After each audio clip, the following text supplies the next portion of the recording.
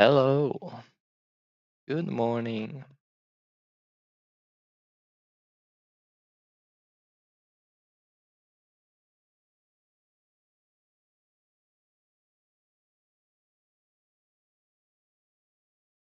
Beautiful paint. Hello, good morning.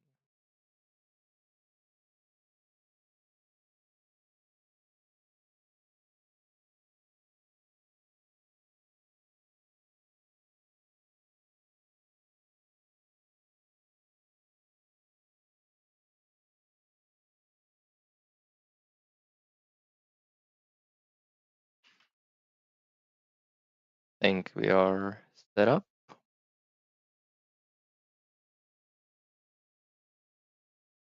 Yesterday we got most done that we had discovered during playtesting that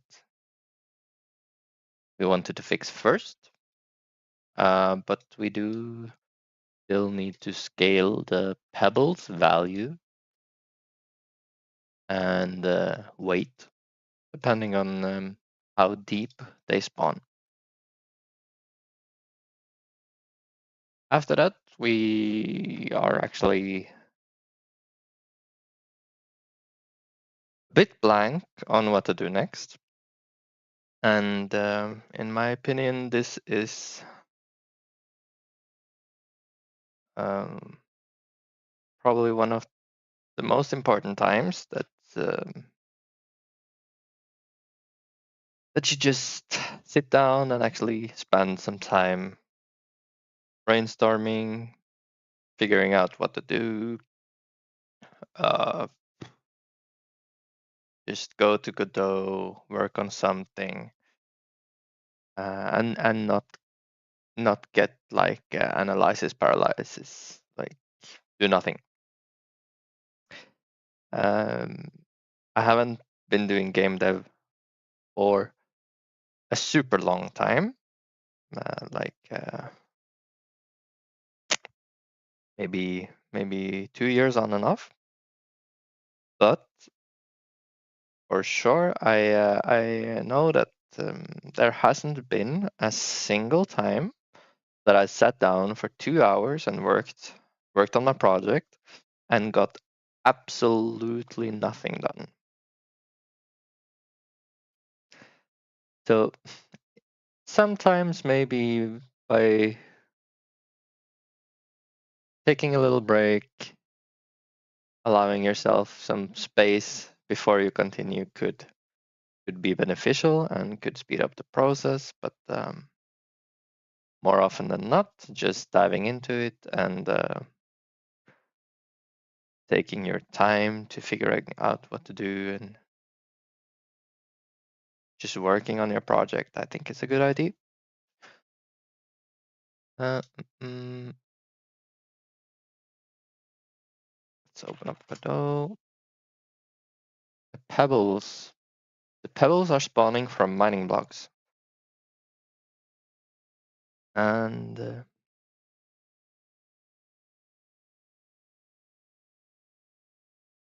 I think we either change the weight and value of the pebbles um, upon spawning them from the mining block, or the positive with that, just to mention it, is that the mining block already have a toughness value, so we can link the toughness directly to the pebble spawning. So we don't have to do any additional logic there. So option 2 would be that we check the depth of the pebbles that when they spawn and take it from there. So we basically scale them with the depth they are spawning at, because they should always spawn at the block that we break. Let's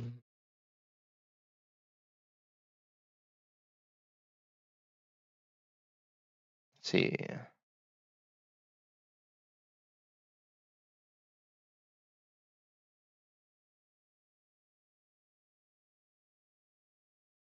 I do wonder if Twitch stopped working.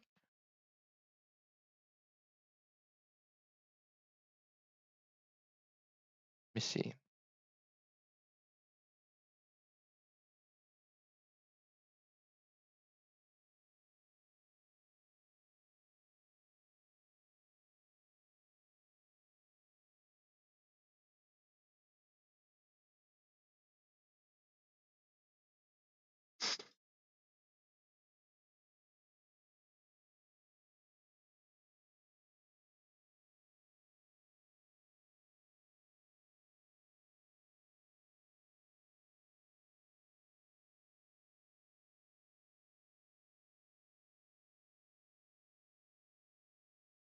No, it seems fine.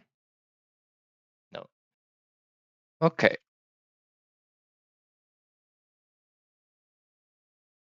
Omnicore.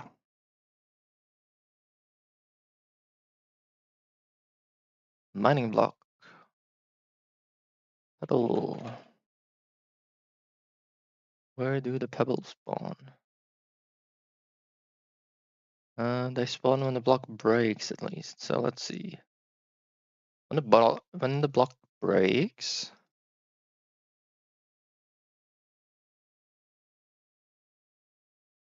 it notifies the block spawner manager to spawn nearby blocks. That's fine.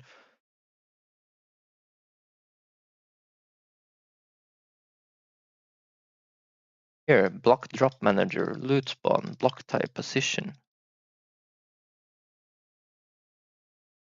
This is in the case of iron. It notifies this. So here we could actually give it our depth scaling, our depth toughness as an integer. Okay. And then on our block drop manager,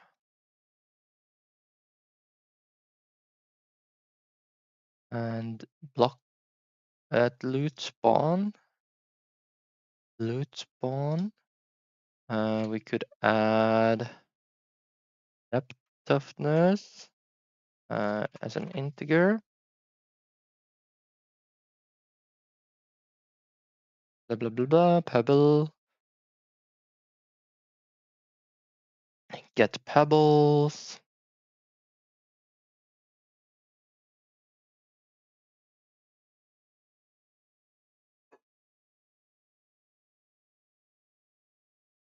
Just a quick note before we continue. I was kind of wondering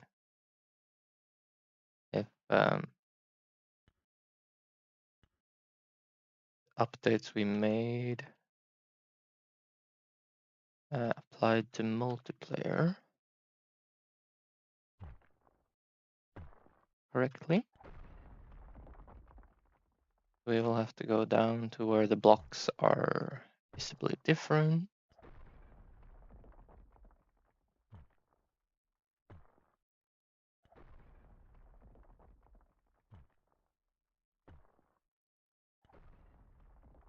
There you go. Okay, so that did not work. We can see in multiplayer it is not updated, so we will go add a task today.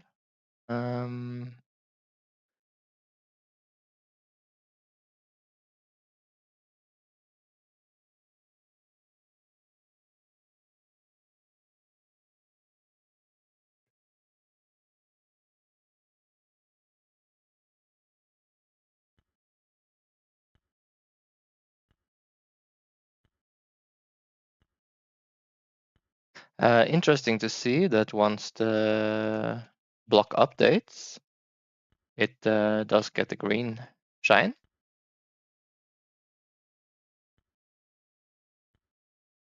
So it's the initial spawn that doesn't work in multiplayer.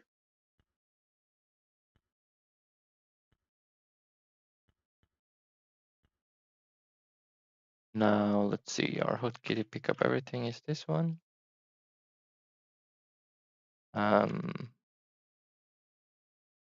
Okay.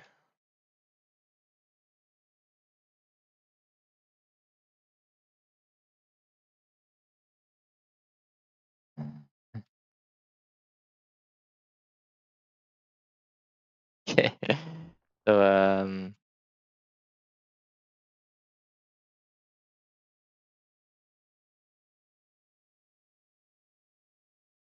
yeah, it kind of looked like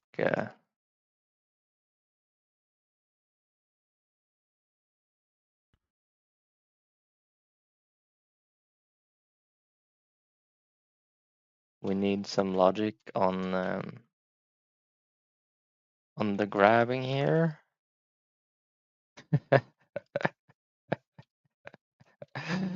When I try to grab the nearby blocks, the other player gets them. I can basically chain them down. Okay.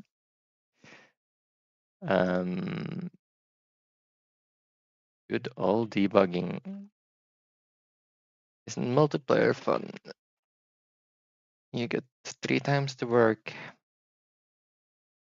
So block colors based on depth for multiplayer.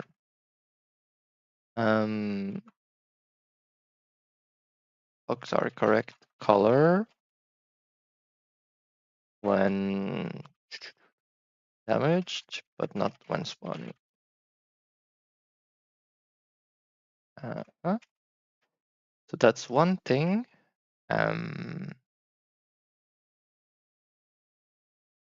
Other thing was picking up all nearby pebbles works in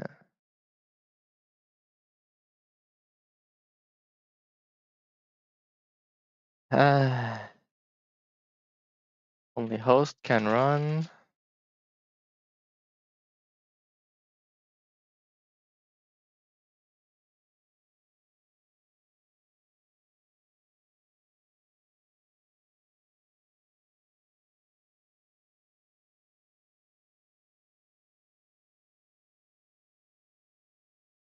Yeah, that one is completely messed up.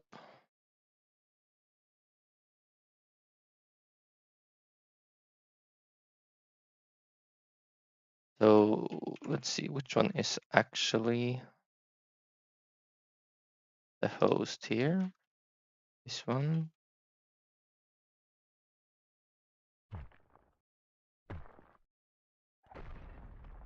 Go down.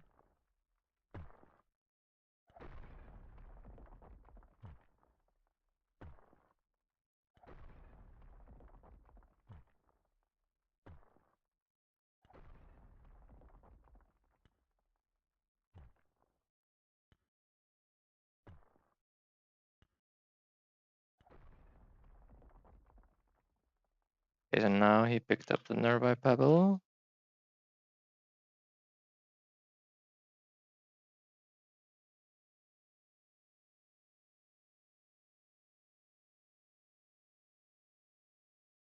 Now if I go down here, no eligible targets available, it says.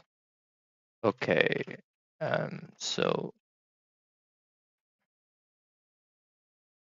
when secondary player presses, no eligible target. Okay.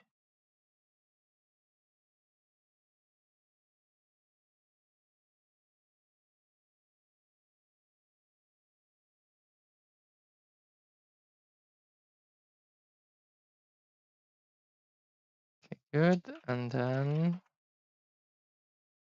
just drag this one away. Down here. Okay. So it's an issue where the eligible targets for this player is tracked by the host, basically.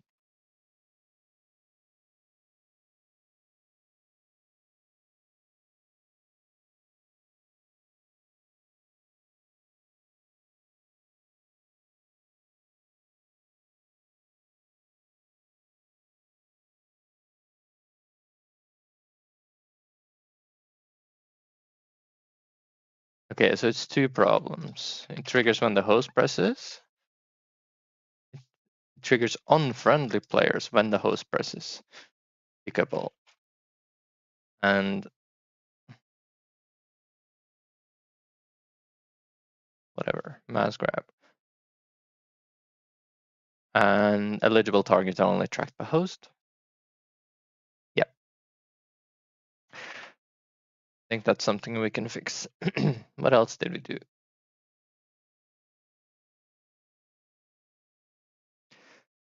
Not interrupting mining when hovering pebbles. So that works for this guy and this guy. Yep, sure. Sure it works. What else did we do? Carry weight and speed.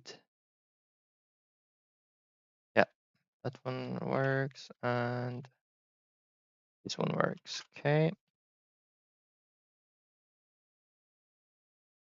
Multi-shot logic.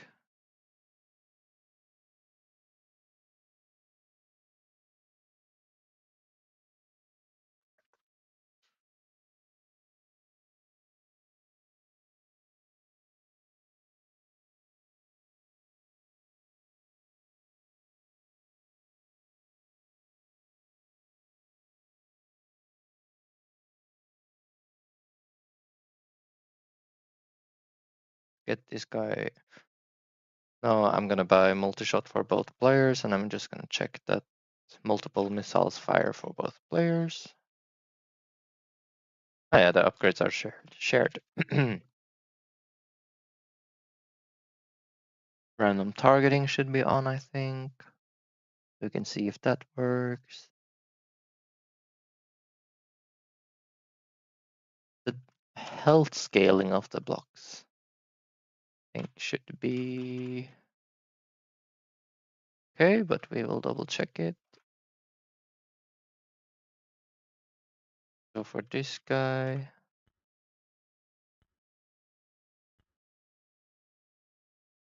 1, 2.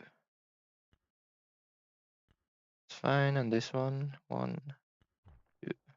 Yeah, that's correct also.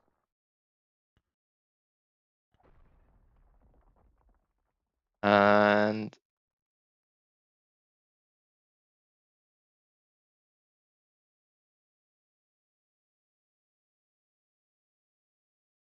okay.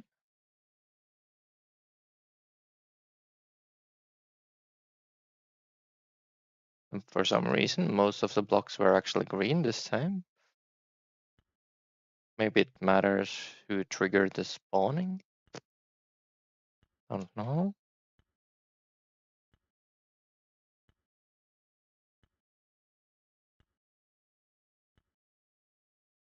All right.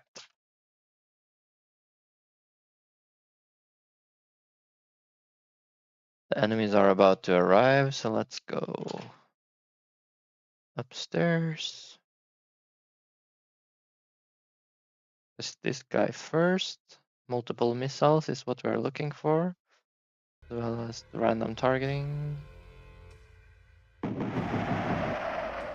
Okay, that's fine. Next guy. This guy. Yeah, both are okay.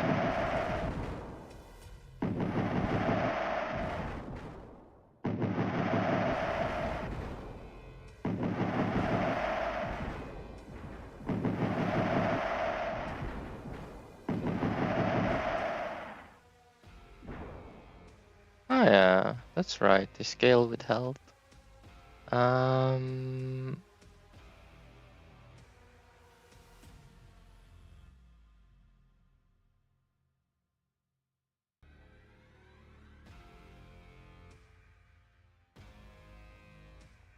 Does seem like the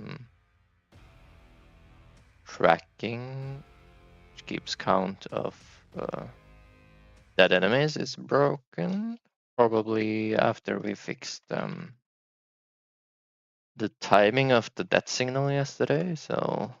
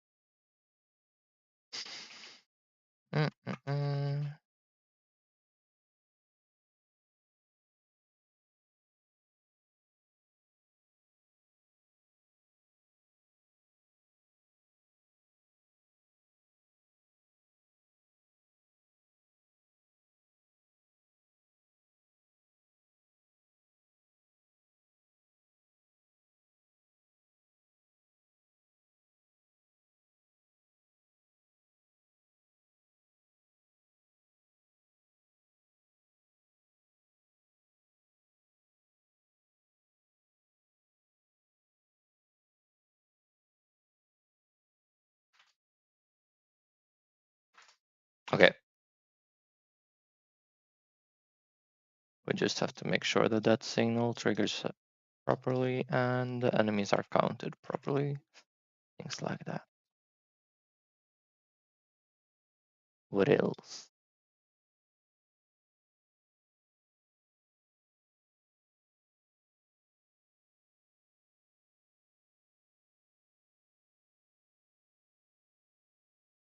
Wave music. Not stopping.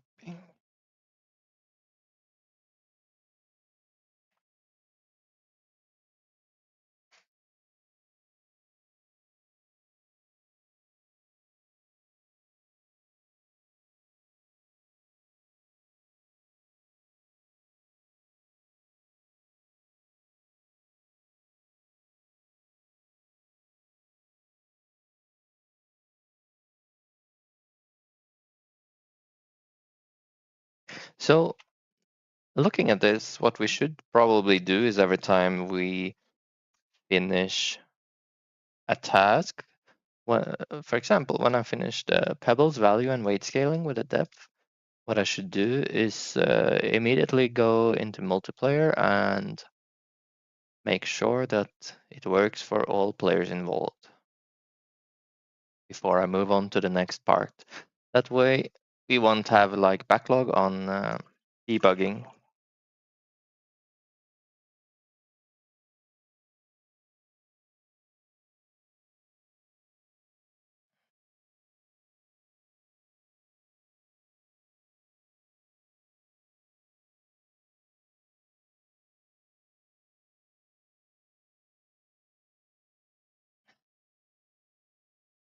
Got to get my vitamins since I don't see the sun.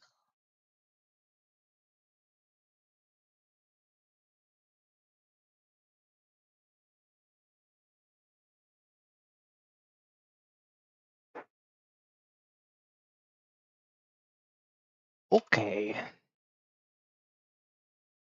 Back to the depth scaling. So we added depth toughness here as a variable.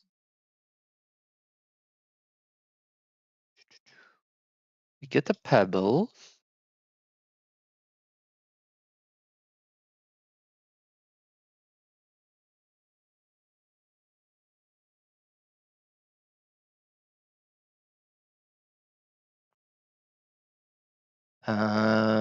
We set its authority to host. I don't think that's necessary, to be honest. I don't know why I did that.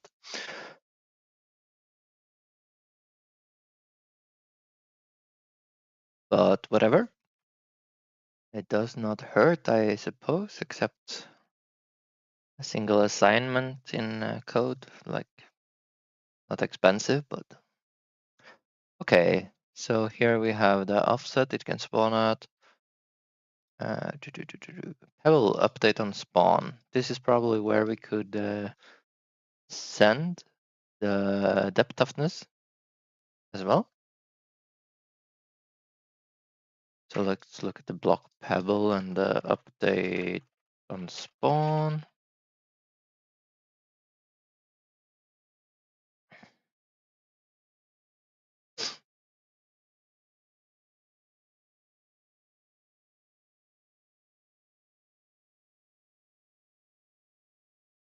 Actually, I didn't run any music yesterday. I wonder if I can get some kind of music going here.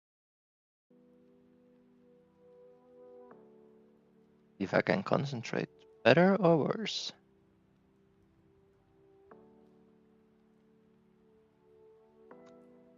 Okay.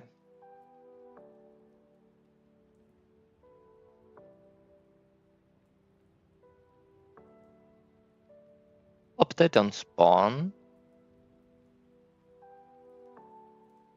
Updates the ore type. The pebble, I guess.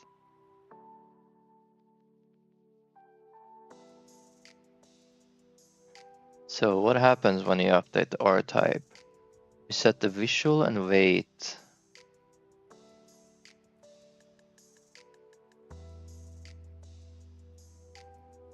I really like how this system works, where you say you set the ore type to something, for example, iron.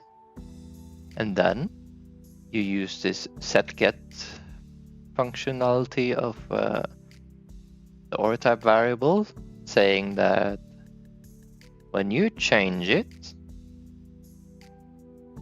set the OR type to whatever you're changing it to, but also you should run this function and this function. So this is always happening as long as we change the OR type. It changes the visual and it changes the weight. Let's go down and look at the visual and the weight.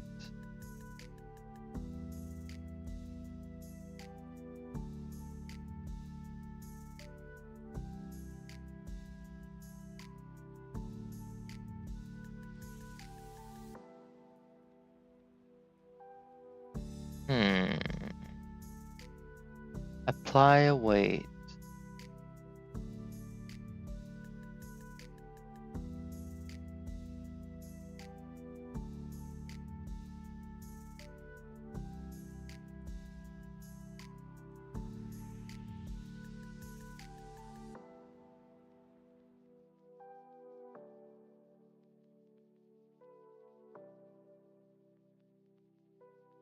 Here, visual and weight.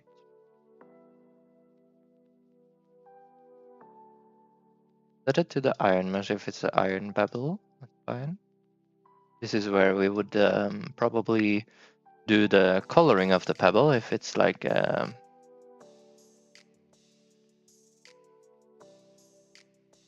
it's from like a special depth.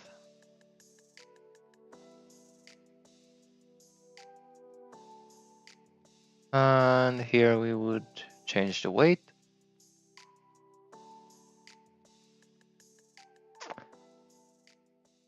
So the value might be tied to the weight directly.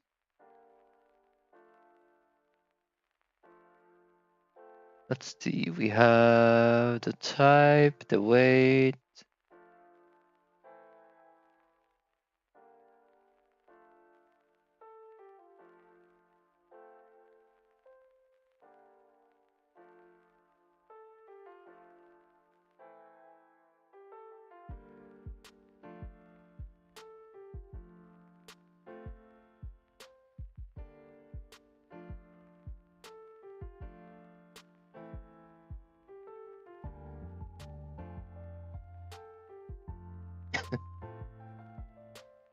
Okay, so let's look at the smelting here.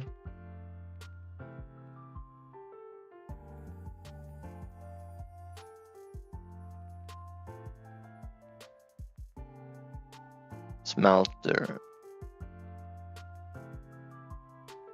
How much value are we adding? Inventory node, edit or type 1. So what we could do here is to edit it by the weight, I suppose.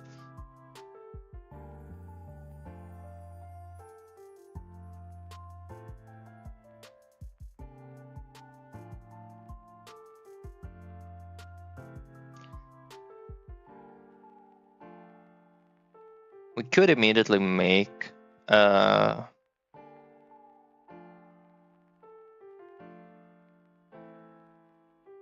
instead of editing by weight, we could immediately make like a value on the pebble.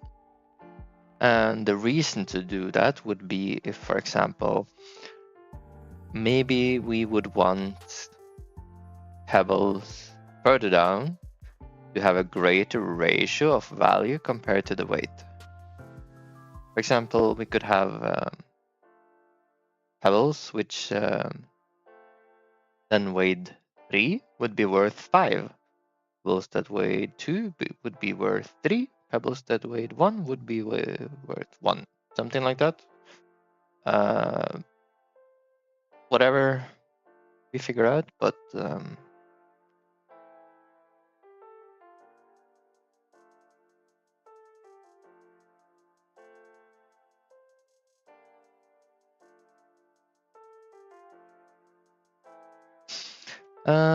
yeah.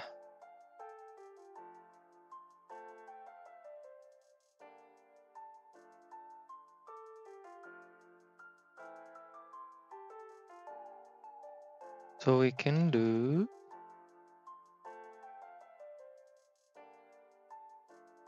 var or value as an integer body dot or value, and then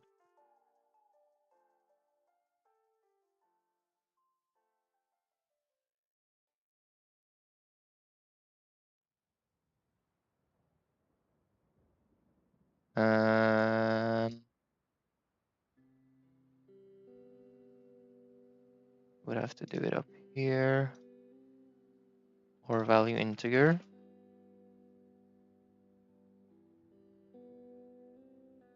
like that. Okay.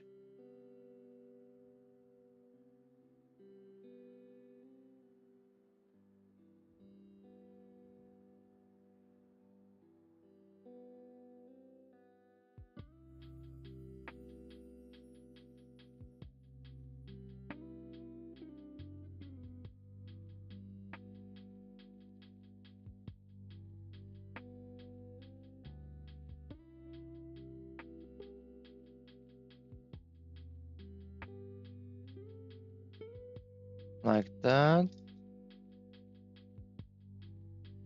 Okay, and now this is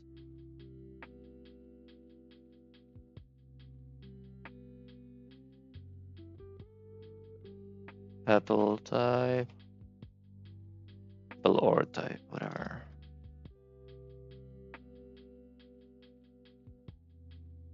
Okay. So we added something new here, ore value. We can go to the pebble information. We can do ore value as an integer, one as a default.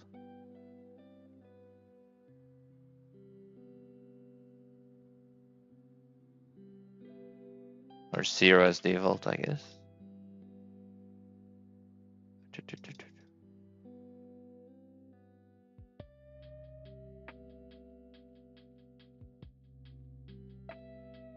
See weights. Let's do it like this. Values of different ore types. Ore value, and then we have iron value. Like that. And then when we set the ore type,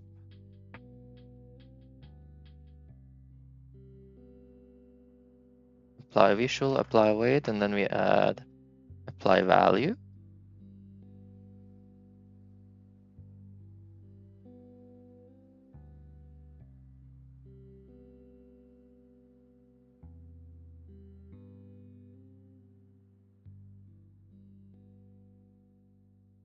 Visual, weight, and value.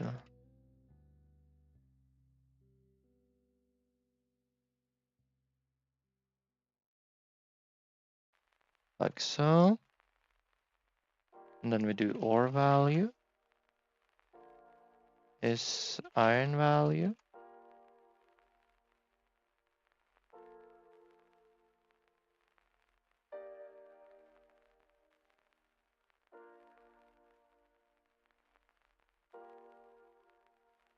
And then we have to have a depth multiplier. So let's go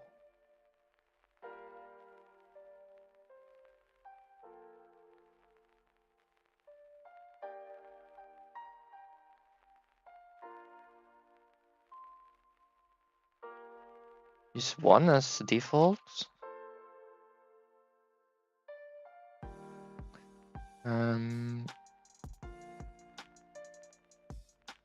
Block drop manager, loot spawn depth toughness, then we can pass depth toughness to update on spawn. Update on spawn. Now we can set here.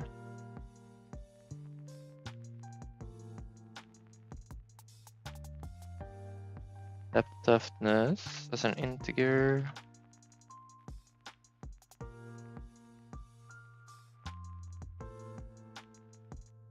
We called it depth multiplier in the script, so depth multiplier is an integer depth toughness. Okay, so now we pass on the depth toughness. D.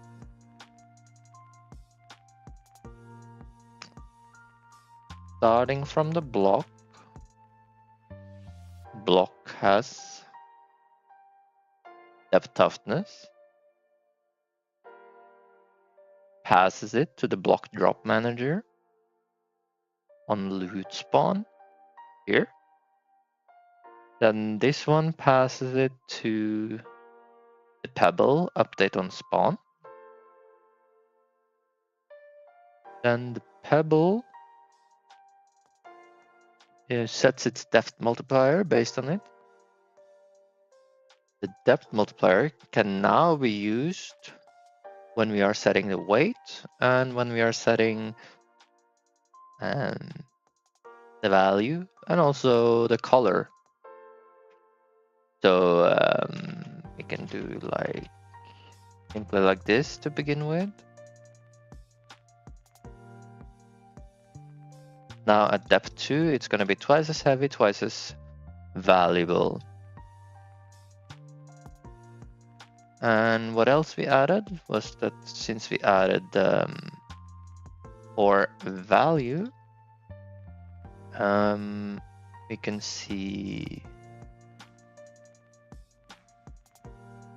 on our smelter, we are getting the ore value and we are passing it to the inventory node so that we are actually getting the right amount of value from the ore.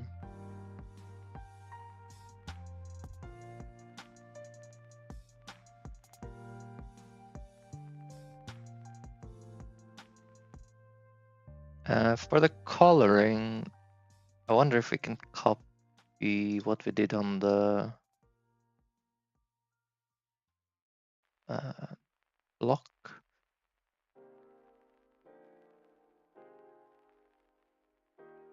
Okay, we made this toughness gradient here. Wonder if we can even save this. Mining block, minables. Let me name it like toughness gradient.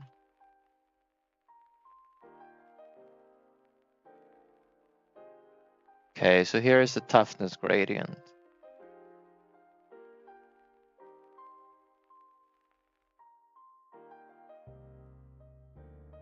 And hopefully now we can edit this anywhere and it will apply to all users of that toughness gradient.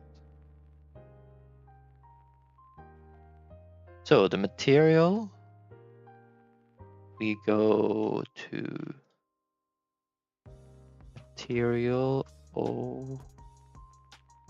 not override, is it overlay? No.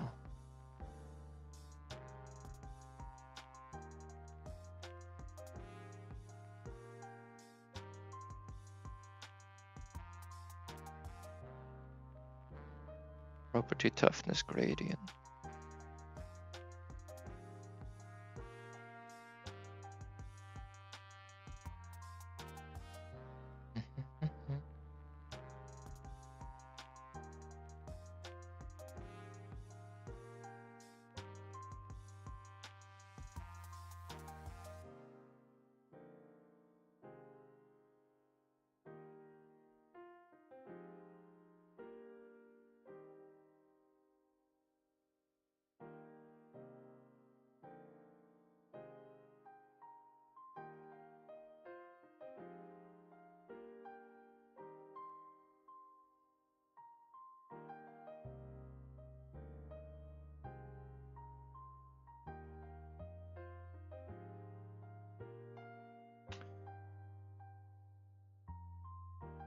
Okay.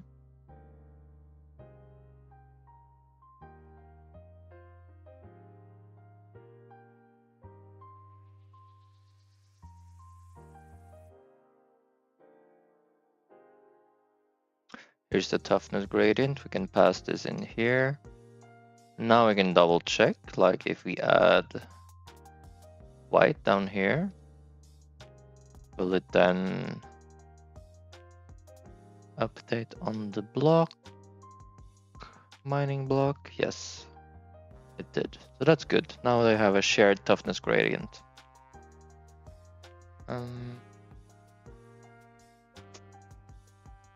Then I have to figure out how we use that toughness gradient in order to color the blocks and do the same for the pebbles.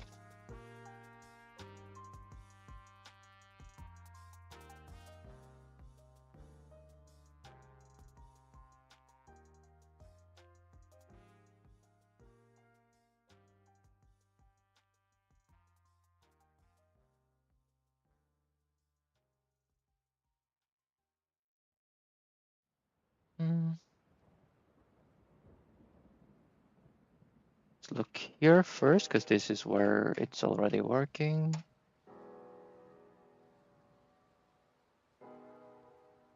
Gradient level set like this. We added max depth toughness, and we set it to 10 or something. Gradient color.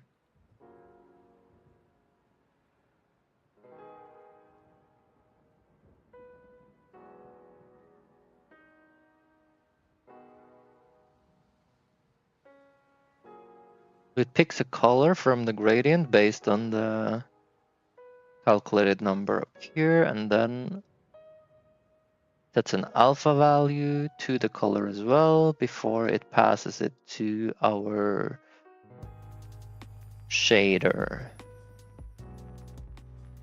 Okay, we can copy this. We just need to make sure to add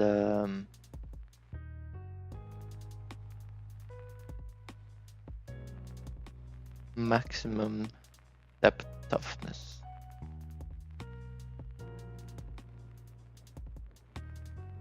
Okay, so that should be under visuals. Apply visual, whatever, choose the ore type. Calculate this. Make sure we add the max depth toughness. Clear 10, like that.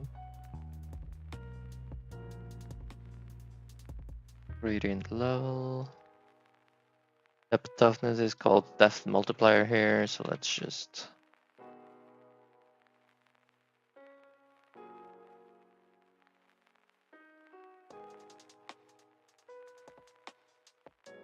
actually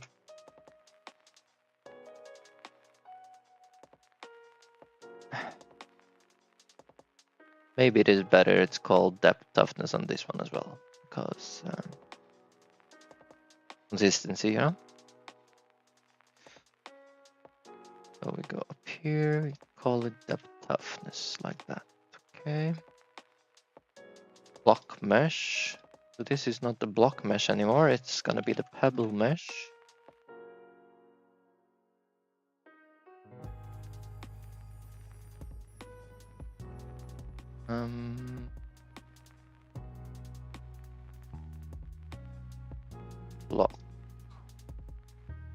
Block mesh is mesh instance 3D.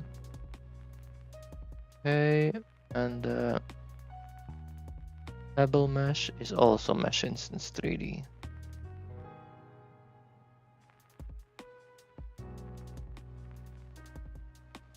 I suppose this is the pebble mesh, so we're gonna have to add a shader.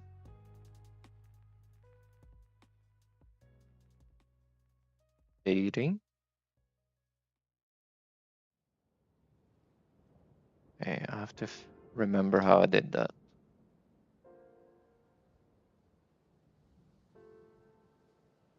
Block mesh. Shader. Material overlay. Shader.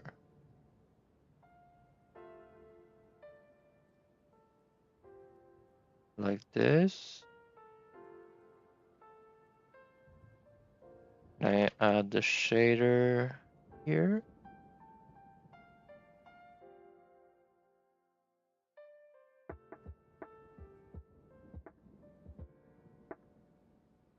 I think so. Okay.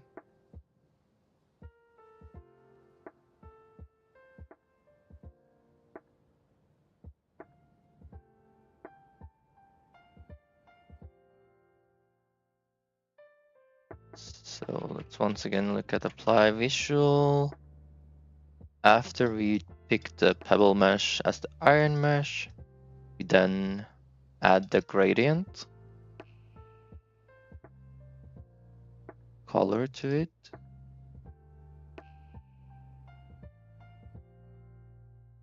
Here we renamed it to depth toughness. Okay.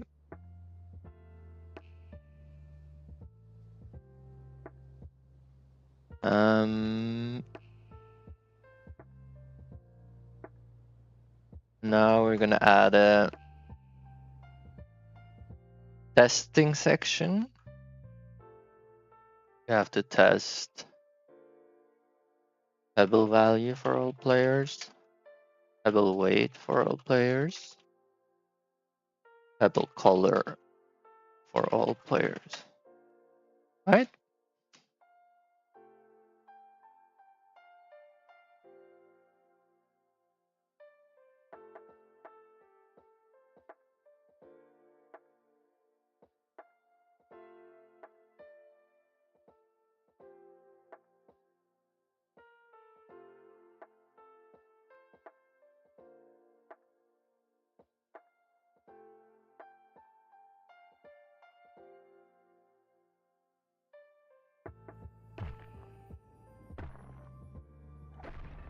Let's see, maybe I can upgrade the damage a little, make it a little faster here.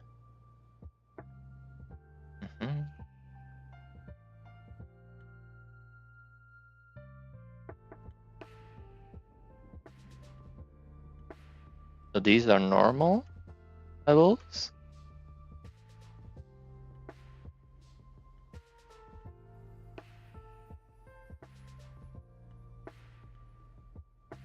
Now we're down in the green area. Not sure about those. They don't really seem green to me.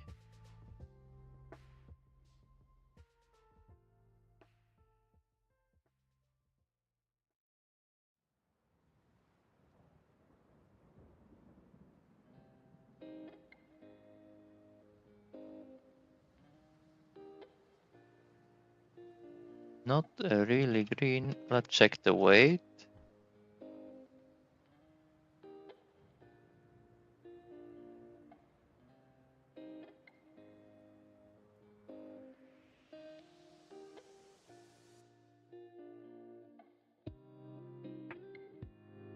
I don't know what I did with the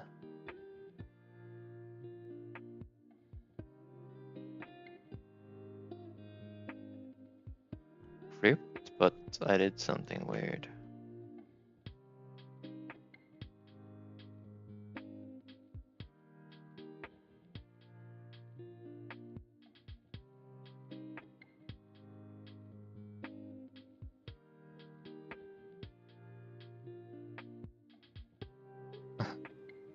Um,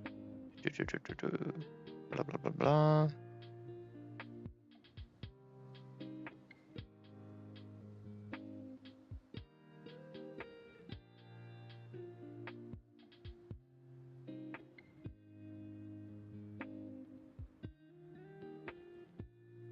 Also, host can press normal, pick up.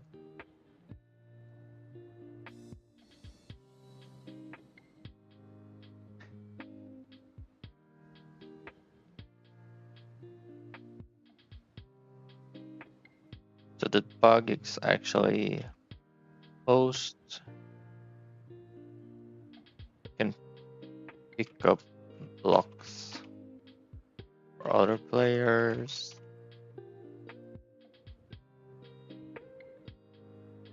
Host pickup hotkey activates pickup for other players, and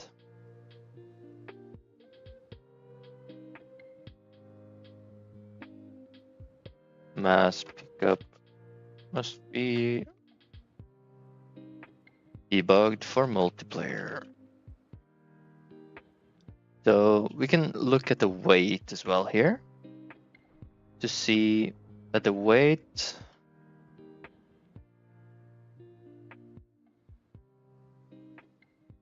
is actually like really buggy, it seems. One.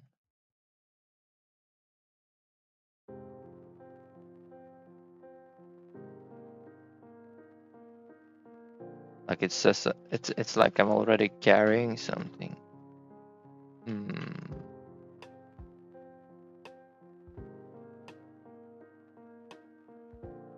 Let's try to figure out what's going on with the weight first, and then it could very well be that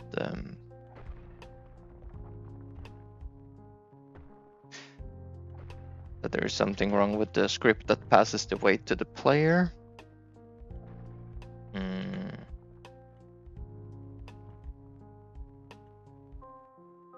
Currently we are at 0 weight, okay? So we pick up this one. 1, 2, okay. Take it away. AoE pickup, it's fine. These blocks are fine. Let's go down. This one.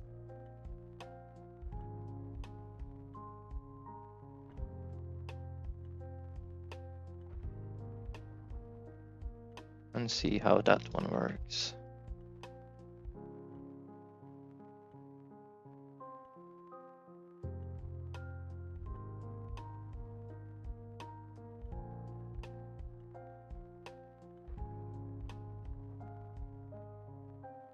So here it says weight 1, and it is weight 1 because we can lift it like this.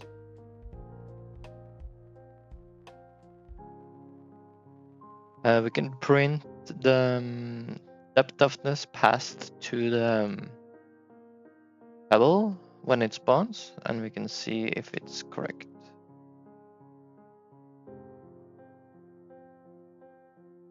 Amount 1. All right.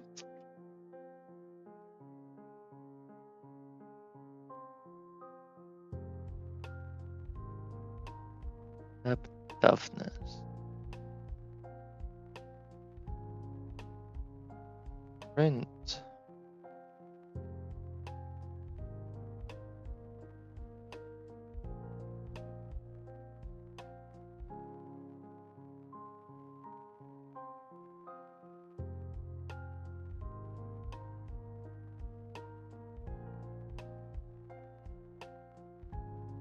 New toughness.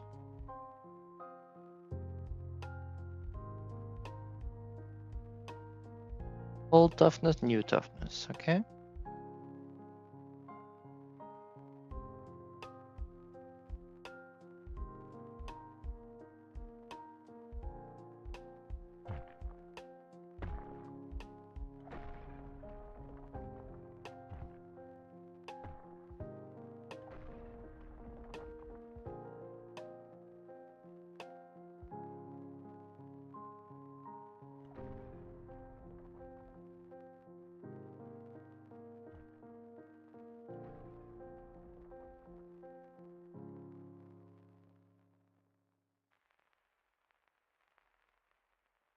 We have to look. Old toughness 1, new toughness 1. So the default toughness is 1, okay. Maybe it would be better to have that 0 to debug. But let's go further down.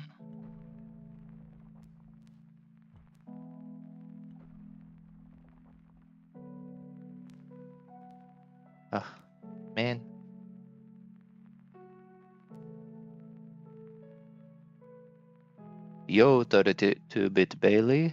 Thank you. Larky. Yo, mind testing out your game?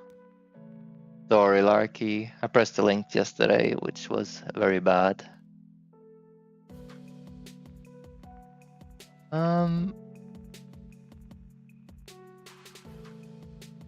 If you have a YouTube video or something, I would like to view it for you.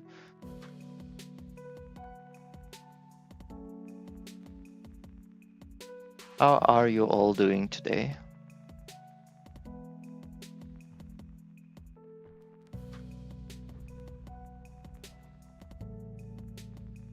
Okay, let's see what happened to these ones. Here, it did get the toughness. Okay. That's good, because now we know the toughness has been given to these pebbles. When we pick them up, we can see the weight is still 1. Okay.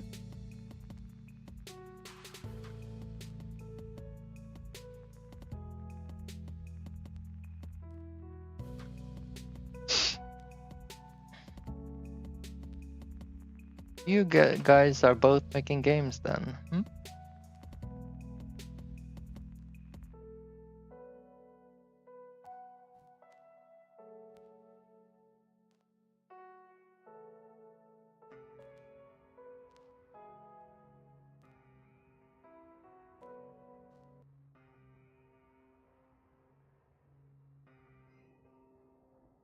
It's like a car wrecking competition.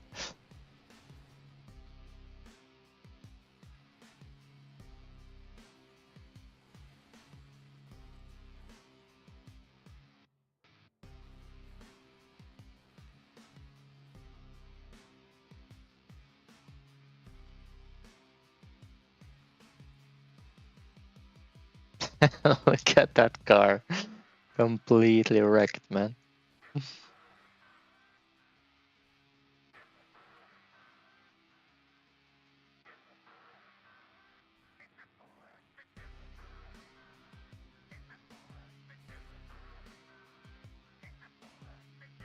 Really cool slowdown on the wipeouts as well.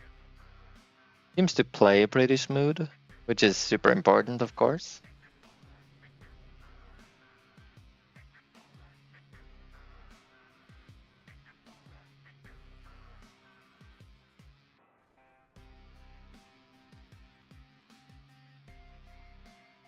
I feel like the slowdowns and stuff make it very impactful, but there's also probably a lot of sound effects in play here, which makes all of these crashes much more impactful, you know? And I think it would be a good idea to implement that in the trailer if you actually have good sound in the game, because sound is going to be important in this game, right?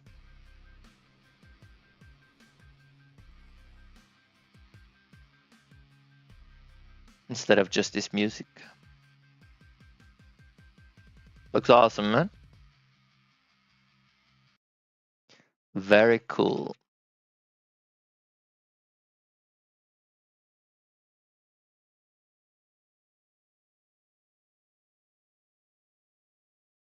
Okay, so we figured out that we did, in fact, the pebbles did in fact get the new toughness, which is good.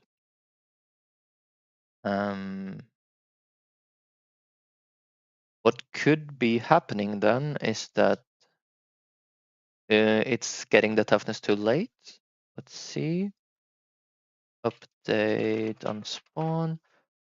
So we see when we set the ore type, basically everything else is happening. So it's already too late to get the toughness after we set the ore type. So set the toughness first, then set the ore type. This should allow all the following functions to use the new toughness. Let's see. X damage, please. I should just tweak the pickaxe to start with 3 damage or something to make this process faster. Okay. So here we can see old toughness 0, new toughness 1 for both the pebbles. That's good. So we are in the top layer. Here it should be 2 toughness, and it should weigh 2. Ah, and here we see the coloring happen as well. Let's see if it happened on the multiplayer as well. No, no color on the multiplayer. Okay. So either we could try to share the shader to a synchronizer, but it might be just as easy to like just run the shading section, the visual section on all the clients as an RPC call. Now we can see the weight is 2, okay? Meaning actually it's too heavy to move with the starting equipment. So let's go and update the carry weight here. Whoa, a follow. Thank you so much, Matt.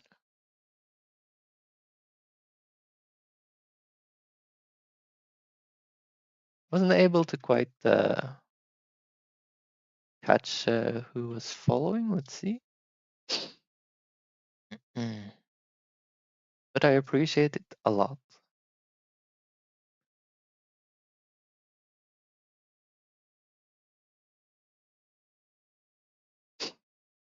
It was Ember After Dark. Thank you so much, man. Right. So now with the new carry weight, we are able to move with the pebble. Now the question is, are we going to add 2 iron on the top left? It's 1984. Should be 1986 if we did it correctly here. It is. Good. And now let's see if at least the value and weight is correct in multiplayer. The weight is correct. It added 2 weight.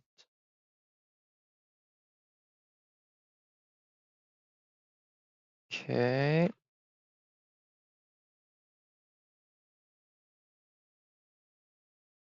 Then we go up here.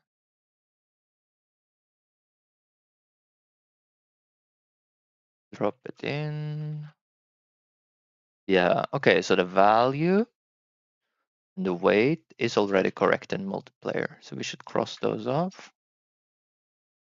Value, weight, the color is wrong.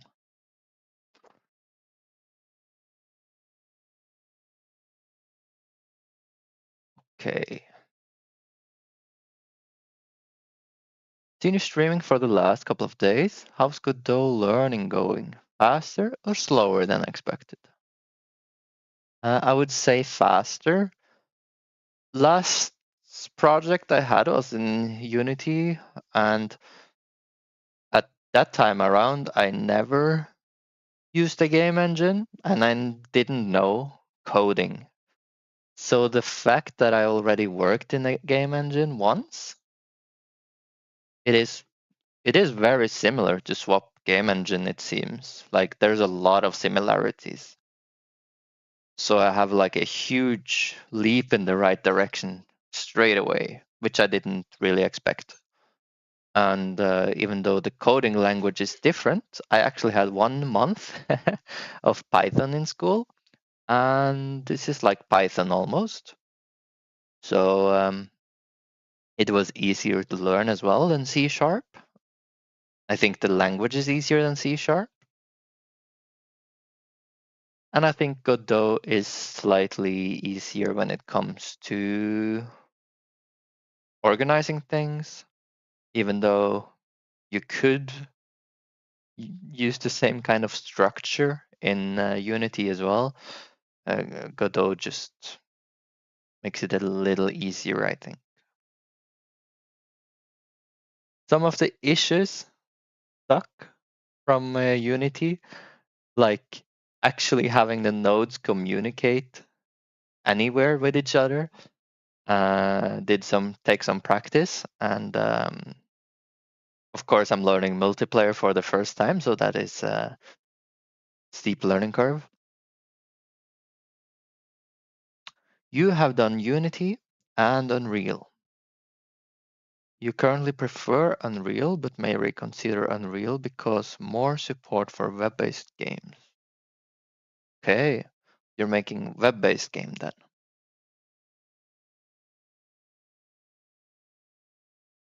Godot. Okay. I suppose Godot is good at that, yeah.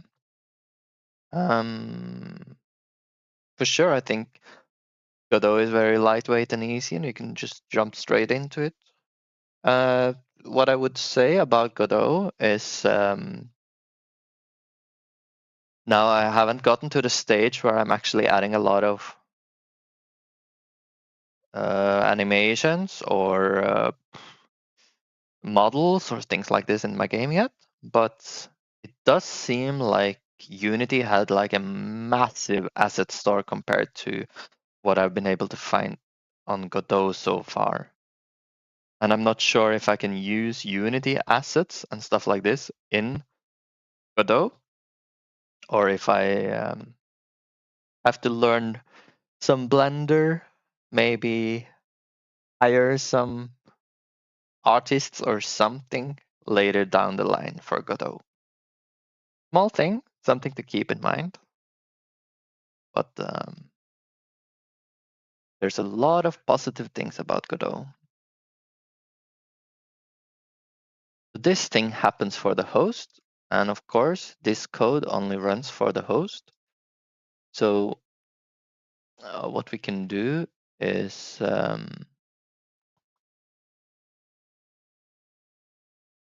let's see, update on spawn.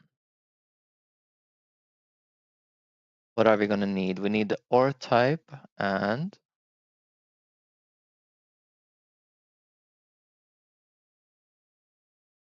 the toughness, depth toughness. I suppose this actually does run on everything. The visual, because we update the OR type on the host. But the synchronizer syncs the OR type to everyone. So when everyone receives the OR type, they are going to run these three functions: visual, weight, and value. When they run these three functions, they will apply the visual based on the OR type. This is the reason why this is failing then is because the depth toughness is not shared. So in order to fix this, we can just go here, add the property to sync on the pebble itself, and we can go depth toughness. In order to sync depth toughness, we would have to export it first though, like that. Oh, like this. Depth toughness. Now we sync it on change. You see some of these syncs, replicates, they are on always, and those are things like position, velocity, rotation, and so on. Those are very good to always replicate. Because then it runs unreliable updates instead of reliable, if you know about that. Licensing is tricky. Oh, you mean for assets or something else? Because what I usually For assets, yeah. What I usually do I just click like the licensing deal, whatever the asset is using, and I just copy paste the entire like 20 pages, whatever it's going to be, to ChatGPT, and I ask like, is this something I can use in my commercial game, or is there a chance that this is like copyright or something like that? And that is usually enough. And of course, if you are a bit aware of what pages to use, which have licenses you can use, then you don't have to check much. Okay, let's see if the changes we made allows the multiplayer to let's see, Gax. I just want to start with a bit more power. I don't know, I'd have to change it in the store actually. Pickaxe damage.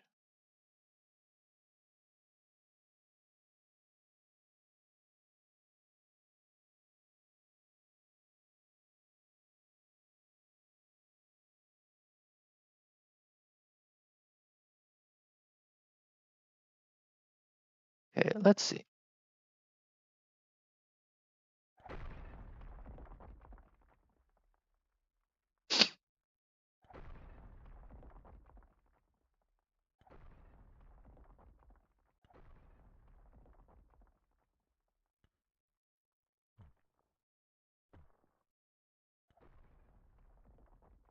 Wee boink.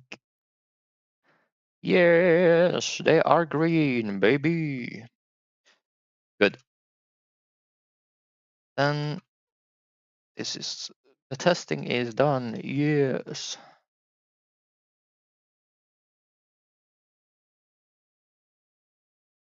Okay. Test the current weight and value of iron once to pick up all nearby iron hotkey set. Yeah.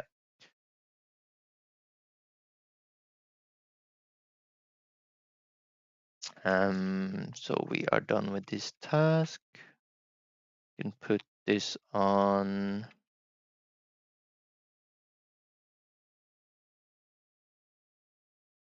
13.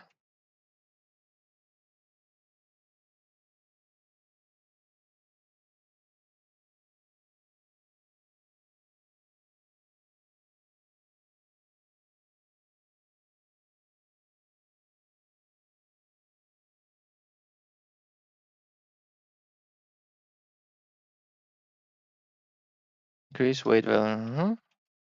Update color based on depth toughness.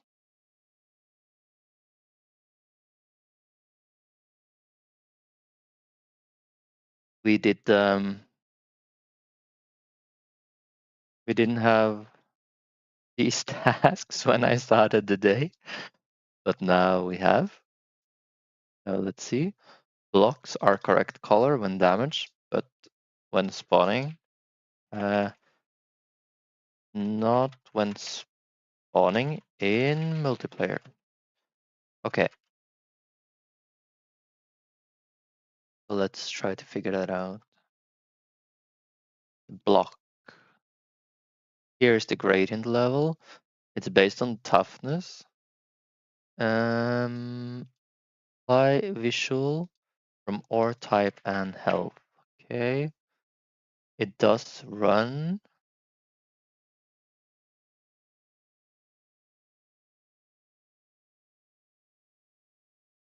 When health state is changed. Okay. When health state is changed, it's running. It does run when we change the block type. Okay. Mm-hmm. It does run on ready.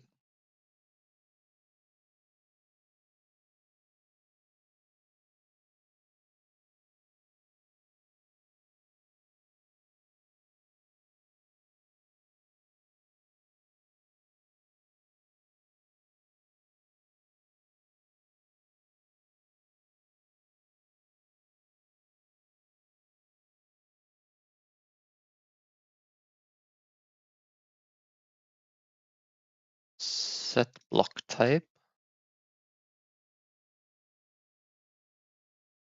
Here we are setting the block type. That was one of the criteria when it ran.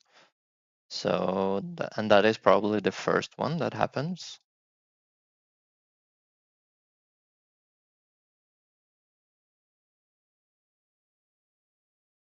Which means maybe it's the same issue on this one, where we just have to, no, here we are actually sharing the toughness. Let's try to comment out this one for now. And set block type. Let's try to figure out when that is running.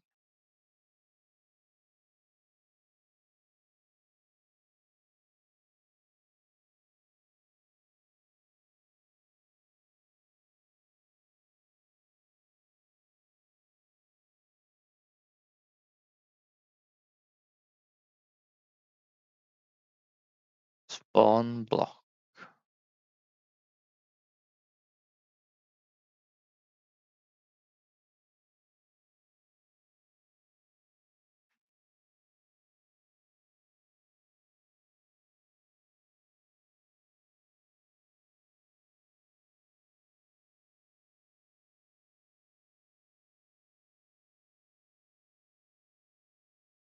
This is Unreal has Fab now, which has a massive amount of stuff and things, but haven't made anything for a few years in game dev. I see.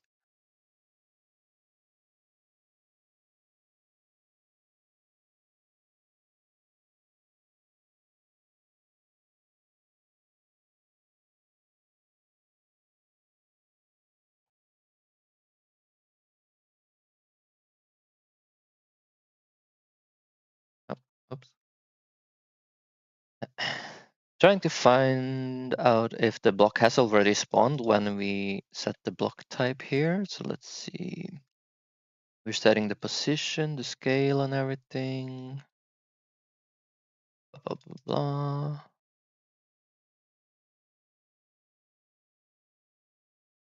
Here, we add it. Okay.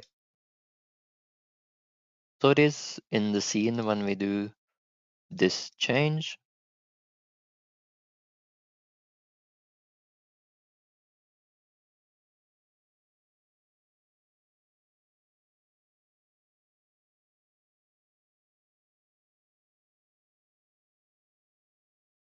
We get the depth of the block. We update the depth toughness.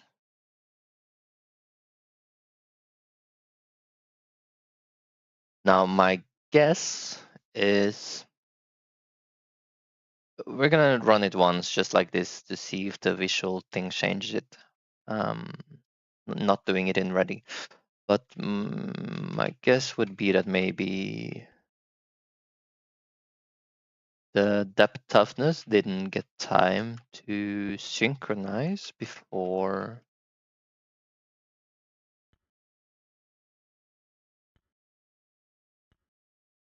Okay.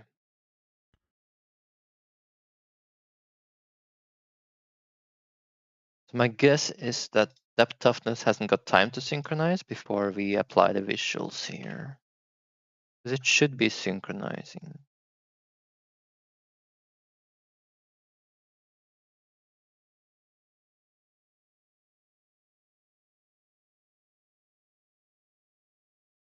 Depth toughness.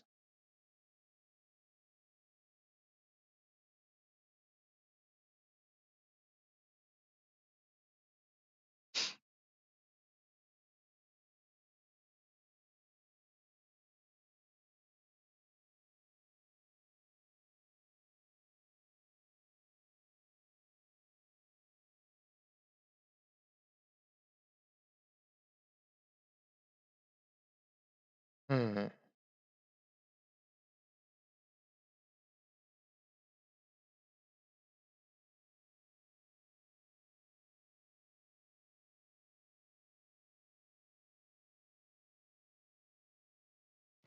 These timing issues is difficult sometimes in multiplayer where basically, well, that's what I think is happening anyways, that the synchronizer does synchronize depth toughness, but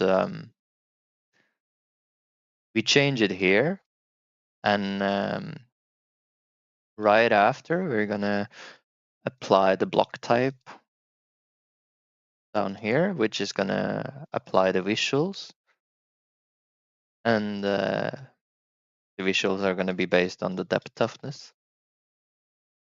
And I don't think the depth toughness is shared to everyone already when this happens. Could be wrong, but that's what I think. I guess I could print depth toughness here. Gonna be a lot of spam in the chat probably.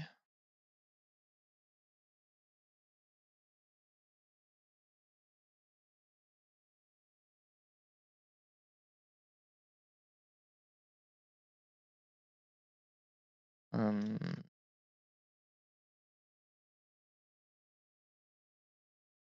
layer.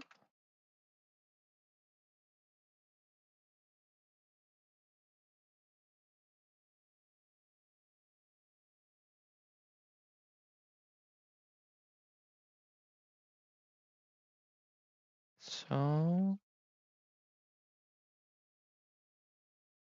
toughness.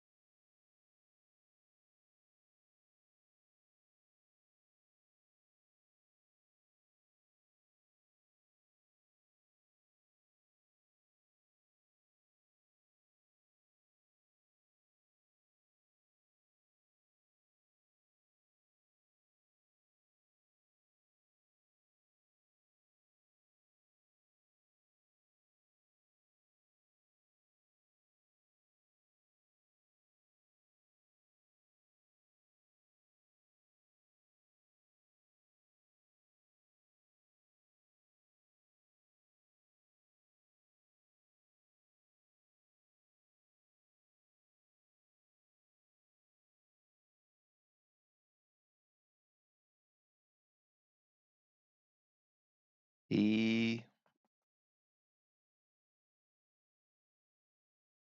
block type, is that shared? Yes.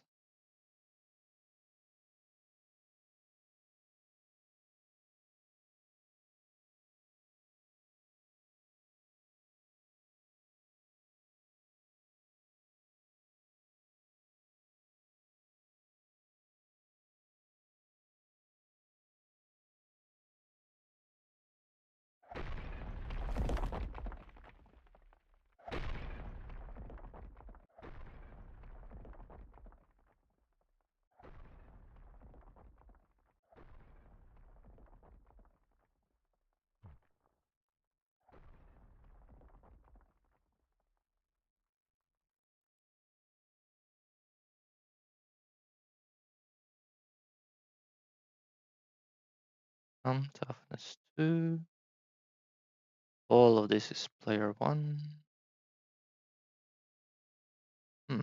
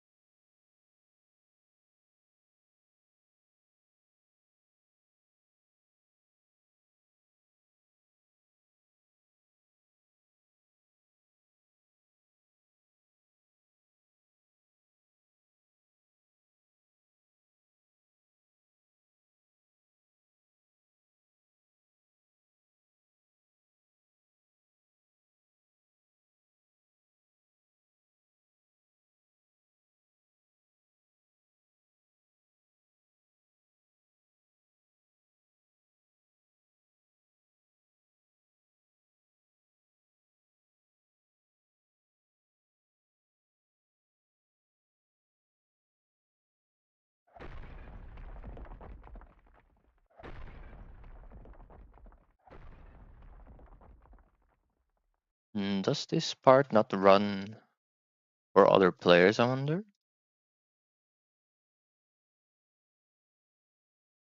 What about this part?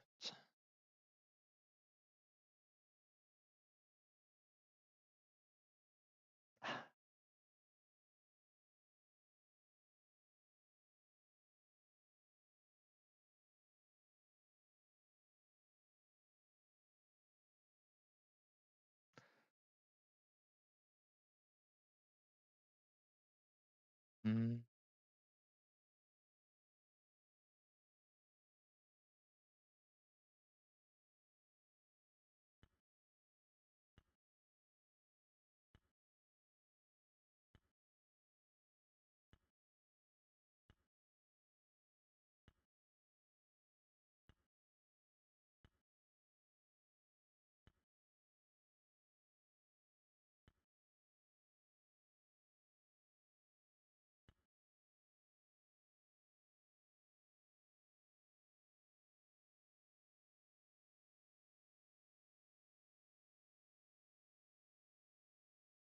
Health state is shared as well.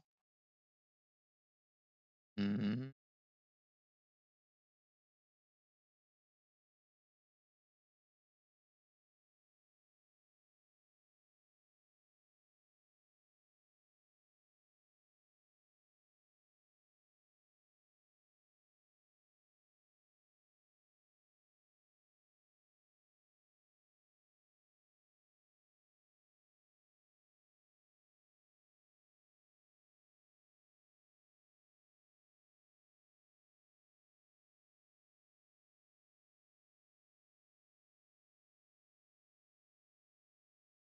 This is the authority of the block. That makes sense.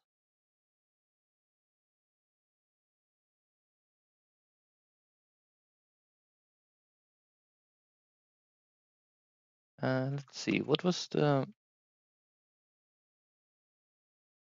We have to figure out the authority of the player himself. How to get player authority in Godot multiplayer. No, that's not what I want. Let's see. Not player authority. How to get...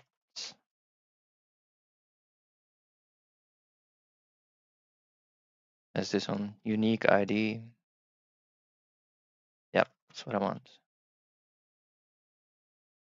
Multiplayer unique ID. Yeah.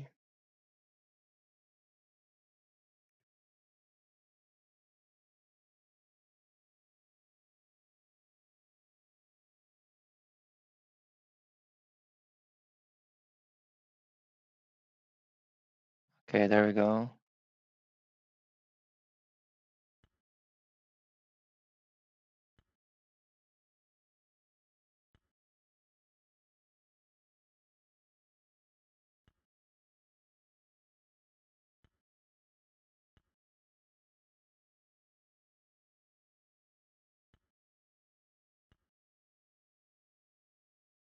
So let's see.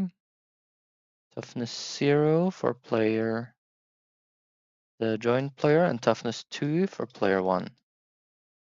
By this, we can see that the toughness is not updated when this thing runs. Okay, now we know the problem. Now we have to fix it. So, depth toughness.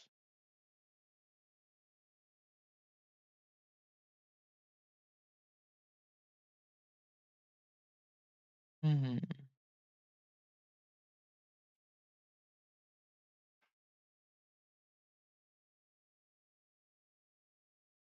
It's set on the block type. It's set here,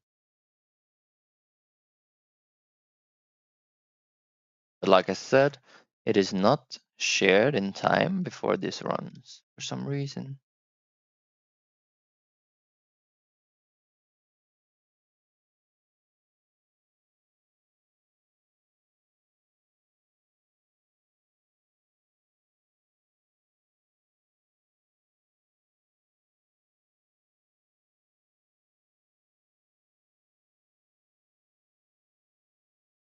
We could either RPC call change the toughness here.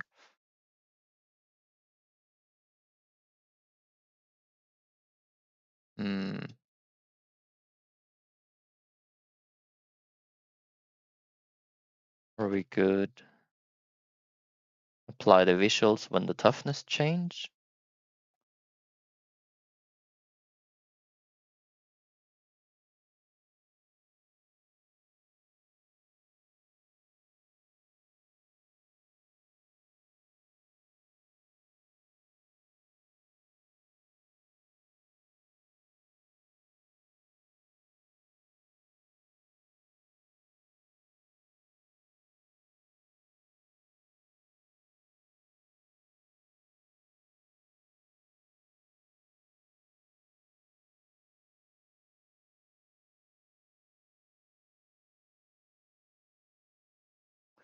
Just one thing.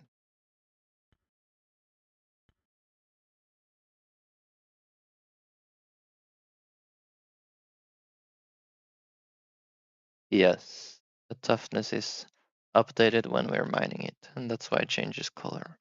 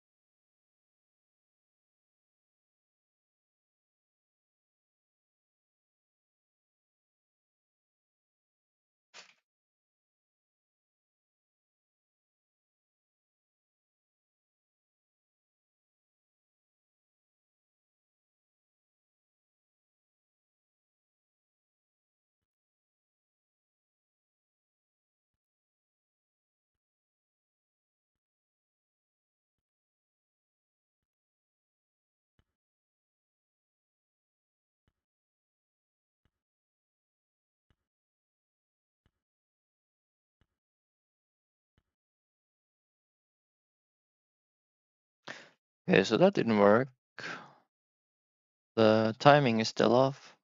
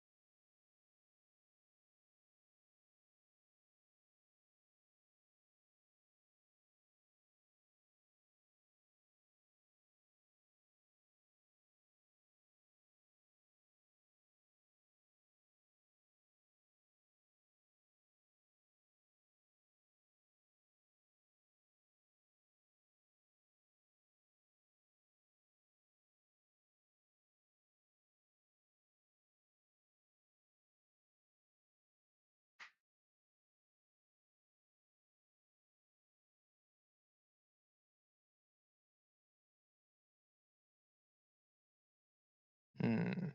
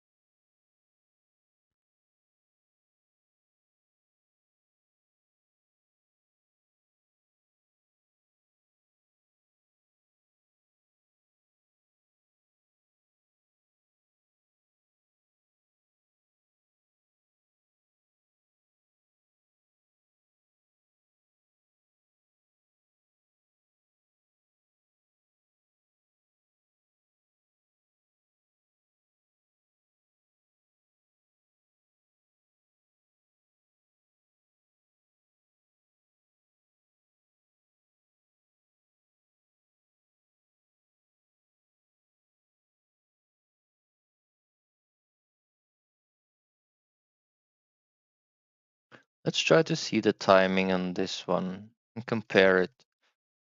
What are we doing on this one?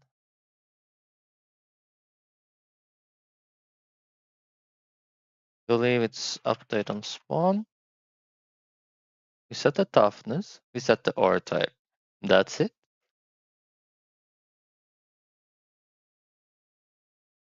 Um,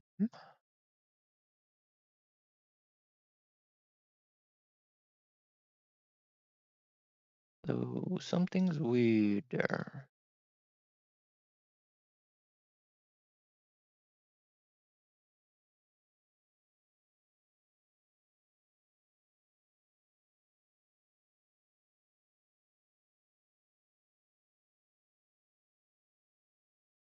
What is going on?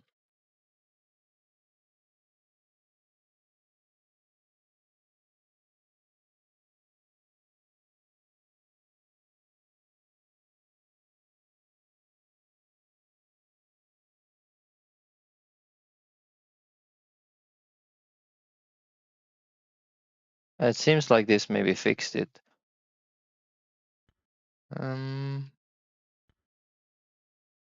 No, didn't. Lucky.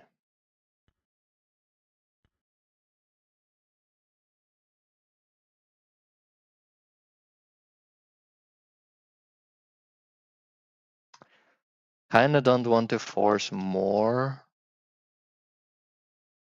updates on the visuals than I have to.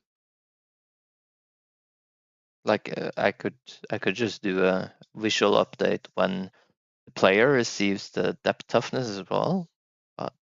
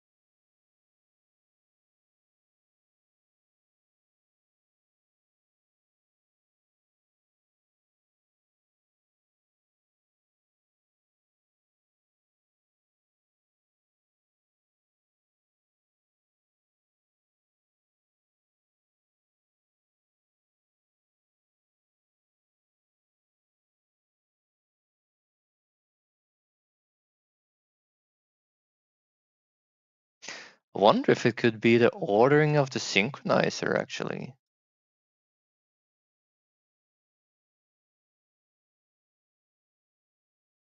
Like, that's something that could make sense in my head. Not sure, though. Block type.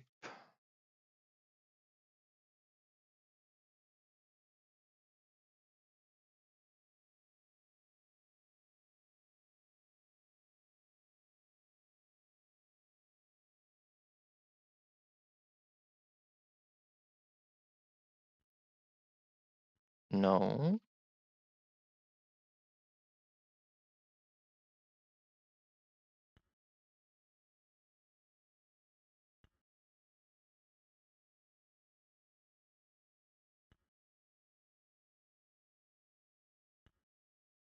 Wait.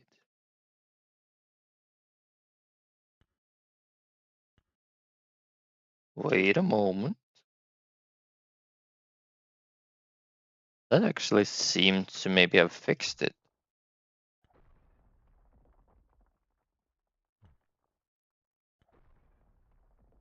Okay. Ooh, interesting. Okay, okay, okay. Ooh, that is kind of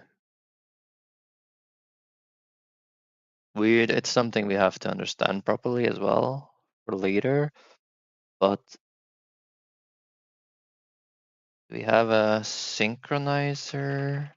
No. Hmm. Godot, new page. Um, multiplayer synchronizer.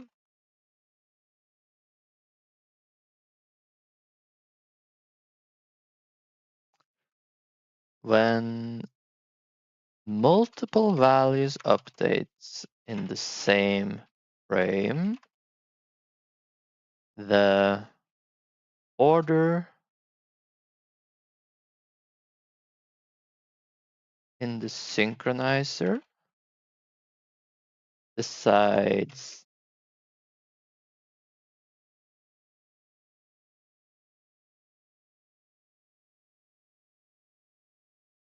what values are updated to other players first.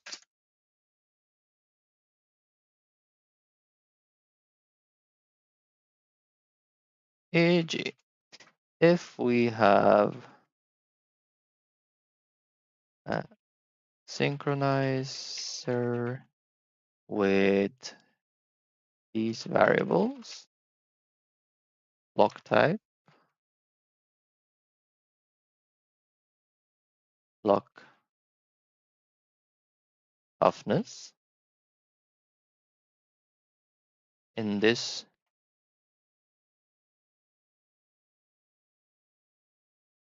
both values are changed in the same frame. The players will first get an update of block type, then block toughness.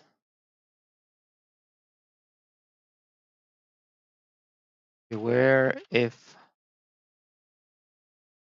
any code runs when block type changes.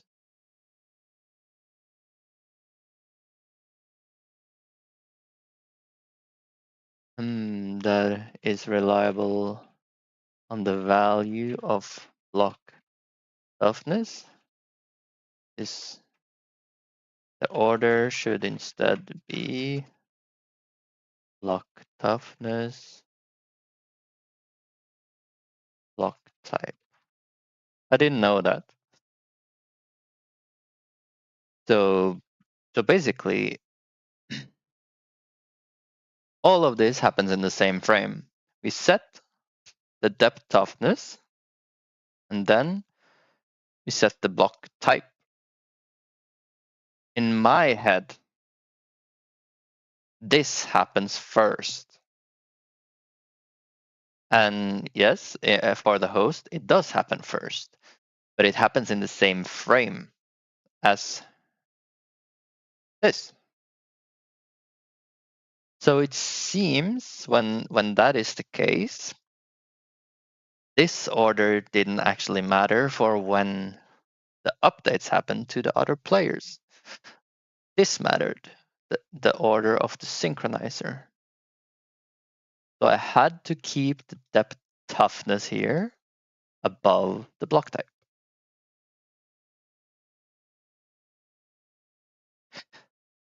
Just to make sure I'm not lying, I'm gonna re-add the depth toughness once more, because of course re-adding block type could have fixed something else, and we don't wanna learn the wrong things.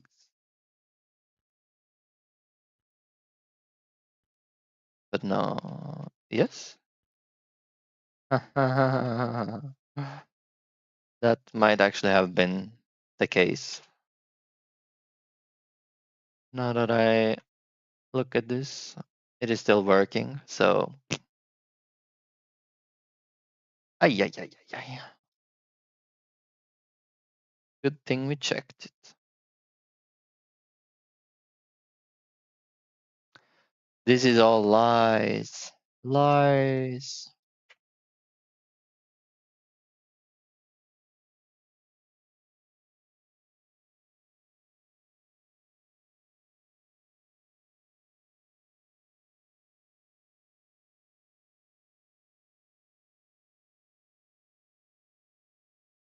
Connect, connect. Layer 3.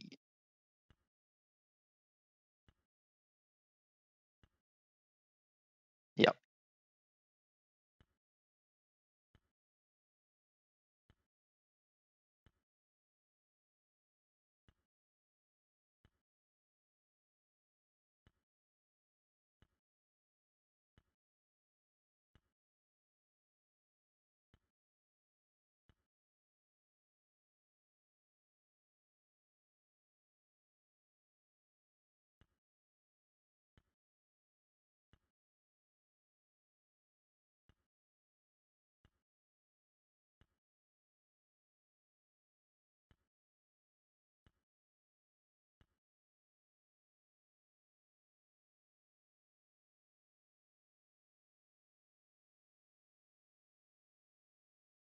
Hmm.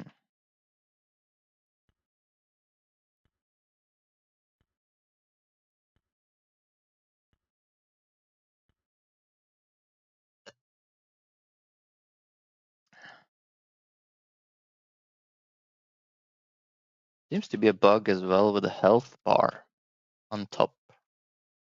The health bar is visible on the joining players from the beginning.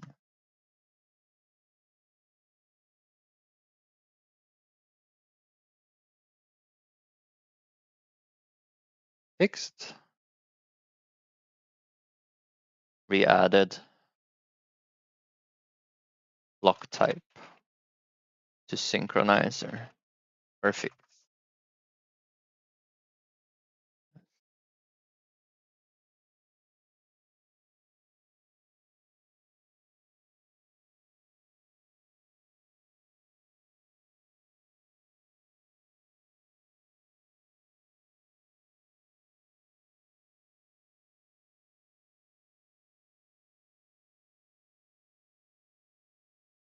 Okay, host pickup key activates pickup for other players, and mass pickup must be debugged for multiplayer. Okay. We just close everything like this. Open what we need. It's gonna be the player and interactions, I guess. And pickup radius. So the server keeps track of what is nearby.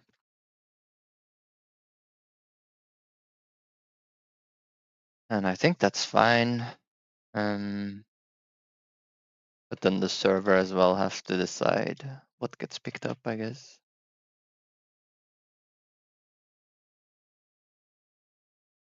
Let's take a look.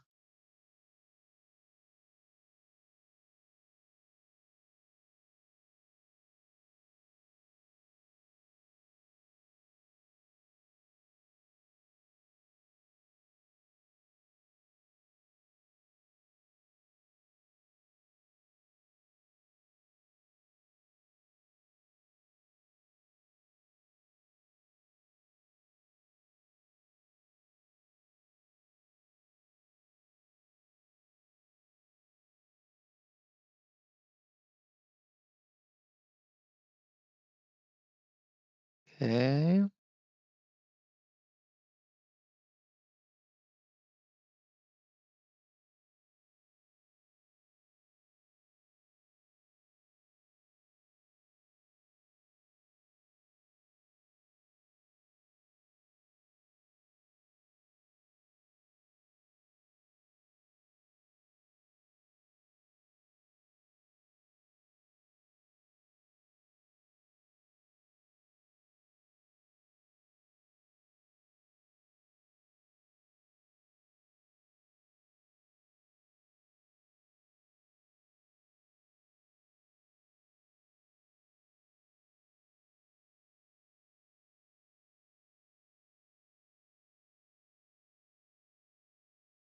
And who is authority on these nodes?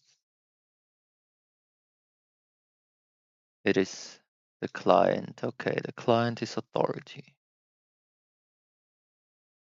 Fine.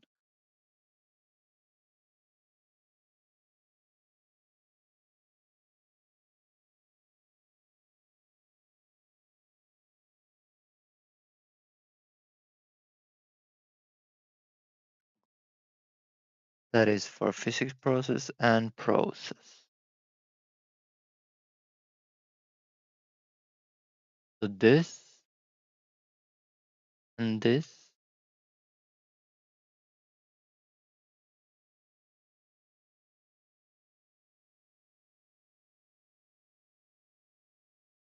should be locked.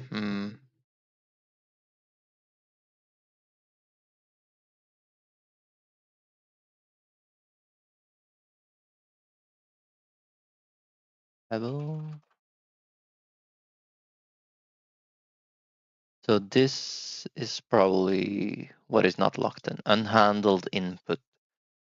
Wonder if I can of course put a safeguard here saying that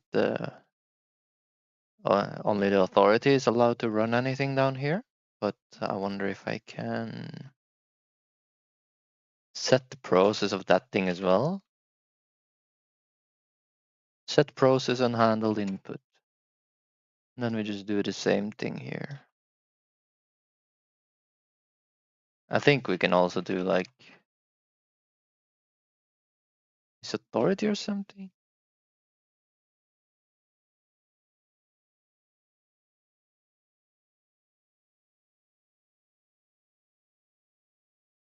Maybe not.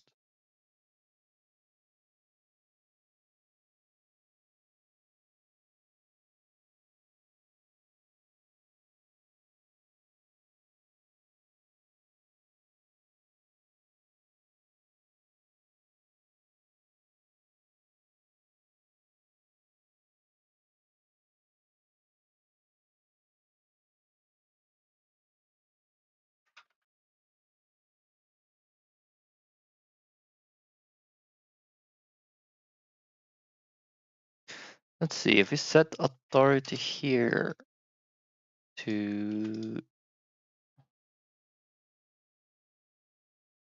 get multiplier authority compared to the unique ID of the client. Then we just go here, we say authority instead.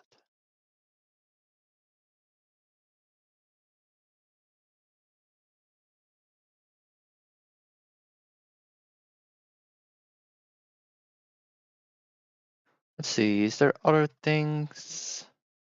A process, physics process, unhandled input, blah, blah, blah, blah, other things, other things. Okay.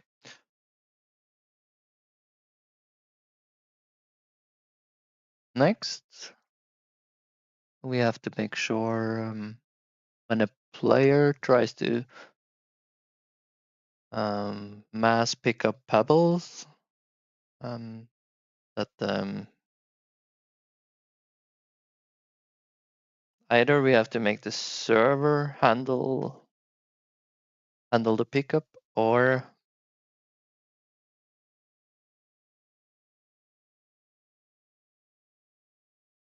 mm, the player needs an update on.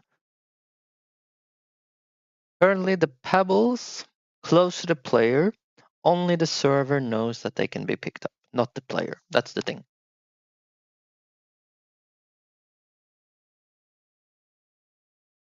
Only the server keeps track of the pebbles in range of the player. Let's keep that in mind.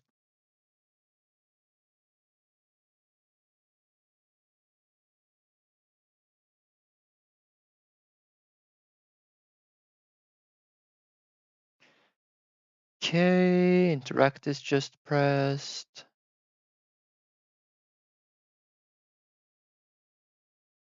If it's a pebble, do this thing.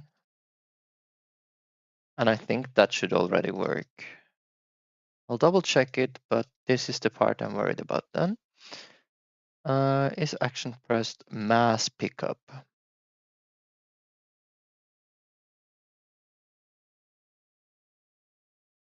First, it checks available carry weight. That is calculated by jetpack max carry weight and dragged weight. See, dragged weight and max carry weight.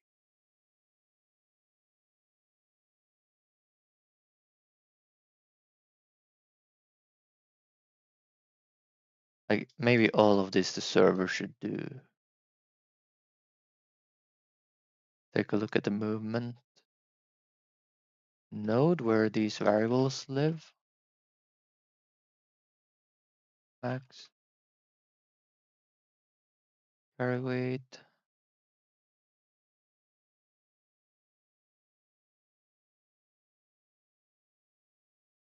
It is updated for everyone. What about the dragged weight?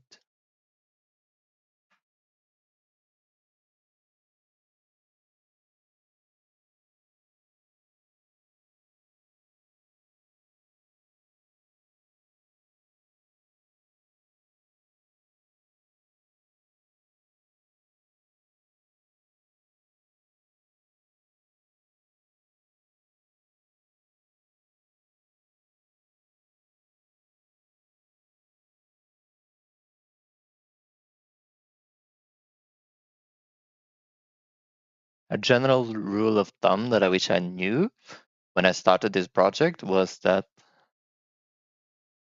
the only thing that should come from a player or the like the other clients other than the server is basically the input, like what buttons they are pressing. About everything else should be calculated on the server. Right now, my code is a bit. Sometimes the player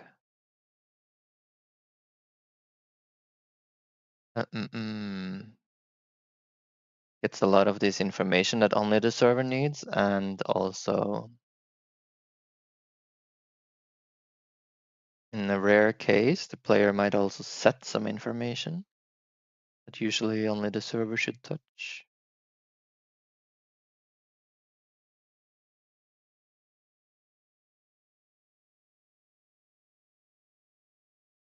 See, this is all.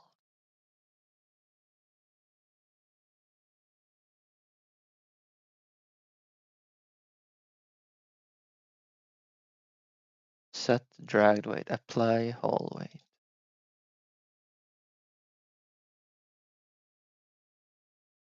Apply hole weight.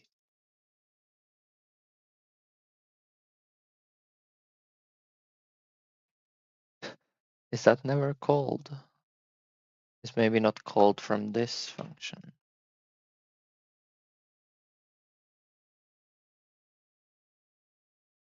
This is any peer.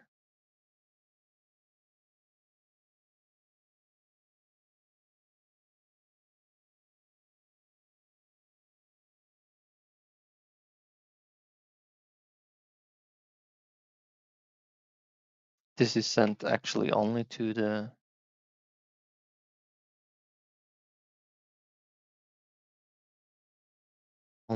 player who is dragging it. Ugh.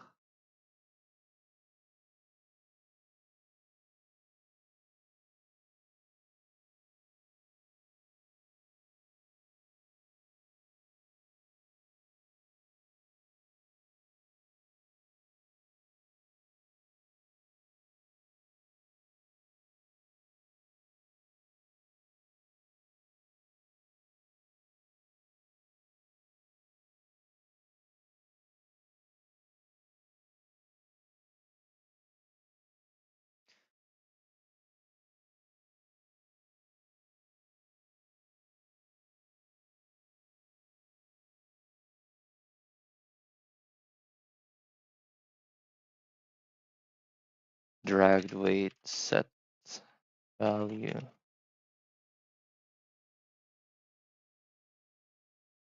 Dragged weight is value.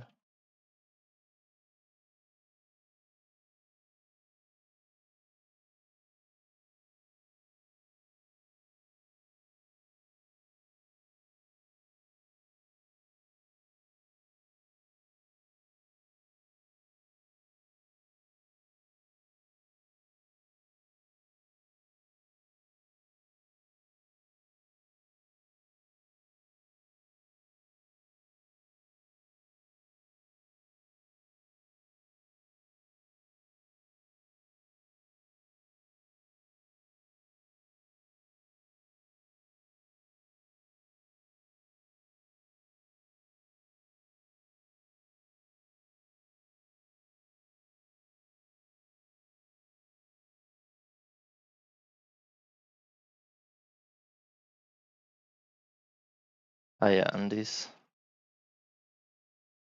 updates that I'm currently running.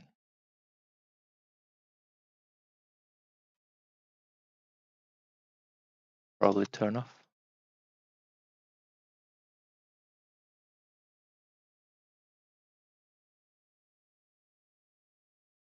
Okay.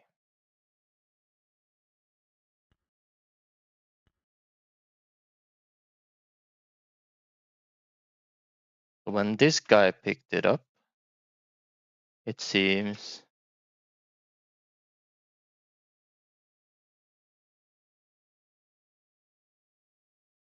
like only the player who picks up the object is aware of the weight.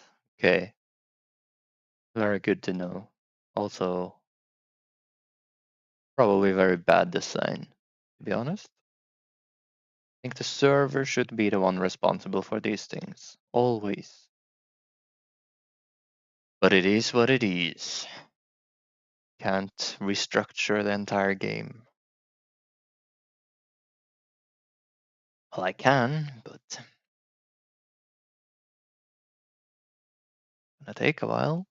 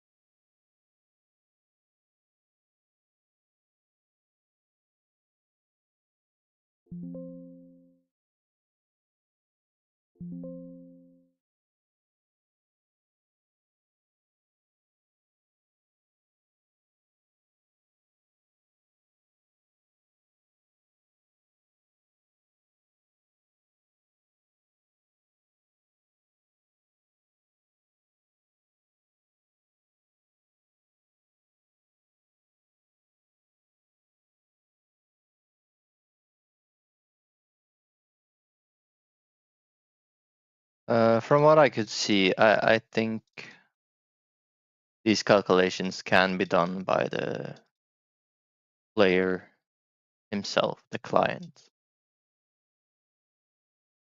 And eligible targets.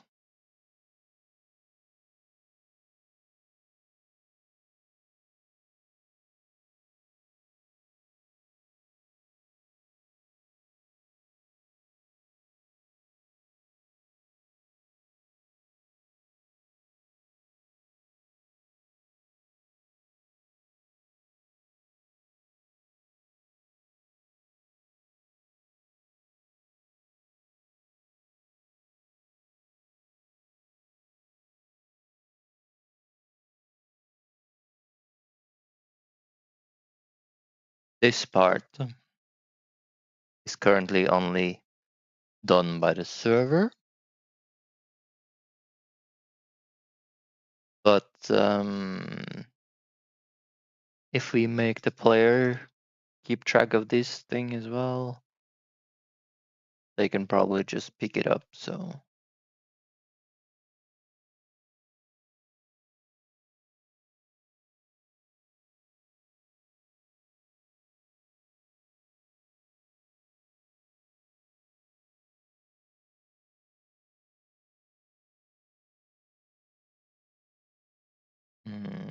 how should we do it then?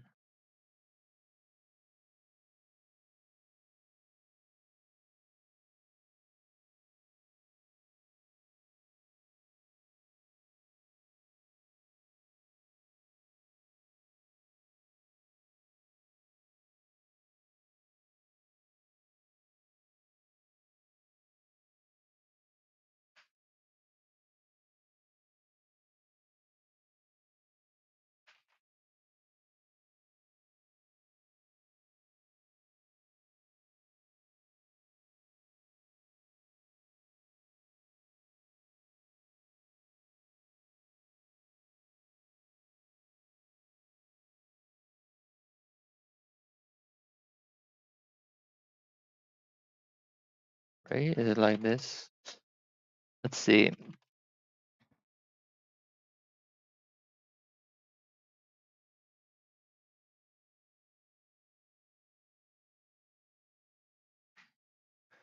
Basically, we can ask the server to return eligible targets.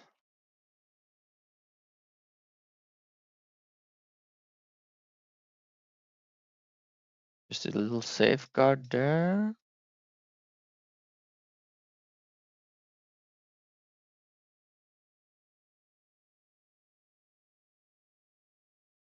Oh, wait.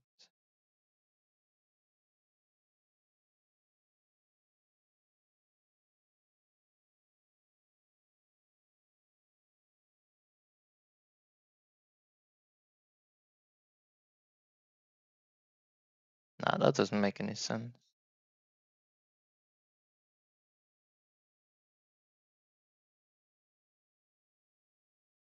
Run by server followed by player in any client.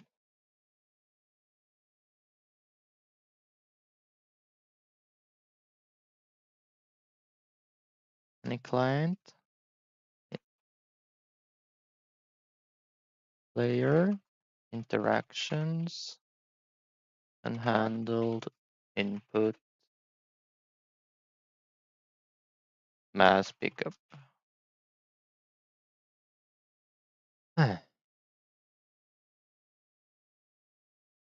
Interactions.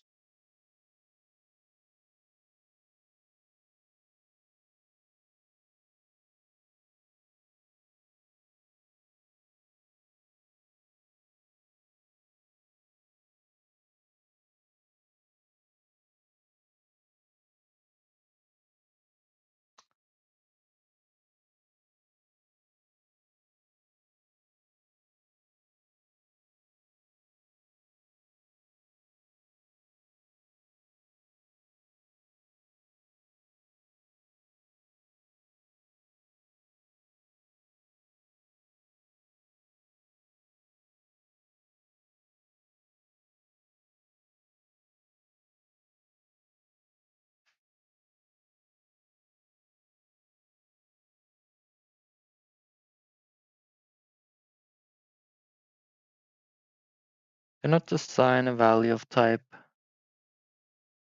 type error to variable eligible pickup targets with specified type array.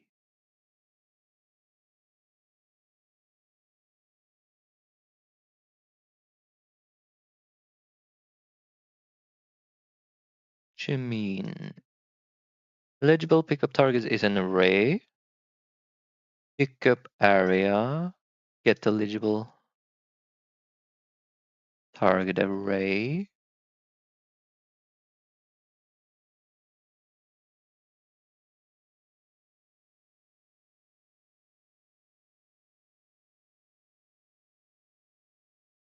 Maybe I can't do it like that.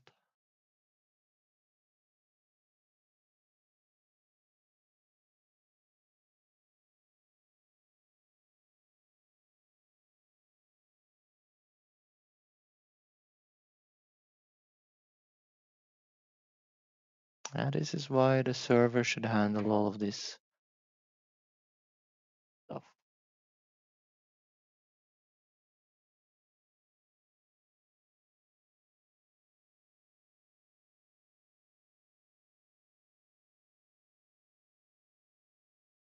Let's see. Ineligible targets. Either I can have the server check this, or I can give the player, allow the player to keep track of eligible targets as well. The easiest is probably just to do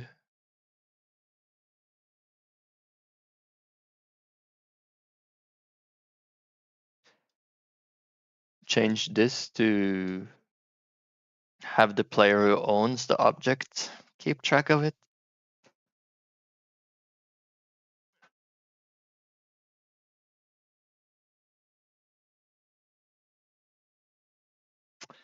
But I should, from this point on, try to have the server take control of as much as possible, because that's best practice.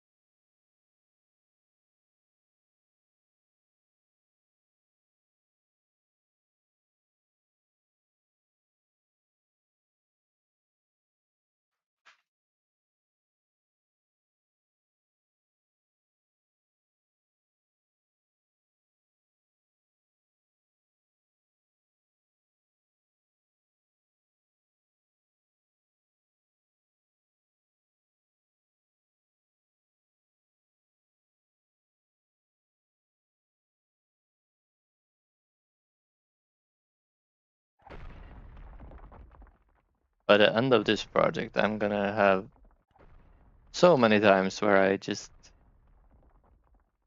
wish I had done it differently from the beginning, different things, but I feel like the thing is, I can't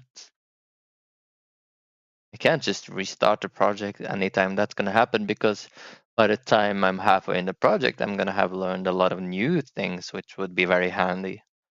But I have to make sure of is that the next project I make, I implement these good habits from the beginning.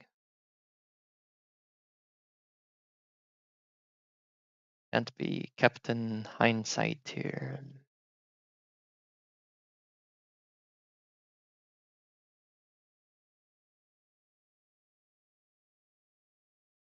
Okay, so test one. If this one is targeting this pebble and the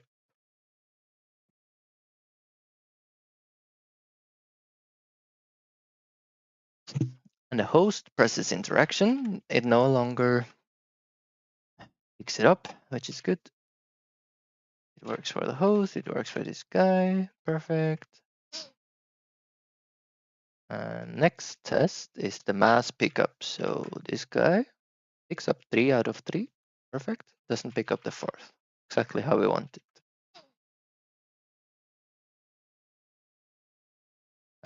Next guy, this guy picks up 3 of them.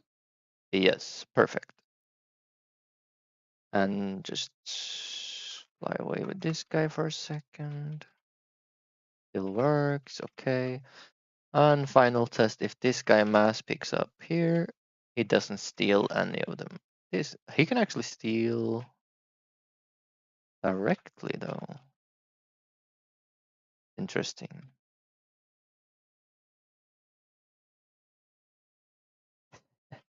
Guess it doesn't really matter, but it does matter because it fucks with the carry weight.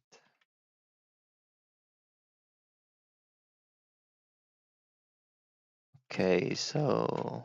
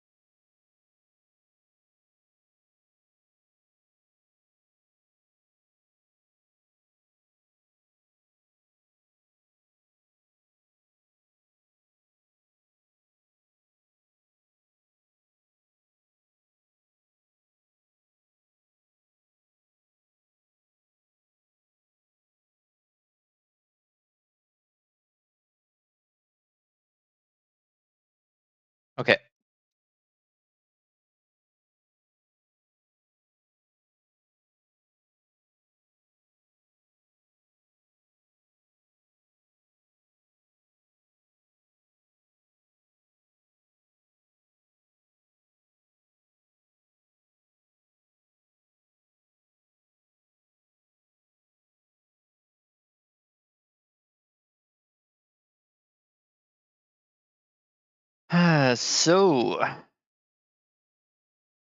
the being hold was the issue, I believe. Let's go down and take a look.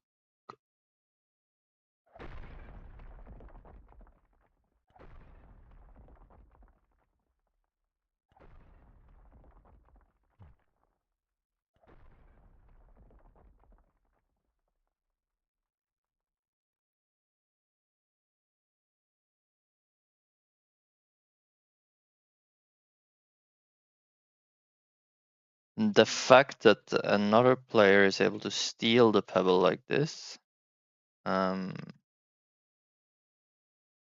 think comes from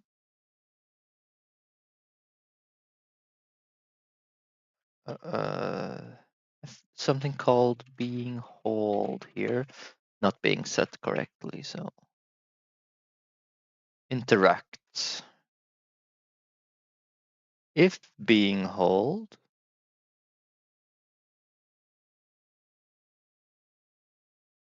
and player ID is equal to hauling ID, stop hauling.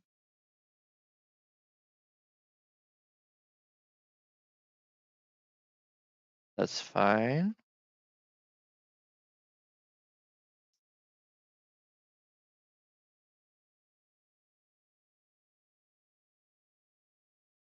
RPC set player hauling.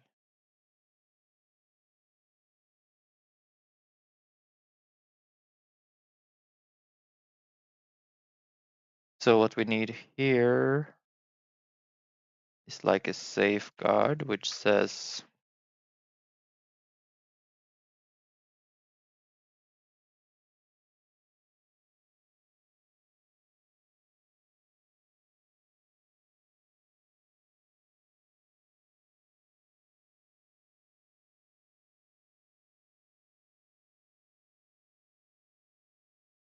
think a good way to do it is like this.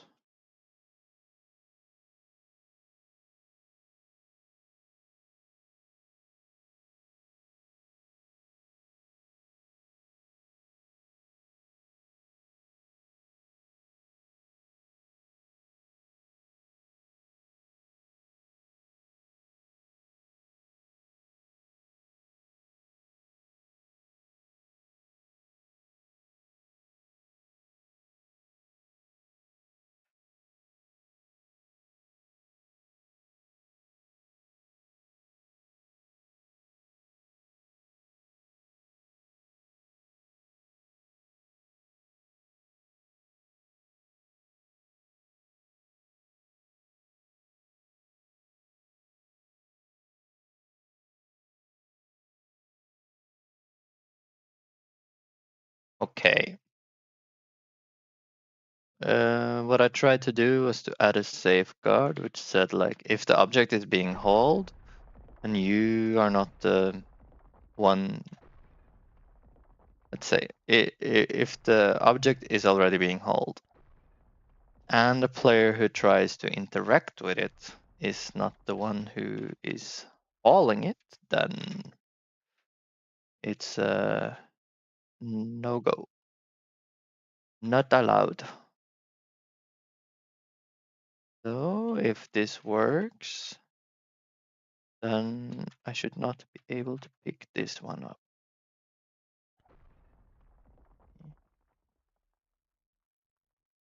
And it seems to be working. Perfect.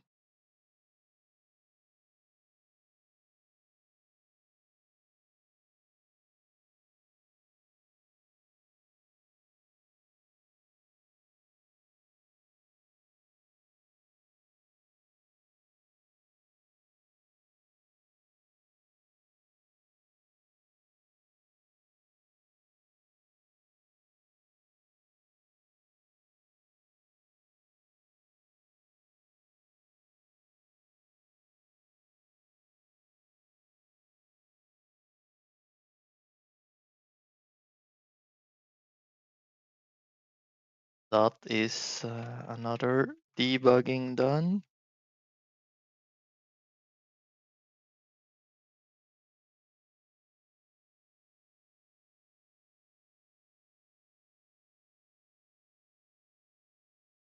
Next up, wave music not stopping.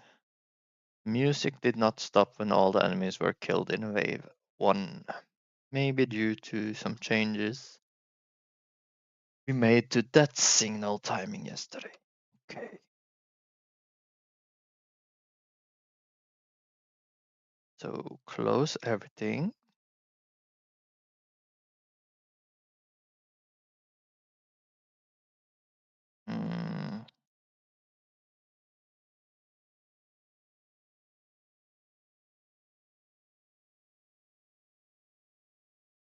Have the enemy spawner, which should control the waves.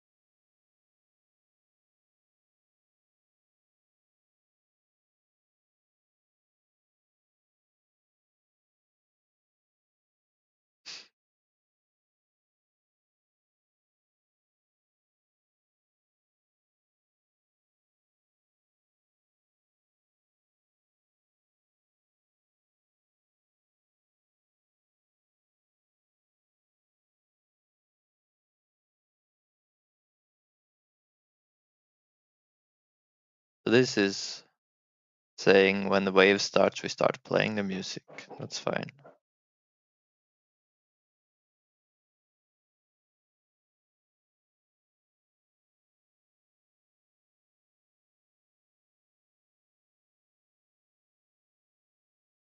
This is the enemy alive counter.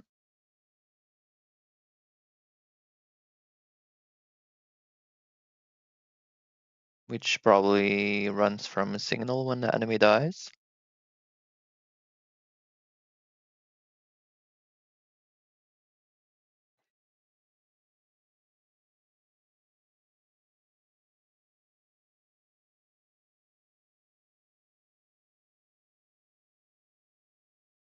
Should really have the addition when it spawns in the same function here.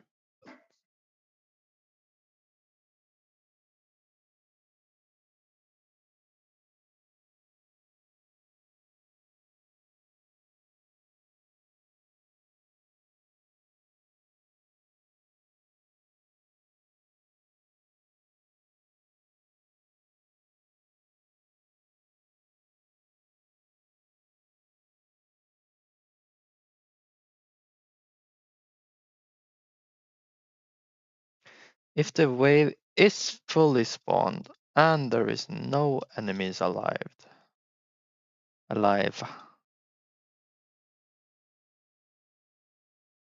wave finished. That's when it swaps music. Okay. So enemies alive.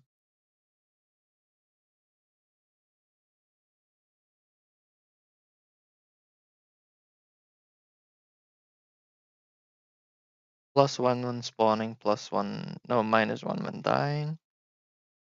Enemy alive counter.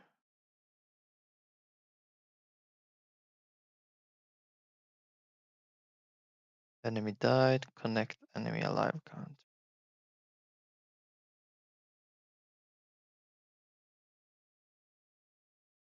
An enemy died.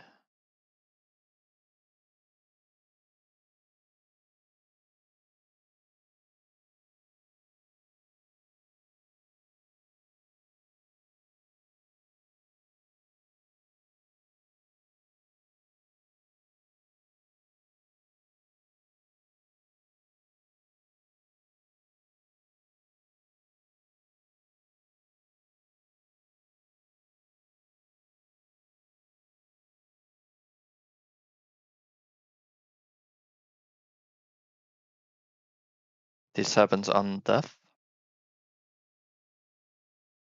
Okay. And the death signal is more of a local thing, right?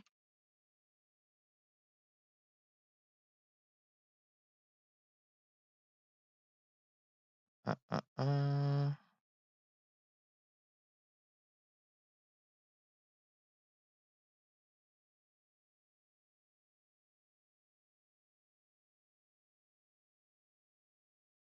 So on death, let's bring up the enemy. Let's find death. Enemy on death, it runs when triggered death is run. Only for the server, that's good.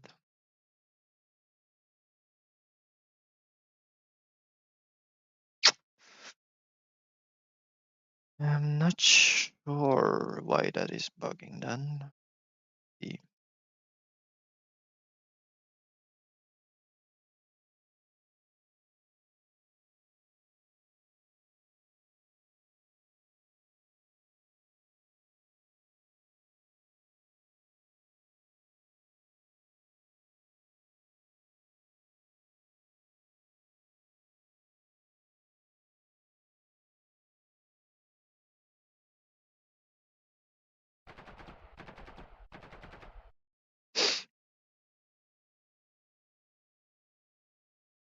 Let's make a broken missile launcher and kill all the enemies. Hope it doesn't get too loud.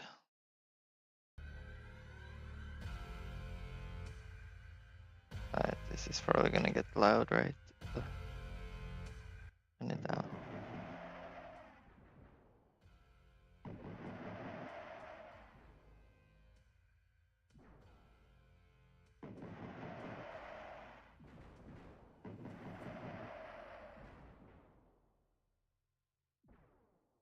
Get that?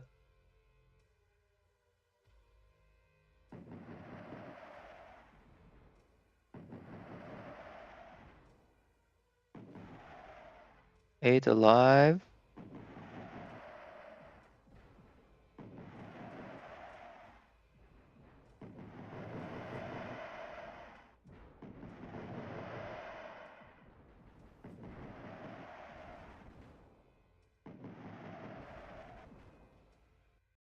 What? So what happened? Enemies alive 0.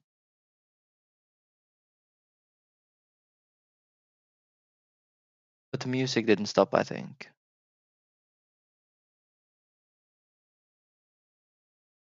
Enemy died. Enemies alive 0. If wave is fully spawned and enemies alive, it is less than or equal to 0. Wave is finished. Print. Wave is finished. So that's one question. Does this run? And then it's this wave fully spawned. When the timer timeout, it's set to false. When the wave spawn is finished, set to true. And the wave spawn is finished.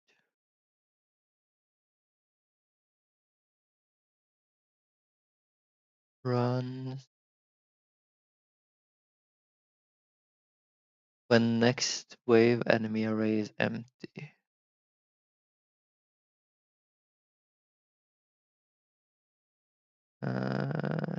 Oh, can't be the only time.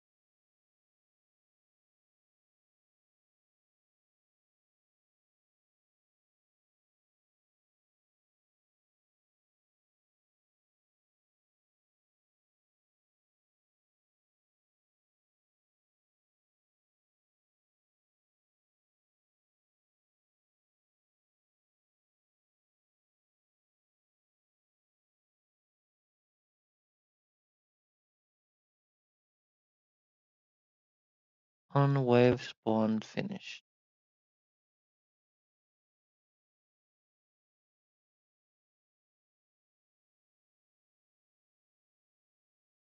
On boss. The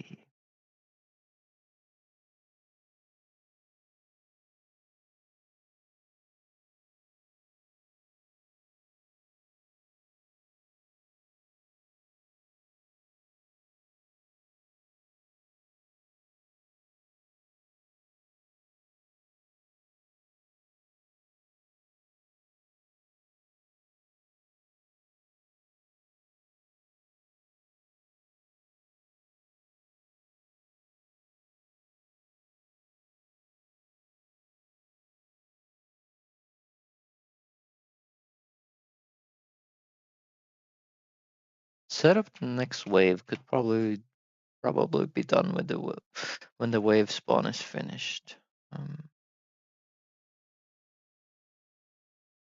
And it is actually good.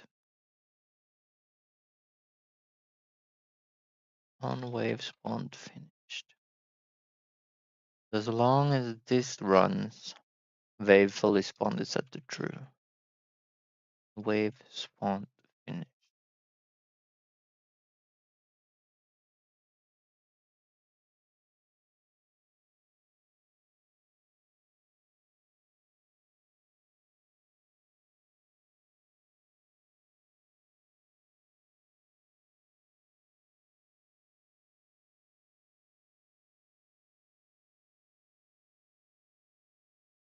Spawning enemy done. Let's see. Spawning enemy done. That wave spawn finished.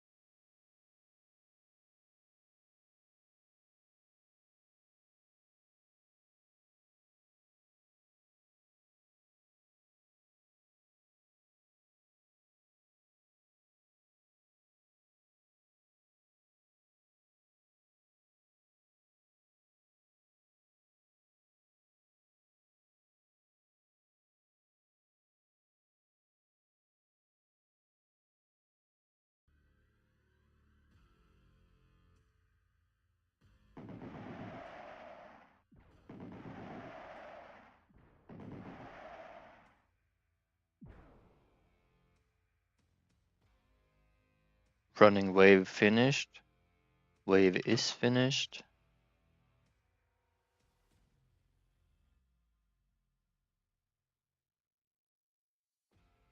So this one, play music, didn't work. Music manager.play music. That the same one I use.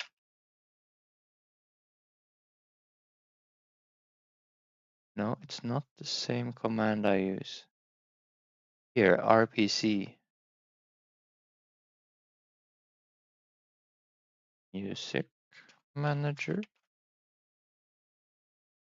RPC, play music. Then we change this, remove this, and we try again.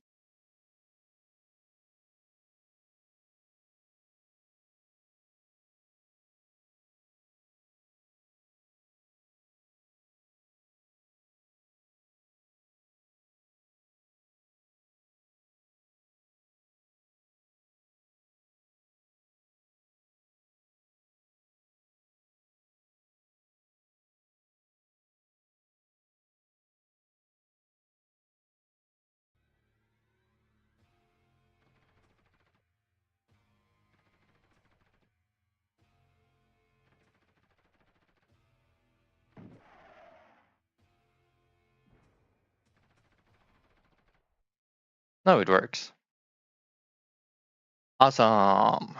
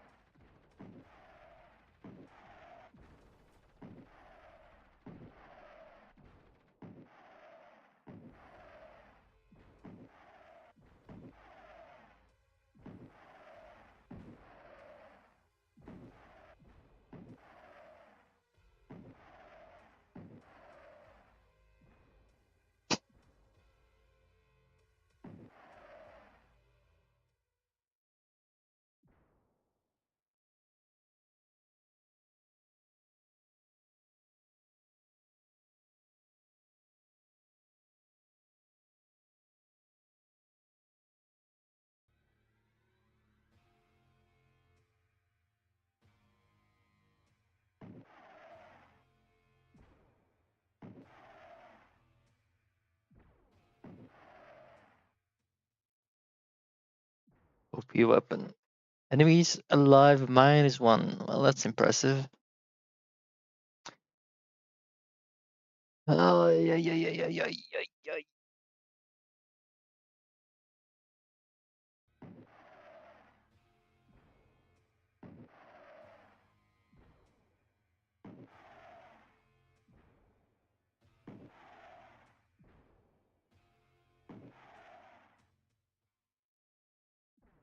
Again, -1.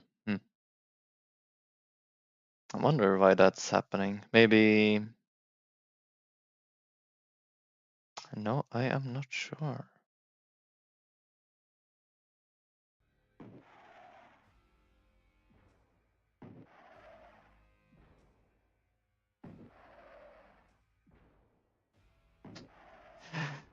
Oh, the super fast missiles are crazy.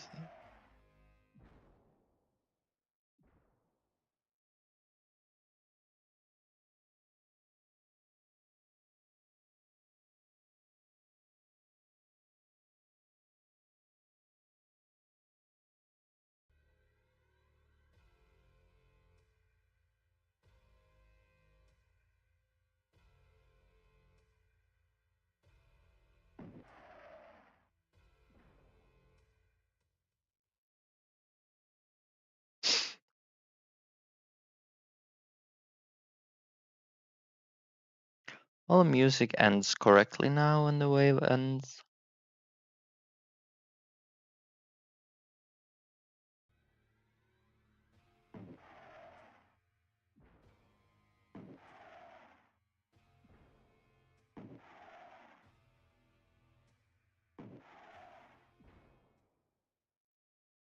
Is it playing the other music though?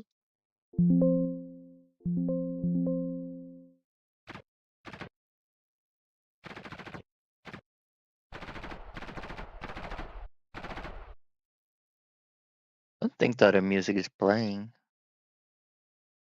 Uh, Oh. Wave monster invasion.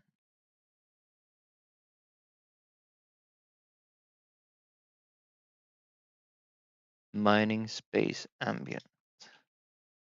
Music.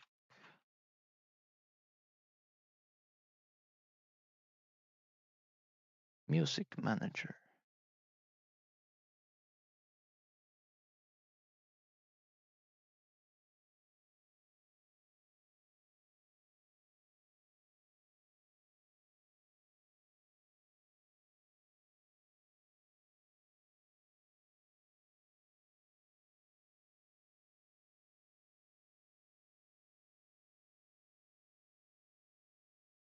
So switch music.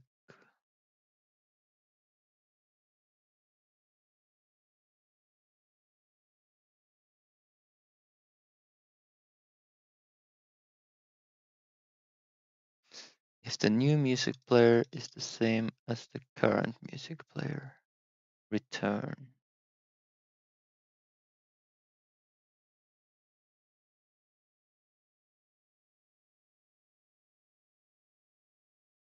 We are calling it with the fade out.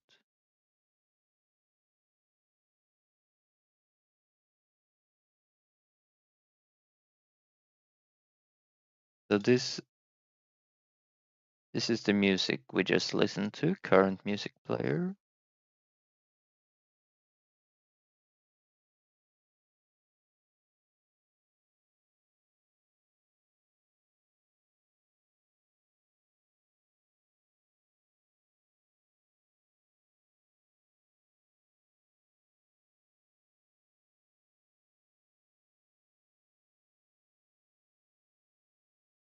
Once it's done fading out,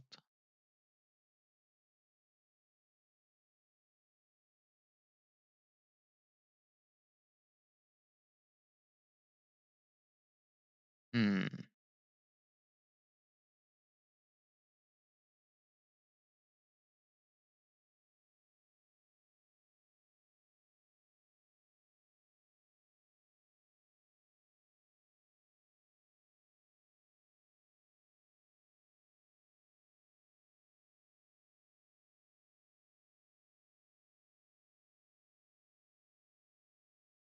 Once it's done fading out, we update the new music player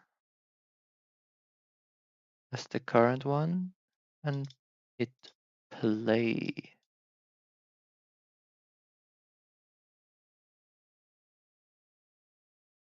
Audio stream player.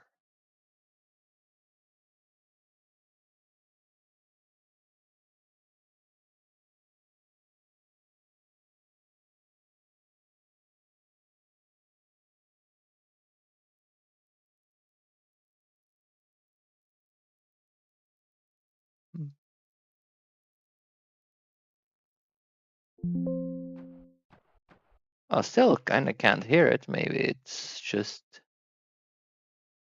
too soft. Bass -20.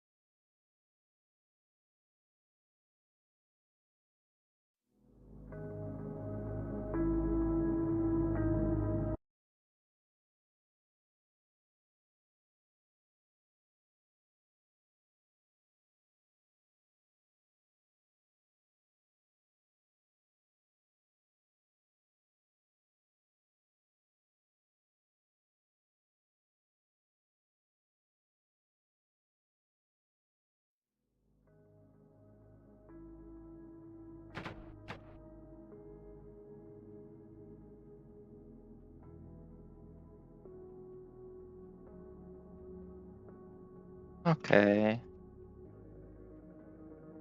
The boss of the monster invasion was set to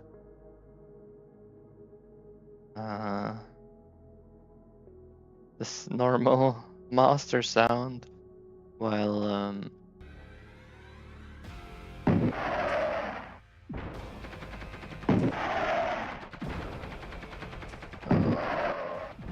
other one was set correctly.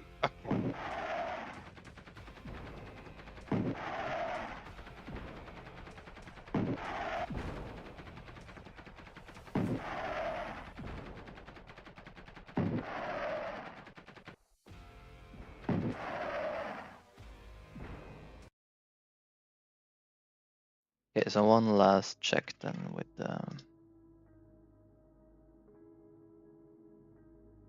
Okay, I understand why I turned off the music. And I have to launch multiple games on the same computer. It will get very annoying. The sound overlapping. Okay.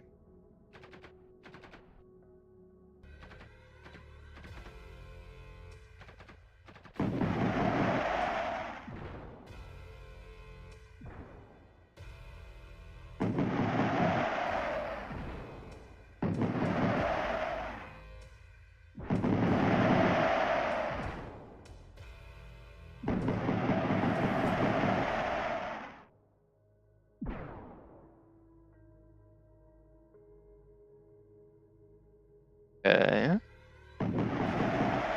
Are the missiles firing at different targets or not? I don't think they are.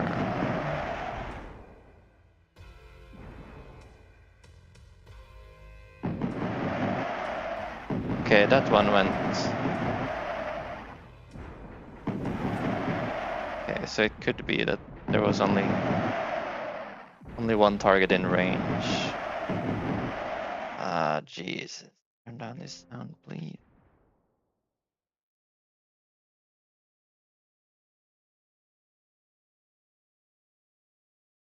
Range.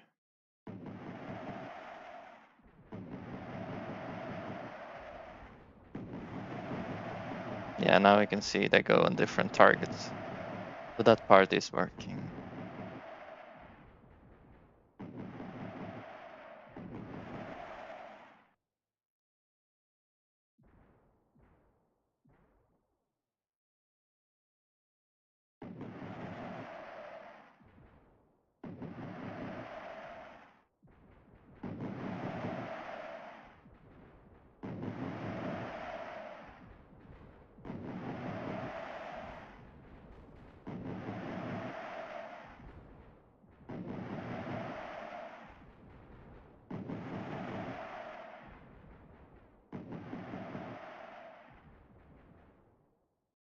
Okie dokie.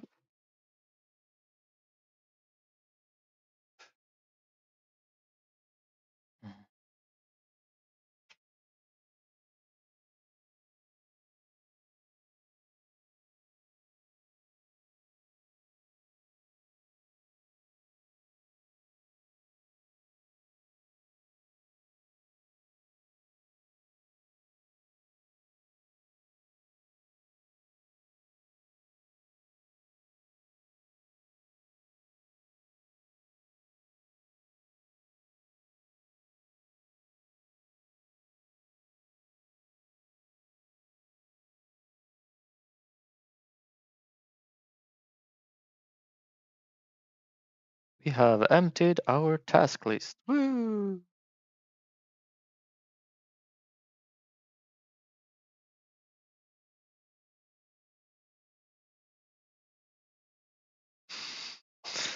Gonna take a quick bathroom break and then make some coffee, and then we can start to think about what to work on next. Be right back.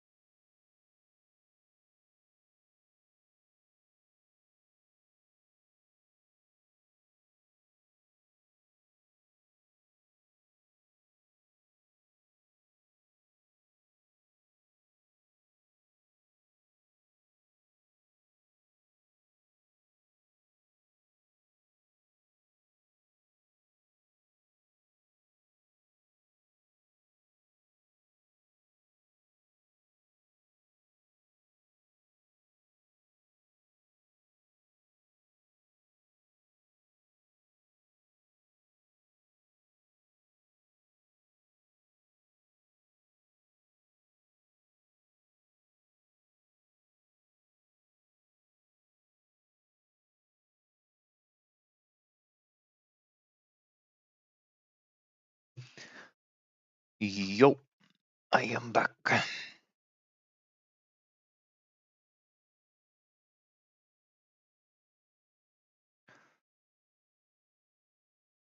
So here we are, task list empty. What did we note in brainstorming? Draw some inspiration from Motherload. It was a really fun game. If it's not just nostalgia. Start with climbing walls and roofs and buy a jetpack later. Slower start, having the jetpack be more of an interesting, like exciting upgrade. Yeah, could be. Treasure chests with perks, roguelike style. So could could have some of them rocks turn into treasure chests. Very rarely. Have them glow, be exciting. Give something special when you pick them up.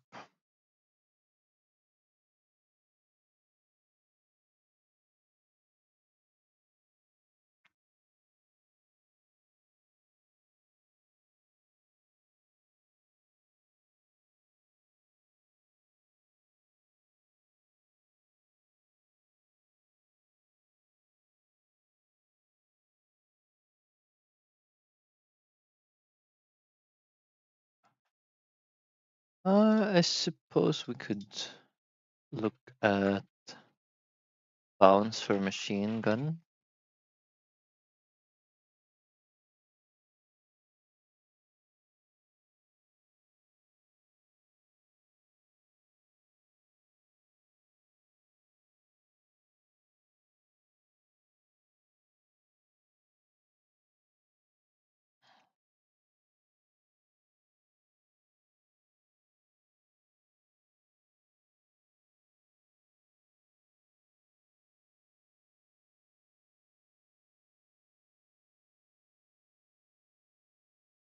Mm.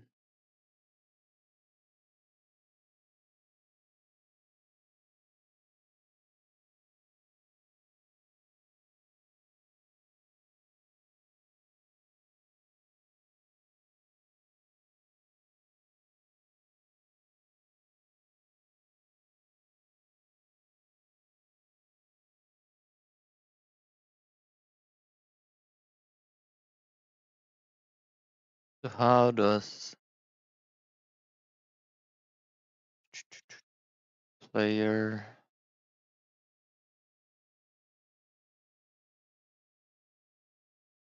machine gun? How does it work?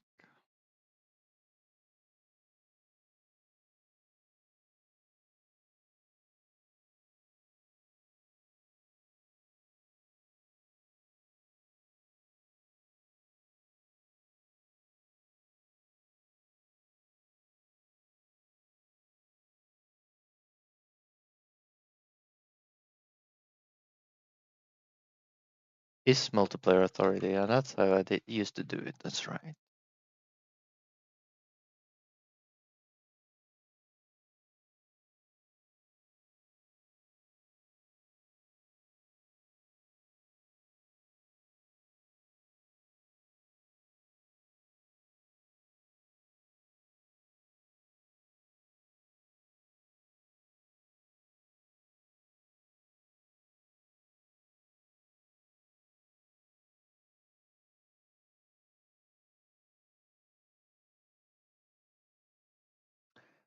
So the server runs the aiming, the RPC ID 1.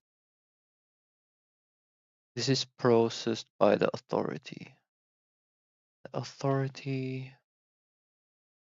machine gun.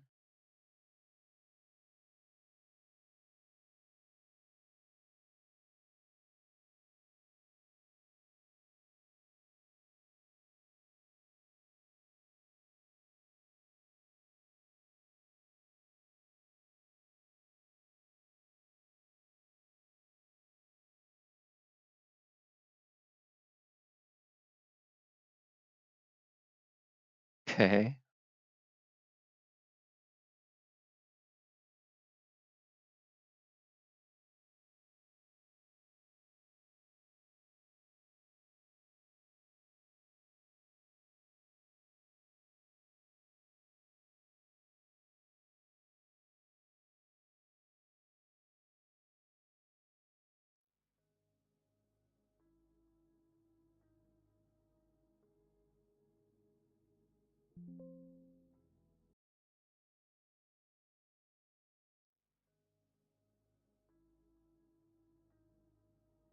Yeah.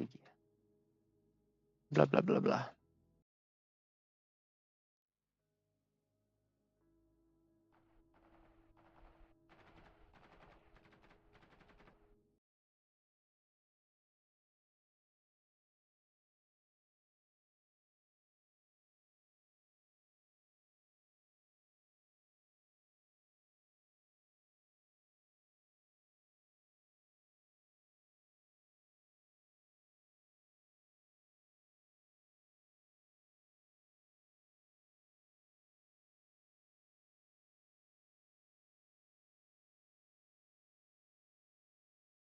Somehow the authority was correct. I don't know.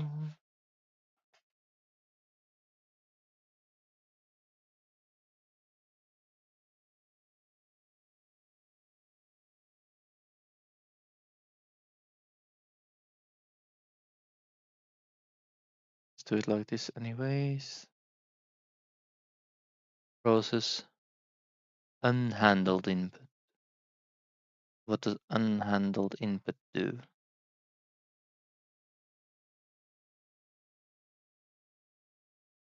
It toggles is firing if the button is held.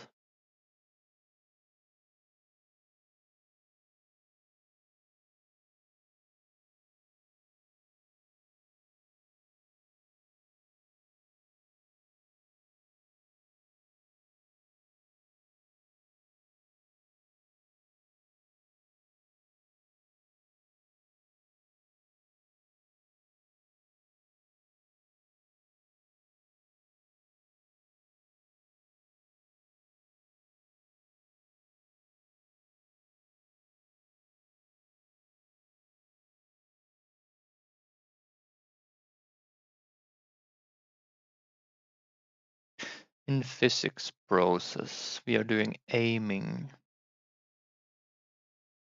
The server is aiming. The aiming is checking a target.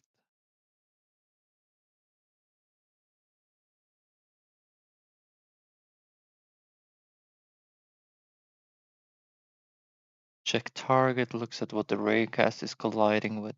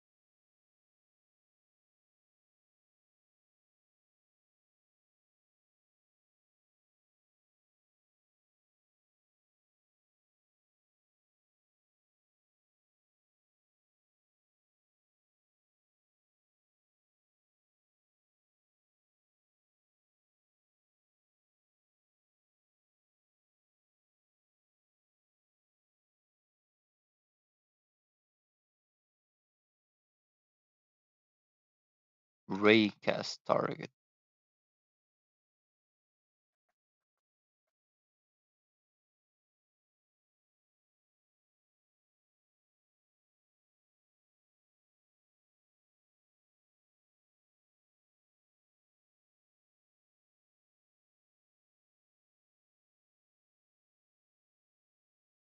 If we are firing,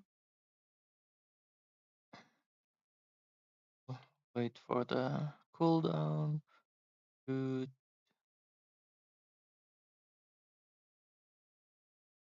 With fire, the server shoots. Okay.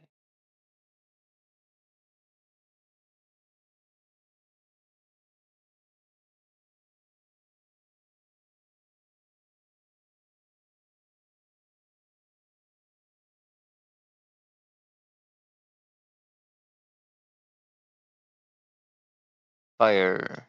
We get firelight. Single shot sound play. If we have a target, hit the target.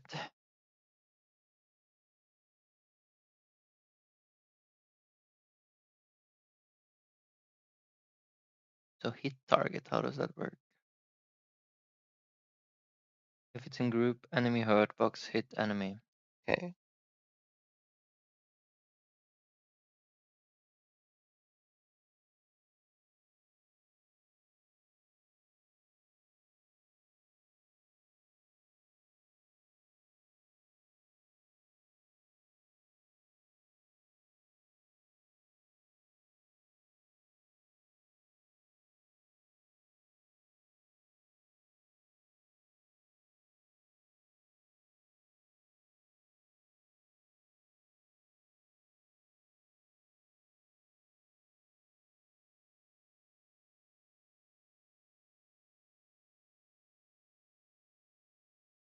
Spawn tracer.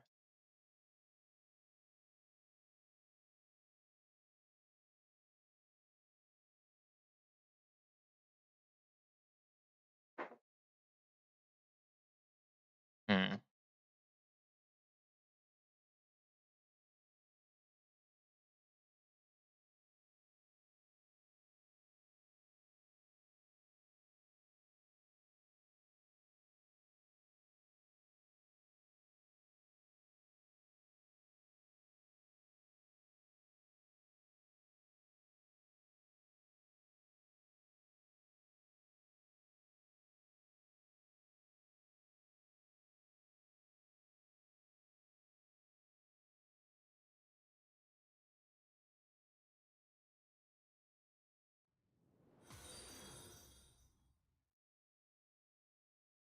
Hey, a follow.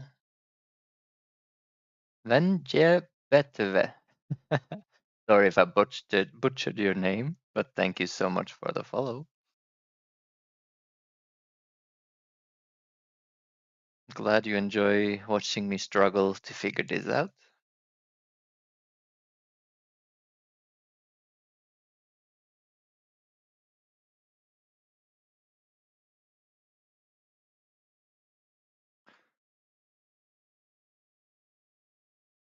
So our current gun, it's basically point and click. We are here. We fire our little gun, and whatever we are aiming at gets hit instantly. Raycast is spawned to show just the trajectory of the bullet. So there's not really much here we can use to recreate the bouncing effect. But that I thought might be cool, that if there's another enemy, the bullet would bounce. So it looks like we have to make it from scratch.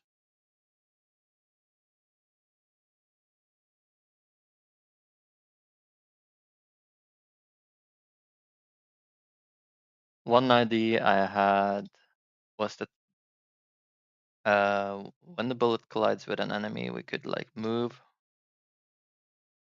a collider, like peer collider to that area, and it could then like check targets that it can hit inside the collider, and then the bullet just chooses one of these targets, the closest one, I guess.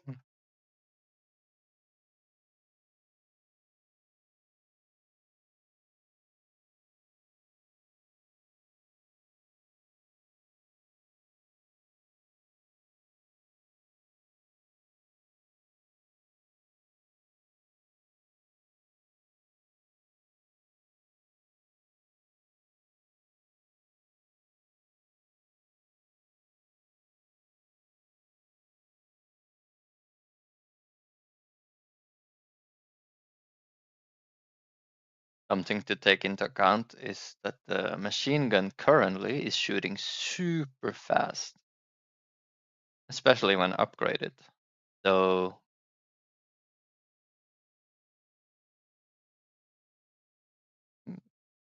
if the operation of bouncing is too expensive, either the machine gun has to shoot slower or you have to make the operation cheaper.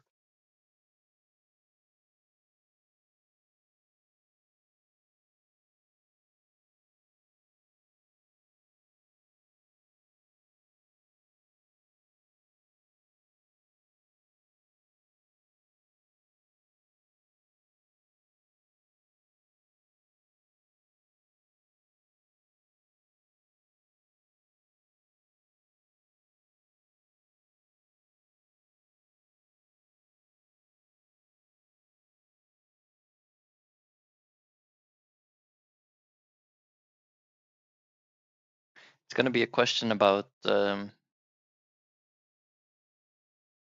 timing of these things as well.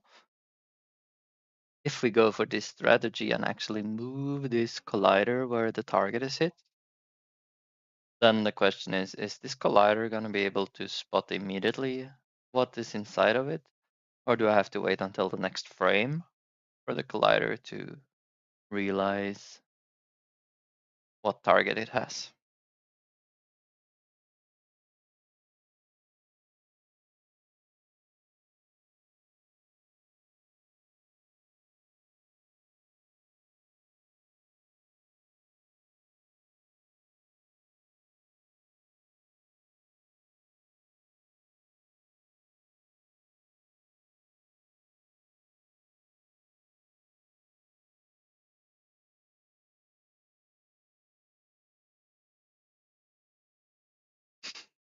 These colliders could exist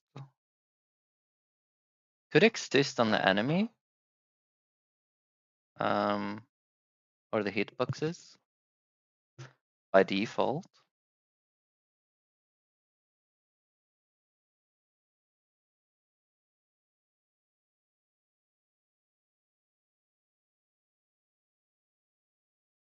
But the enemies should be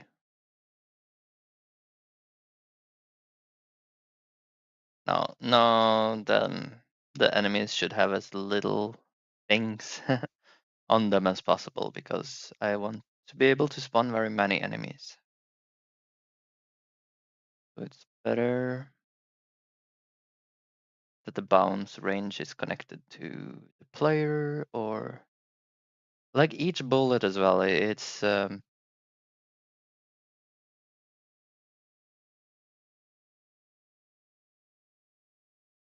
maybe too much to add a collider to each bullet like this.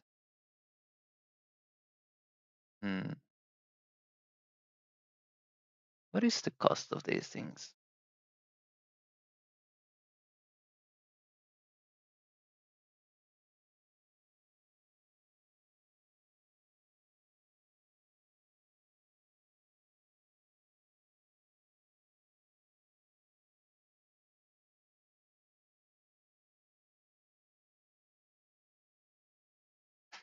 Let's see what ChatGPT recommends before I give it any hints of what I've been thinking.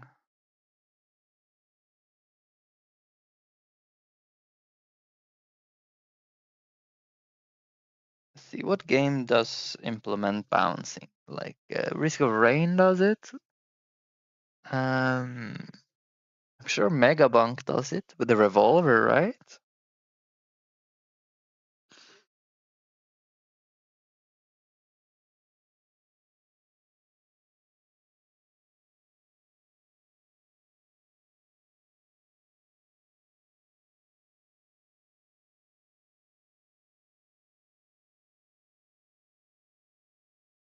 Sorry, I missed your message, Venja.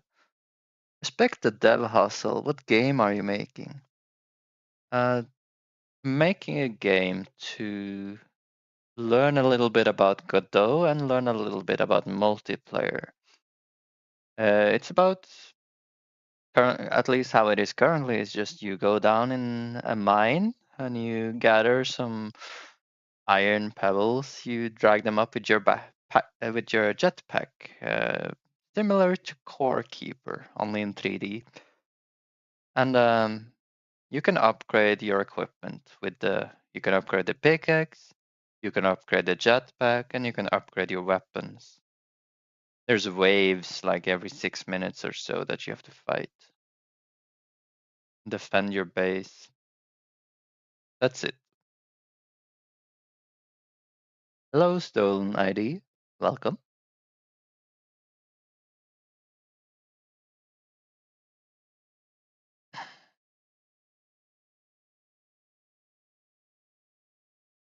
Ricochet bounce. No, that is not it. Chain bounce. Yes, that's the one I want. For chain bouncing, first hit is a normal Raycast. That's how I have it. If it hits an enemy, find the next target within a radius. So this is like using the collider that I talked about, I think. Try to avoid enemies that has already been hit to avoid infinite loops.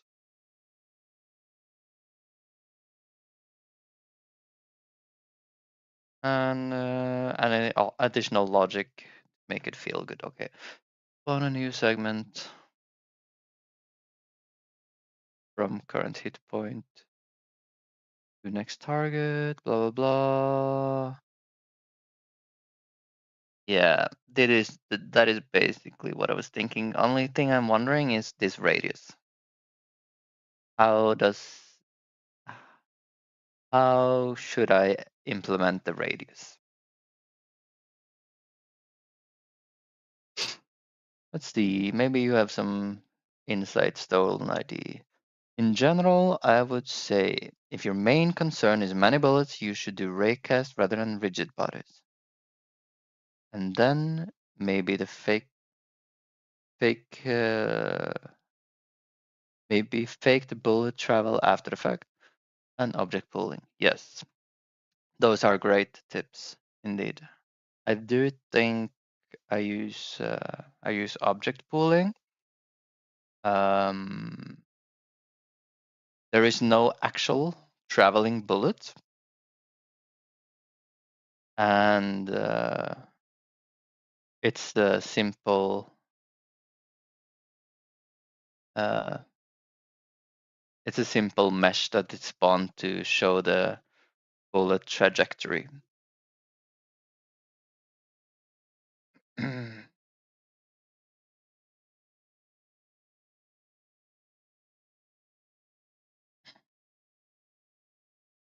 My main consideration right here is like how to make the bullet bounce, and that GPT is kind of mentioning what I was thinking, that you have a radius from the target, you see what you can hit, and you bounce to one of those targets. But I'm still waiting to see how this radius, if this radius is something I should move and then check what is inside, or if it's how I control this radius, basically.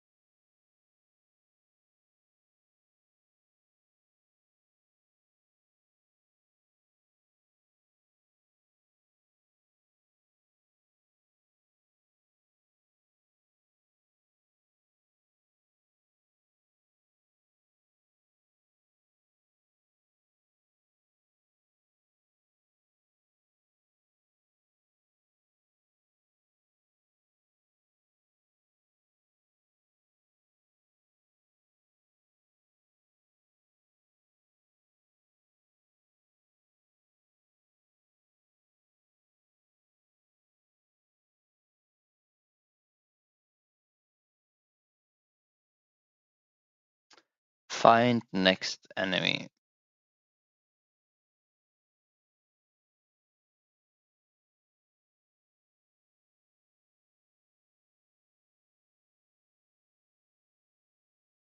This one, find next enemy. How is it gonna do that?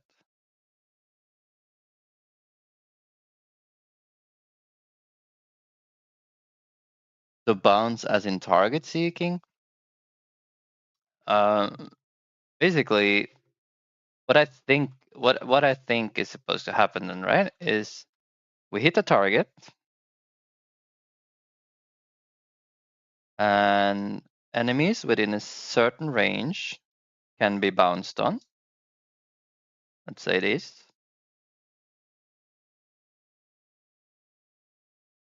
And this is an enemy. So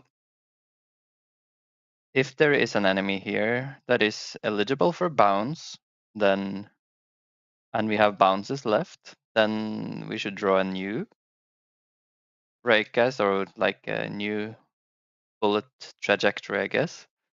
We should hit this target and then repeat the process until we're out of bounces. Making sure we don't hit the same enemy twice as well. Probably good idea.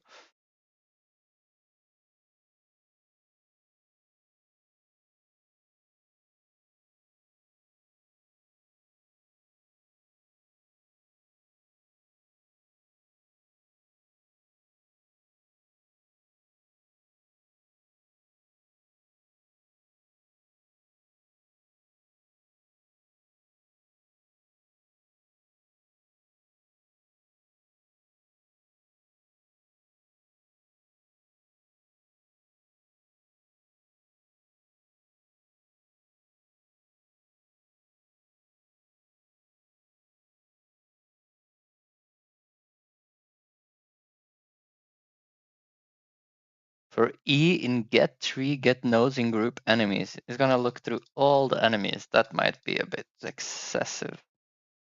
To enemy.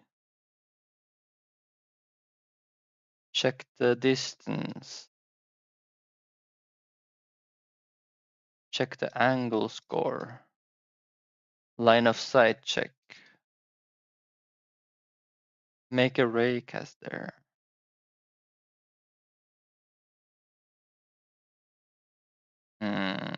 Feels a bit expensive.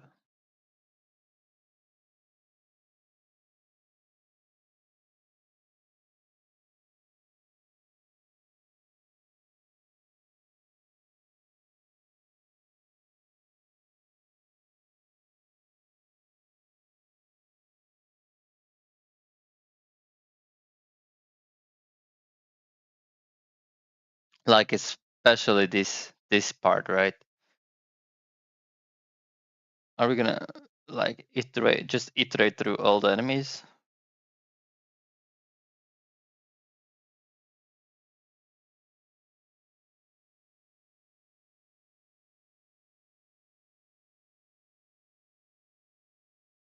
Let's see. You could also have the enemies periodically update the node map. So each enemy knows close enemies, and then the bullets don't calculate but just follow one of the viable nodes. You trade a baseline of constant computation, but the individual bullets don't cost you. Yes, I was thinking something similar to could be possible. The problem is I don't know. I don't quite know yet how many enemies I'm actually gonna spawn, and if that trade-off is gonna end up being worth it. I think what I want to do is I want to avoid as much as possible both individual bullets having a lot of computational cost and individual enemies having a lot of computational cost. That would be preferable.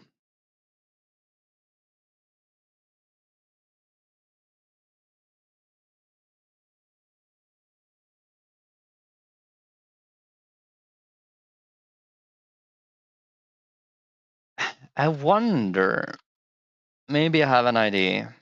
Let's say we have this dude with his gun. Pew, pew, pew. When he is targeting a hitbox, when a hitbox updates, so hitbox updates, that's one criteria. Hitbox is enemy, second criteria.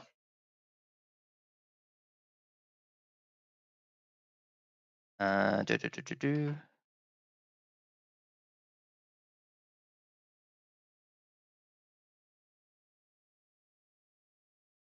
Hitbox is enemy. It's called hurtbox, maybe. Hurtbox. I'm not sure what hitbox and hurtbox, whatever. If these two criteria is met, you aim, player is aiming.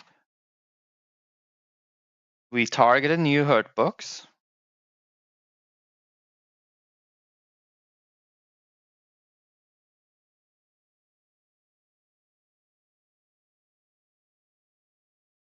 And the hurtbox is an enemy. Then we move bounce radius, bounce collider. So this is not gonna be good for like multiple bounces though. But at least for everything around this guy. Imagine this sphere is like the bounce range. And every time we aim at an enemy hurtbox, this bounce collider is moved to the enemy.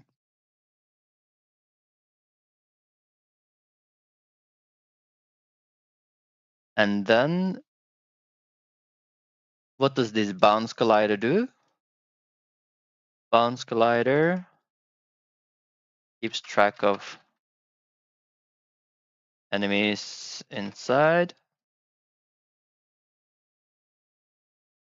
And then we can, when we shoot, we can ask, and we hit the target, we can ask the bounce collider, like, what enemies can we bounce to? And he will give us like, oh, you can bounce to enemy 1, 3, and 5, or 6, like that. And then we can just go through this list, let the bullet bounce until we're out of bounces or out of enemies in this. So that would be pretty cheap, I think. The issue, of course, would be like if the enemies are targeted like this, it would bounce here and it would stop. So that is the trade-off then.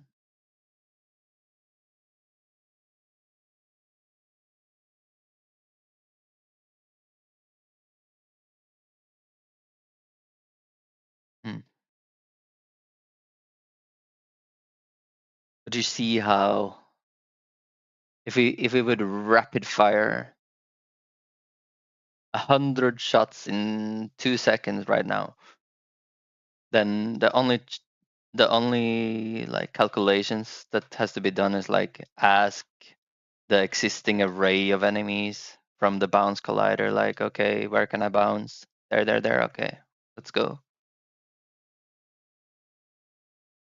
Maybe you can simplify it into 2D.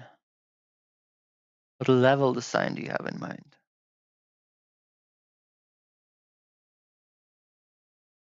I can show you the basic concept, right?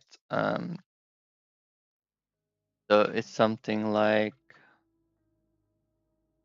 you go down here to mine, bring up resources here, we buy stuff. The enemies will spawn around this shield that we have and attack it, and we will have to shoot them. That is the basic idea, I guess.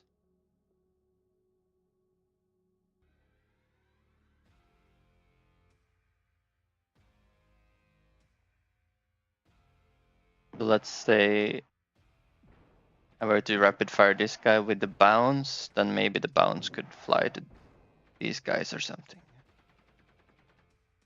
Bounce will be more powerful when there is more enemies spawning, I guess.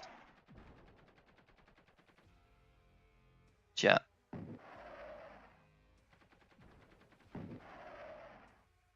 This is how the arena will look, basically, I guess.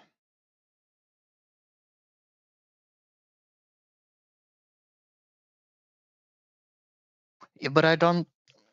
Yeah, maybe, but I don't think. I don't think it's gonna be a problem. It's gonna be a problem that it's 3D if we just use a collider to keep track of the enemies inside. Like, uh, it is colliders as well that keep track of the enemies that can be targeted by the missile launcher and the other weapons I use. It's quite cheap, computationally cheap to keep track of enemies entering colliders. Hmm.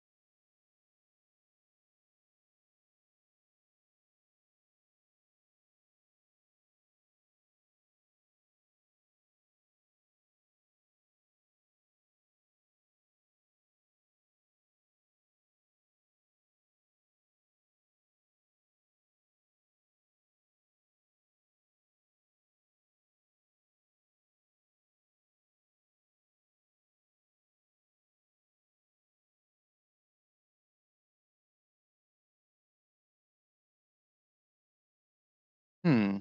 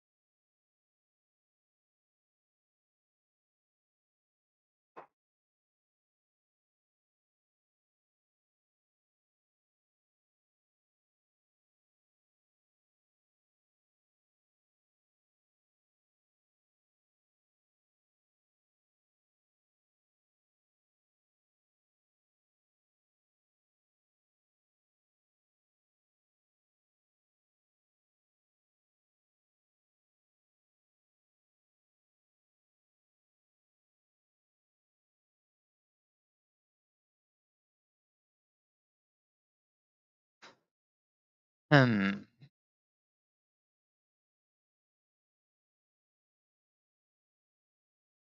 So how would we get enemy 6 if we wanted to do that?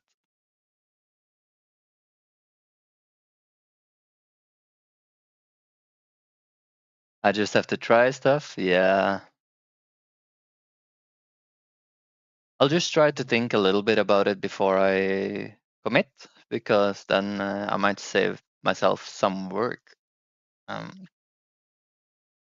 So I got a new idea.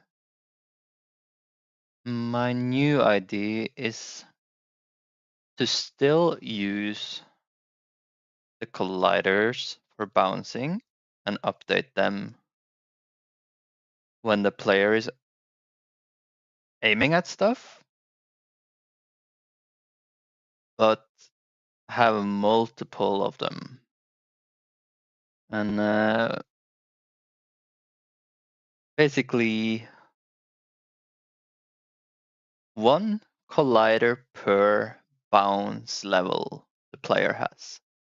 So if the player has 5 bounces, there will be 5 colliders. And then how I think I could make it work then is to say if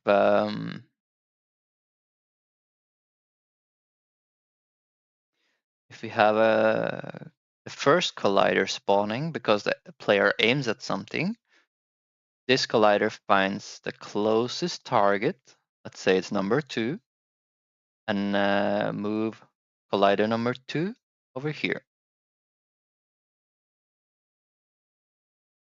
Now this collider finds the closest target from number 2, which is gonna be number 6, and he spawns a collider on number 6, and this process just continues, and there's like a safeguard, not target the same enemy twice.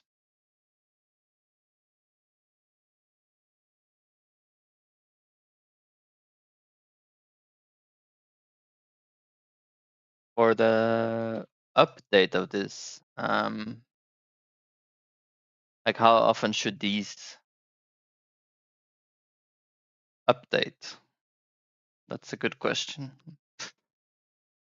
Like every frame updating, it's not expensive though. Even every frame to update, move a couple of colliders, I think. But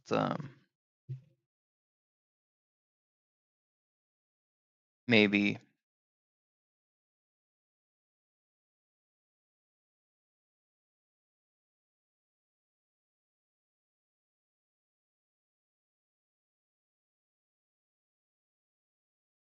I should only update it like 4 times a second, 5 times a second. Doesn't really matter, right? Saves a lot of computational power, and it's still gonna feel smooth. The player is never gonna see these gliders. So. But aren't all bullets following the same bounce path? Yes, the bullets will follow the same bounce path then. That's true.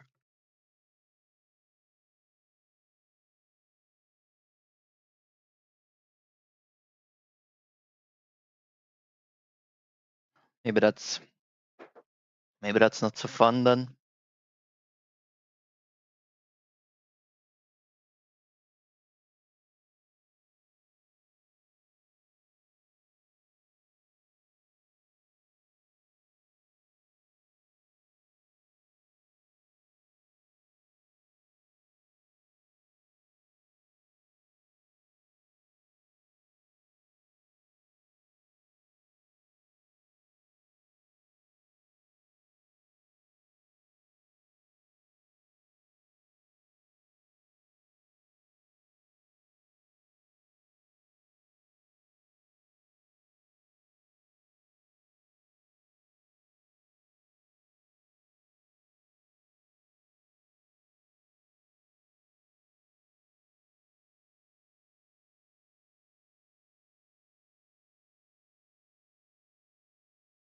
maybe the easiest thing to do though, like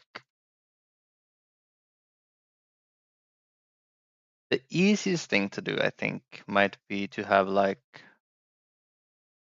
a huge collider.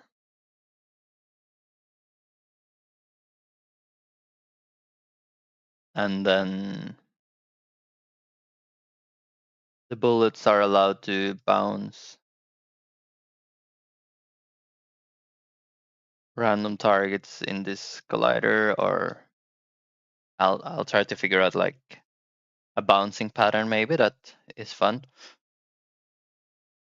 But then just say like, okay, if there's an enemy right by this guy at the edge of the huge collider, sorry Mac, you're not gonna get bounced on.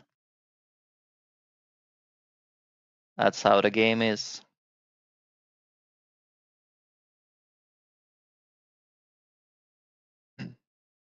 Um, like this way, we have one collider with a bunch of enemies inside, and we can make different functions for how we want the bullets to bounce to make something that feels good. It's gonna be super cheap since it's only one collider, like one array of enemies.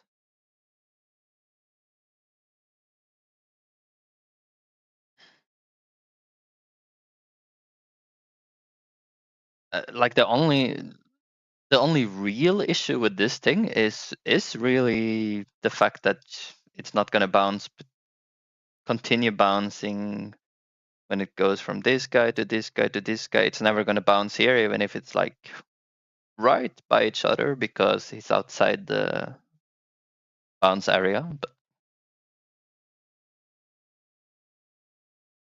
you're imagining a mesh still.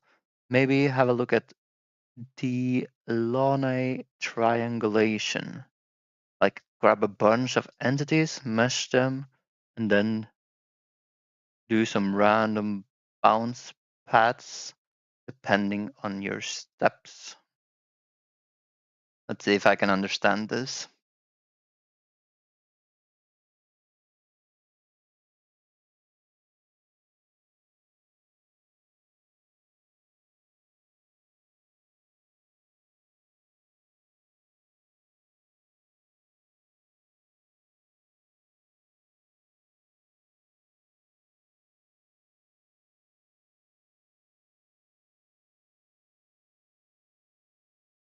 When you say grab a bunch of entities and mesh them, what do you mean when you say mesh them? Ah, it's very similar to this. Okay.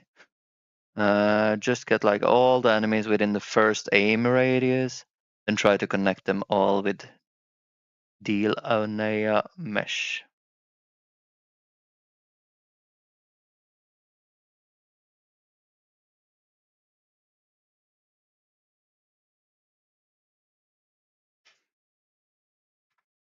Mm.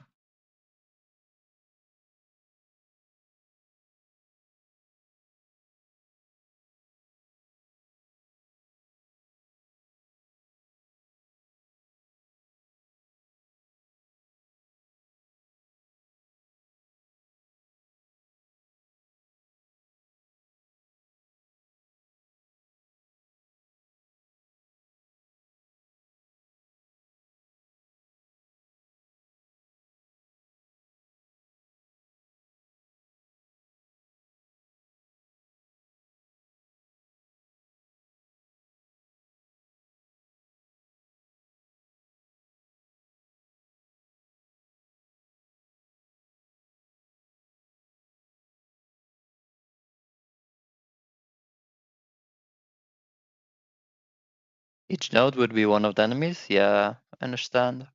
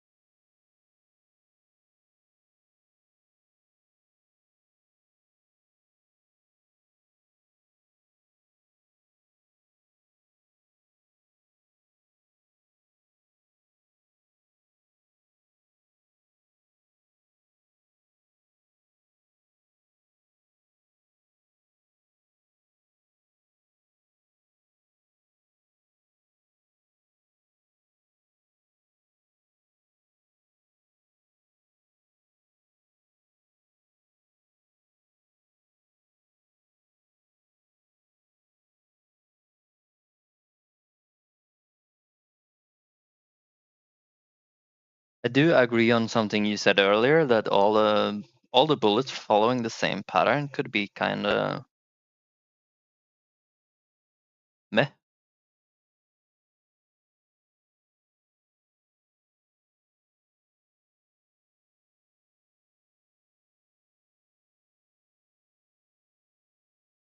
The question is like, if it's completely random, is it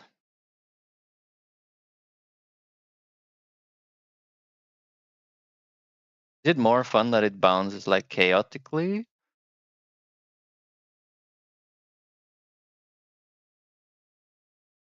Or should it have like a certain structure, like more often than not target the closest, so that not all the bullets will follow the same trajectory? Like some will go to number 2, some will go to number 5, but not very many will start out to bounce all the way here and then over here and then over here. Personally, I think maybe the fully random version might be good, where it's just bouncing all over the place, but I'm not sure.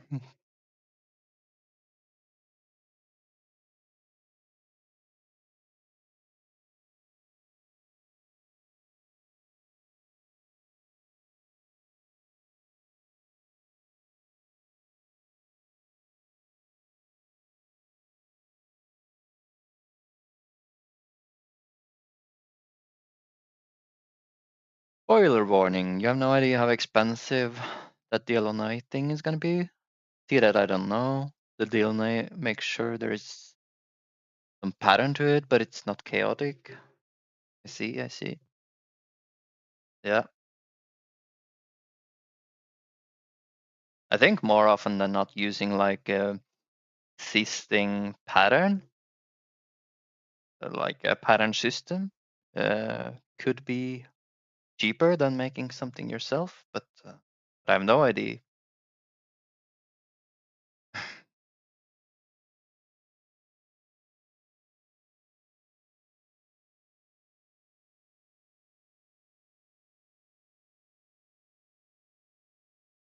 Hmm.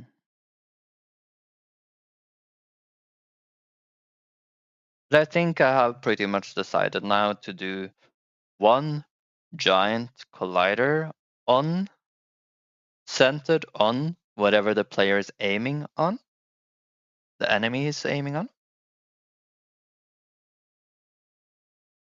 If the player shoots and hits an enemy, check what enemies are inside this bouncing range. Pick some random targets up to the number of bounces you have, and just let the bullets fly between them. Bam, bam, bam, bam, bam. I think that's gonna be it. Now, for balance, I kind of have to consider my game has enemies that use weak points, right? And some weak points are probably going to be way easier to hit than other weak points. What I'm thinking is, if I make the bullets bounce, should I ever have them target weak points? For example, if the player is aiming at an enemy at his weak point, should the bullets then all critically hit? Like, you see, the yellow spots on these enemies are weak points. You deal double damage on them. While the green ones, you deal half damage, right? So if I were to shoot the weak point, should all the bounces hit the weak points? It would make it very rewarding to aim with the machine gun. But yeah.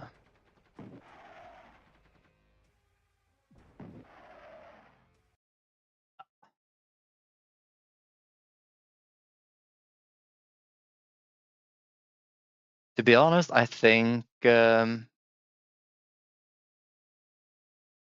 I think if the player shoots the weak point of the enemy, it's fine if all the bullets that bounce hits weak points on the other enemies as well.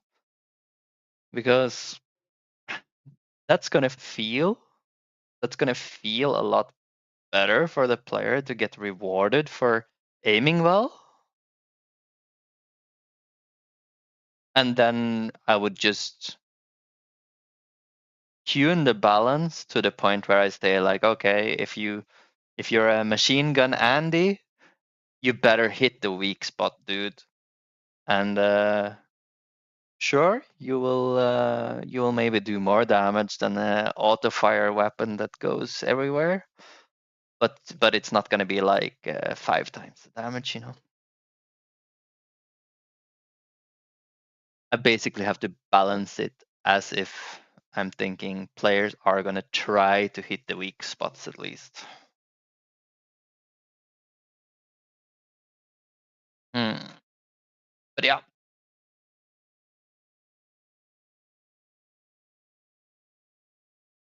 if a weak spot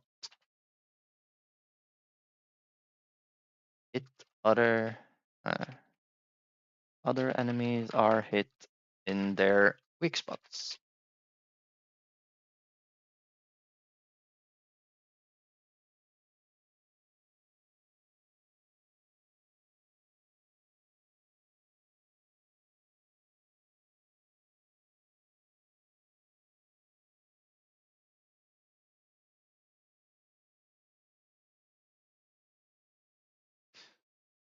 Let's see. Do I currently have a reference to weak spots on my enemies? I wonder. Enemy, enemy, enemy.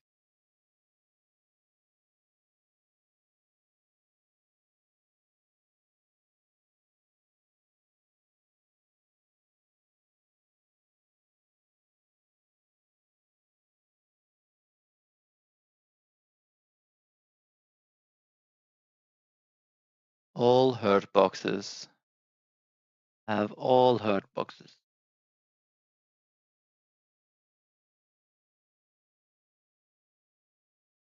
Let's see.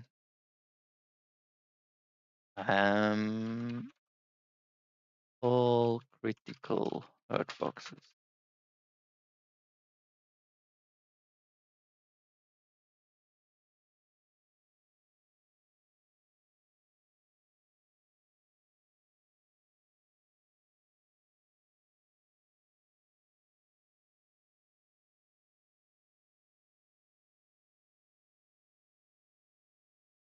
Body, head, critical hurt box.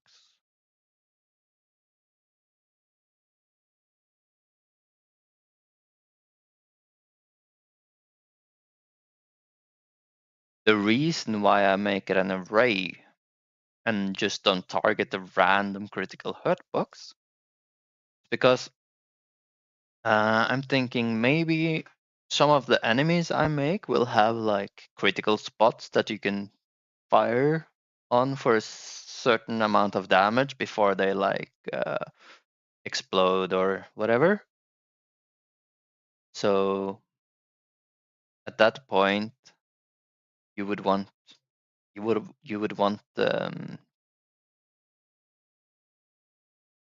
bouncing bullets to hit one of the remaining critical spots. It will check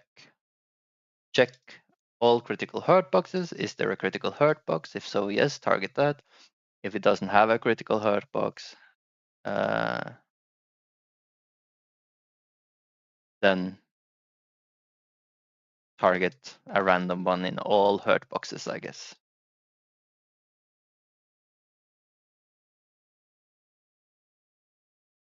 Or main hurt box.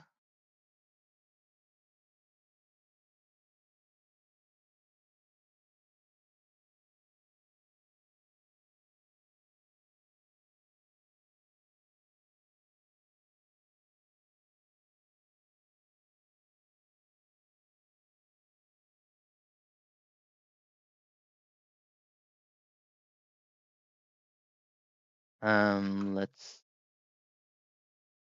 make some notes here.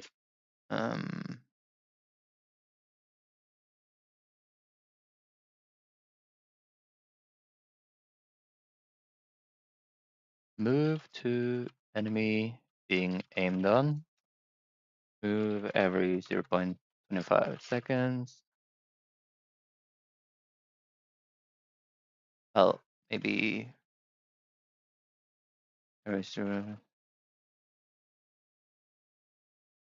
and when target changes,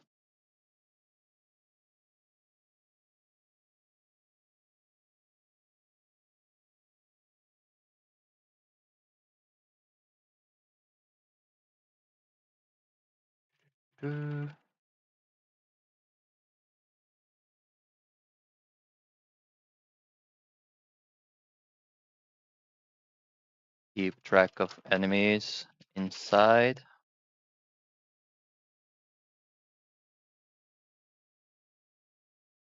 Collider. We're going to make this a sphere collider. Keep track of enemies inside collider as an array of eligible targets.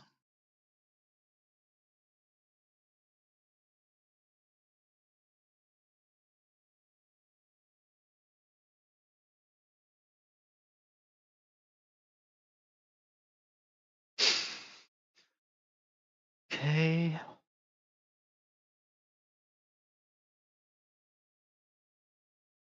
That is the job of the bouncing radius, I think.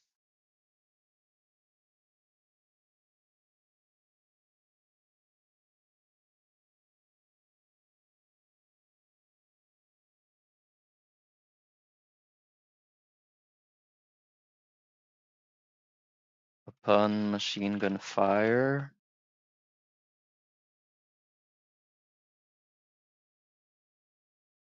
if firing on enemy,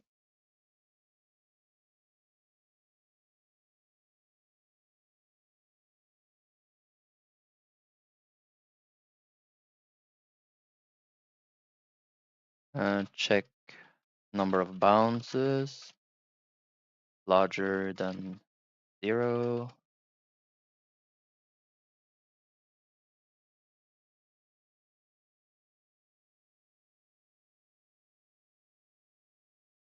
For I in range bounces,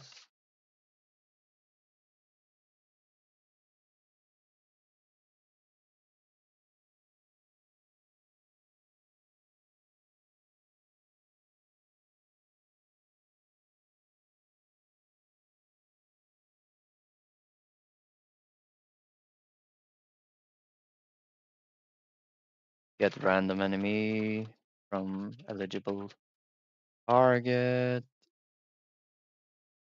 array.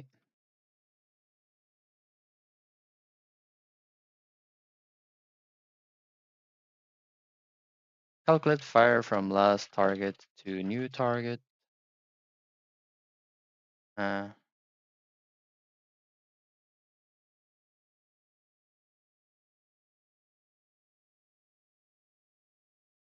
Gone.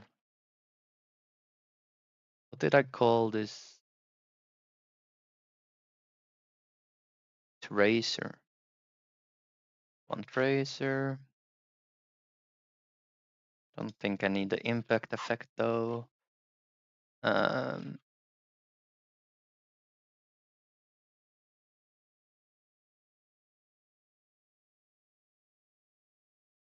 This is just visual. And then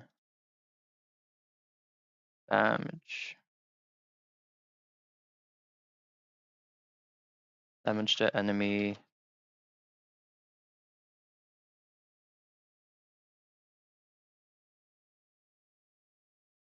If original hit was critical, target enemy crit box. Fall back on main hurt box.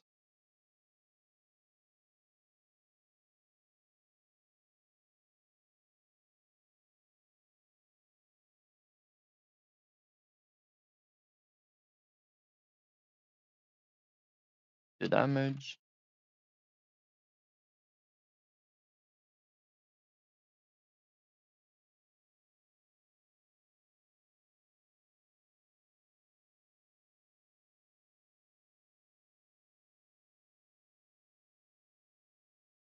Mm,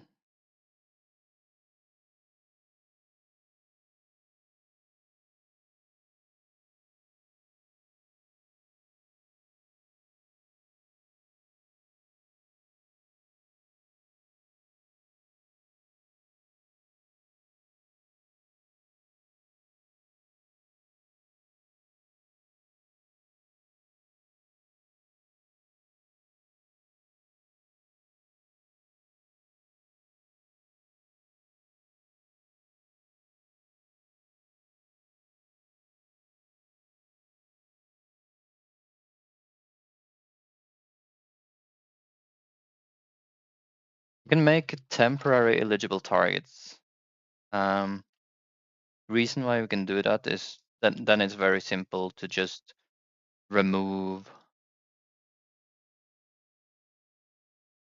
remove an enemy from the temporary eligible targets every time it bounces.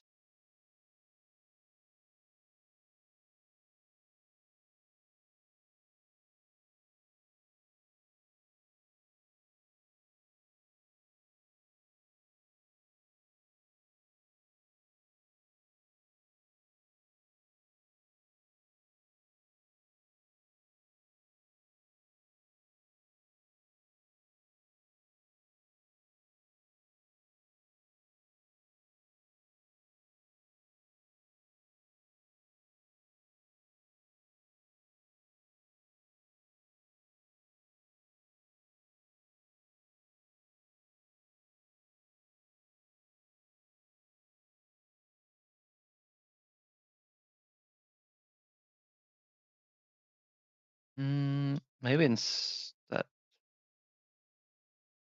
yeah. Thinking like, should I update?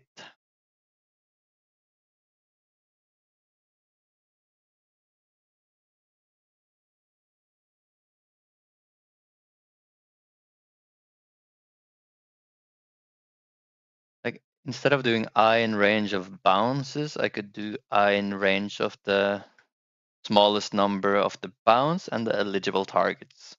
So if there's 3 bounces but only 2 eligible targets, then it would be in range 2, right? So yeah.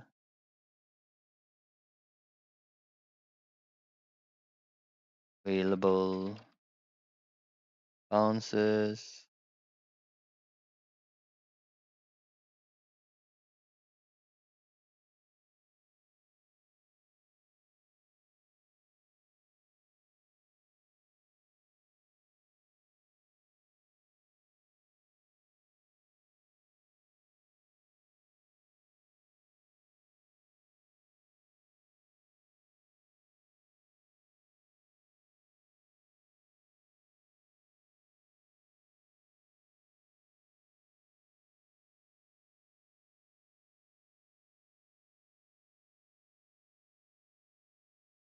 And we wouldn't have to do this check every time.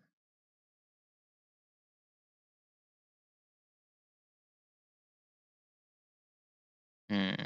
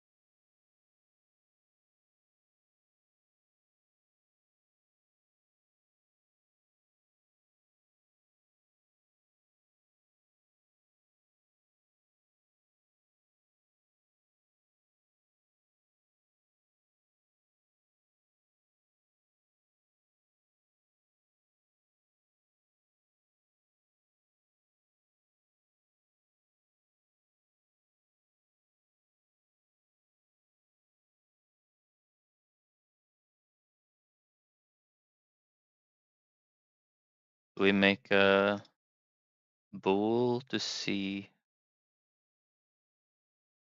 if the hurt box is critical or not.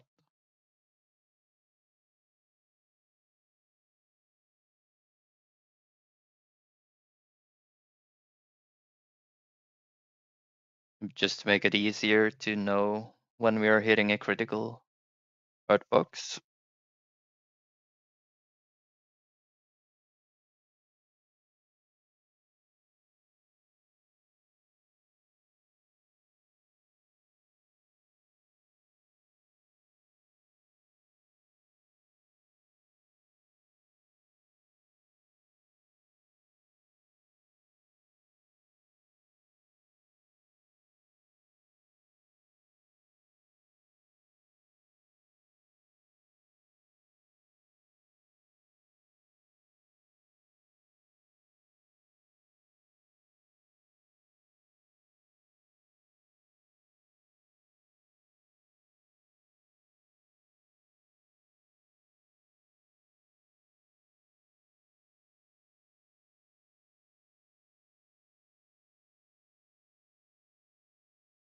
Hmm.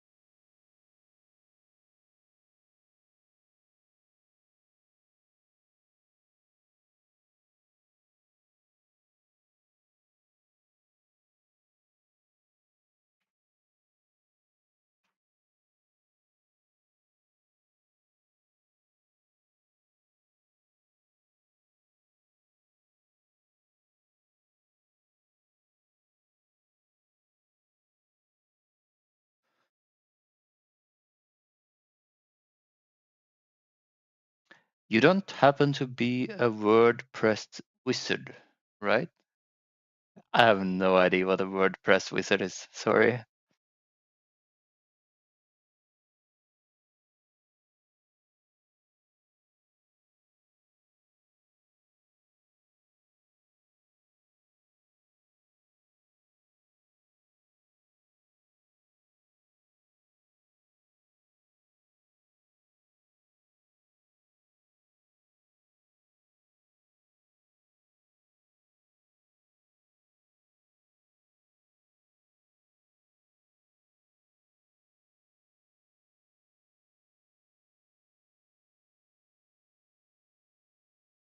Now you got me curious.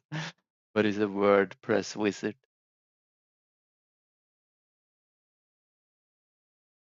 Is it like when you get the shortcuts and you choose those? Or something like that?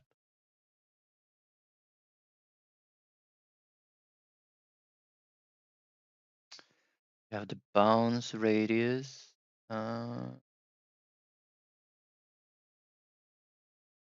Wonder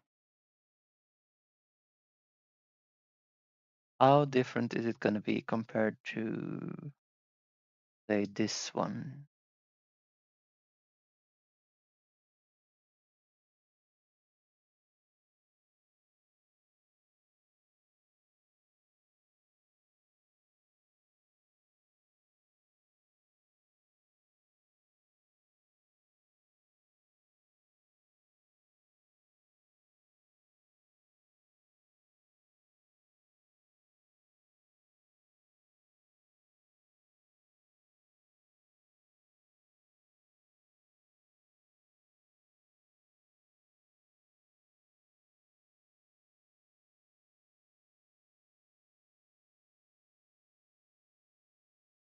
This one returns the main hurtbox node always. With its targeting methods.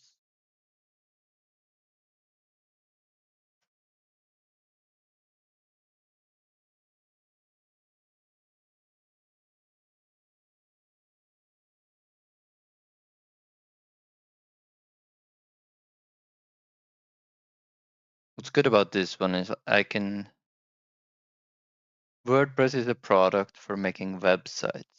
Ah, okay. No, no, haven't used that. The good thing about this one is it keeps track of eligible targets, enemies, and it keeps track of the character body 3D itself, which means we can do things like access all hurt boxes and all critical hurt boxes here.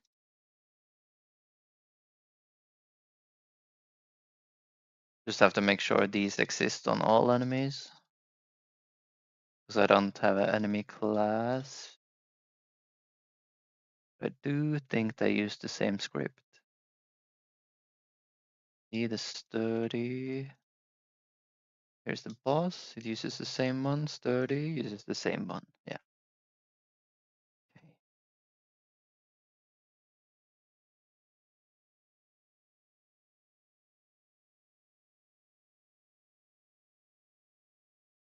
Body.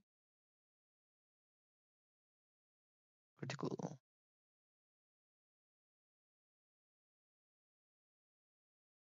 Main hurt box. All critical.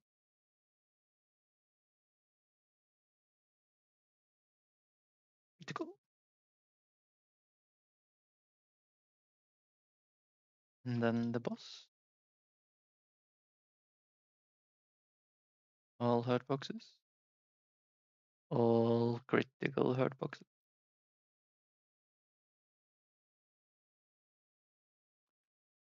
I hope this array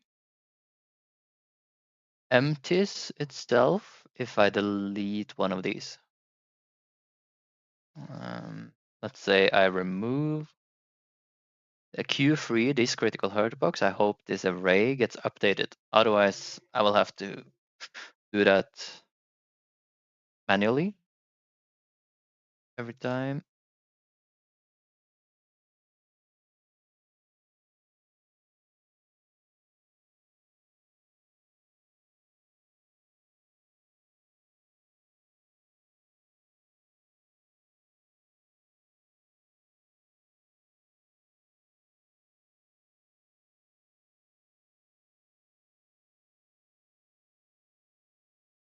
So basically, all of this is what I can use.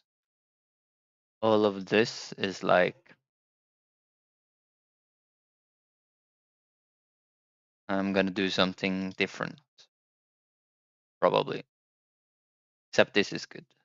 But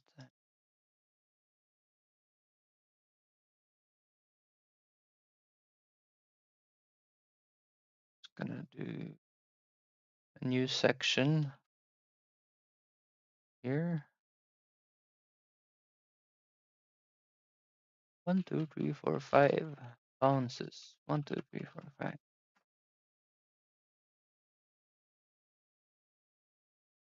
Bounce random.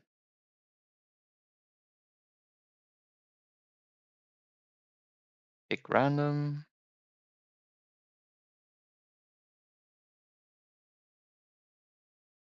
No, actually, I don't need the function for the bouncing here. I just need to retrieve the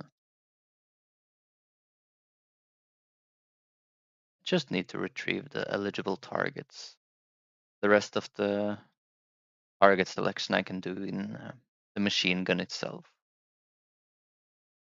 Okay, we're gonna use this area target selector on our bounce radius.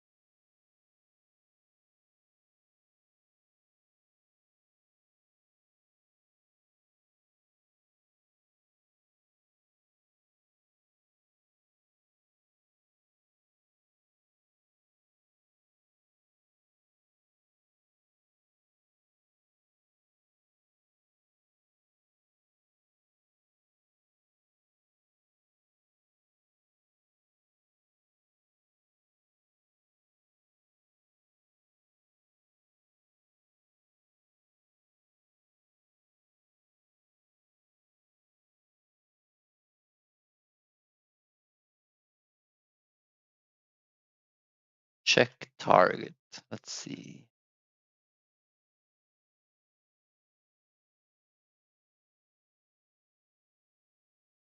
This is done in aim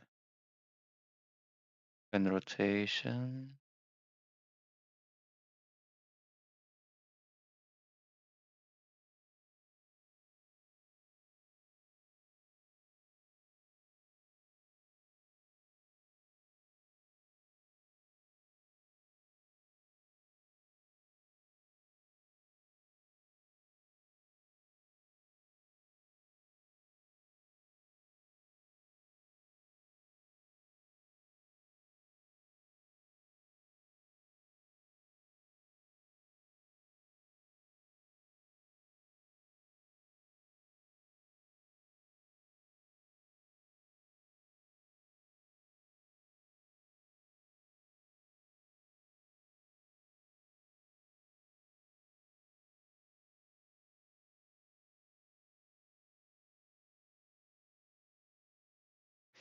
If the rake as target is a hurt box from the enemy, then we want to move the bounce radius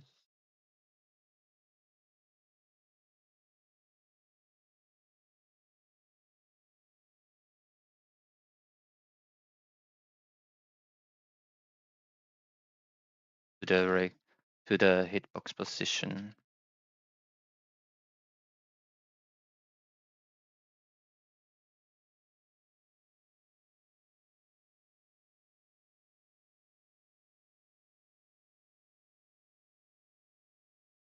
I guess we can like make a mesh for it.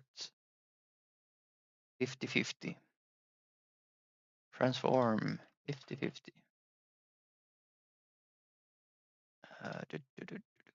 Just to see that it's working, you know? Mesh.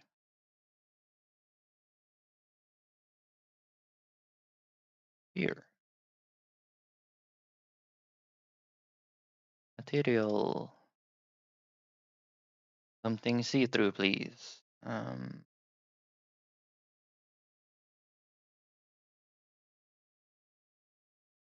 It's super big at the moment though, so I might have to make it smaller to actually see it, as we might be inside the sphere at the moment, depending how far away we are, of course. Albedo. Albedo, albedo.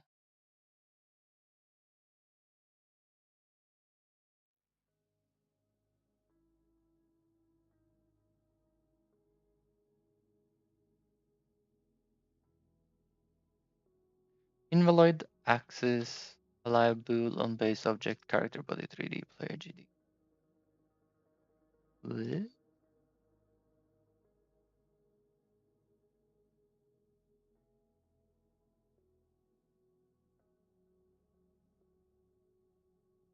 Ah, right.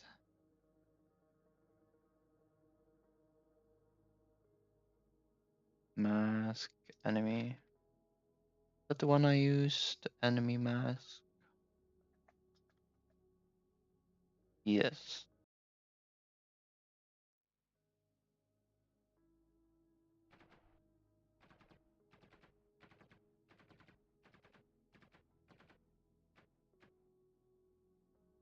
We can test in 20 seconds.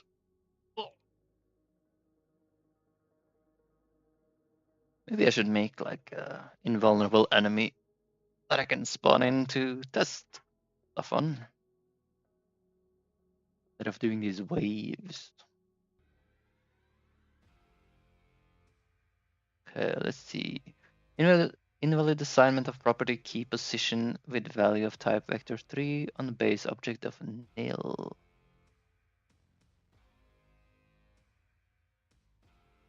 Okay, so I didn't assign it yet. That's fine. Go here. Machine gun.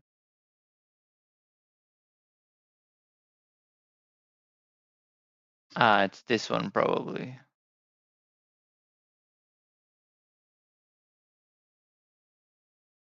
Can I turn it off?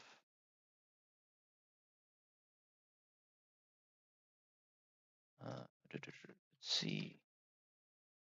World. Let's not wait forever.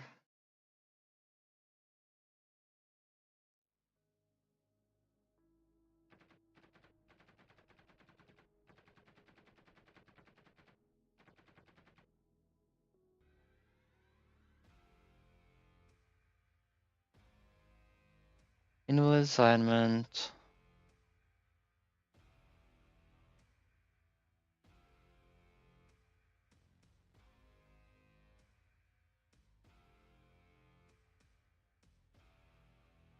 But is it still trying to do machine gun 2 even though I turn it off, I wonder?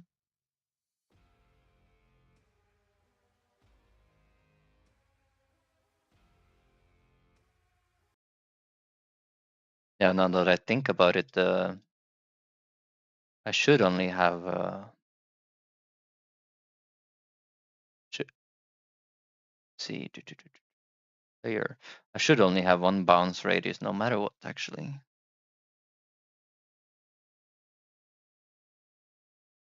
So this machine gun as well should utilize the same bounce radius. Of course.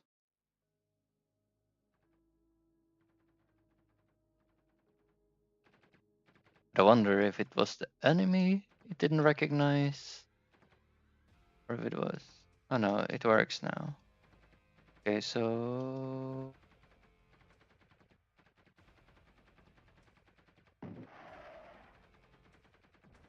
can't see it.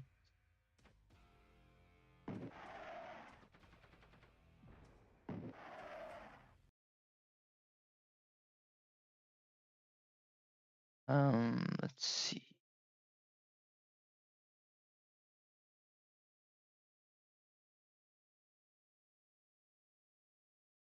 Player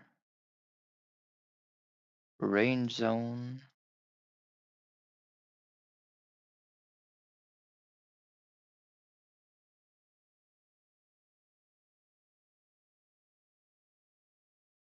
Okay.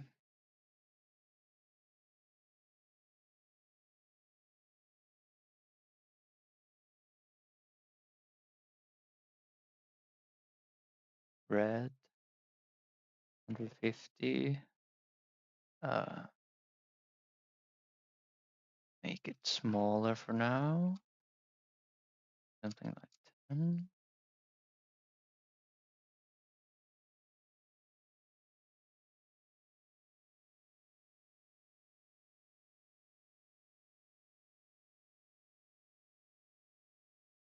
Transform 10. Save it.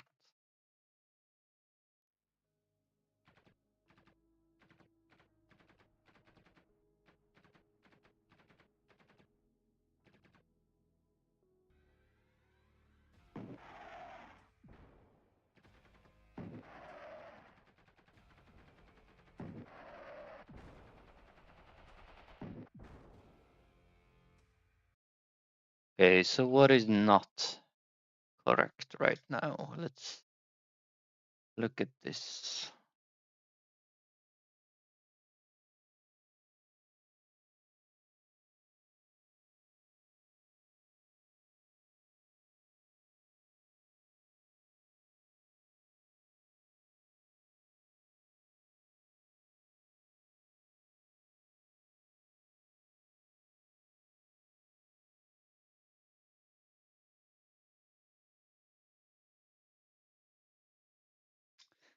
Machine gun.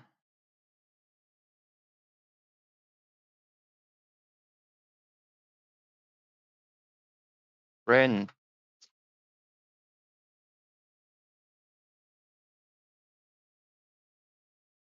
Preparing to move.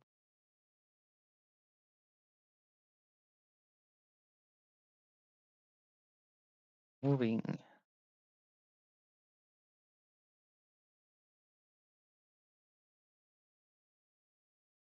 Bounce radius position.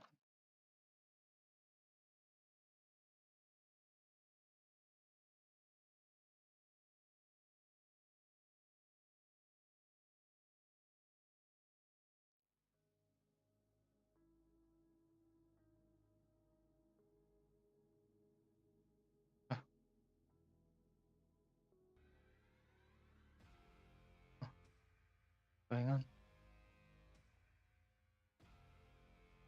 behind me. Position is 0. When I aim at something.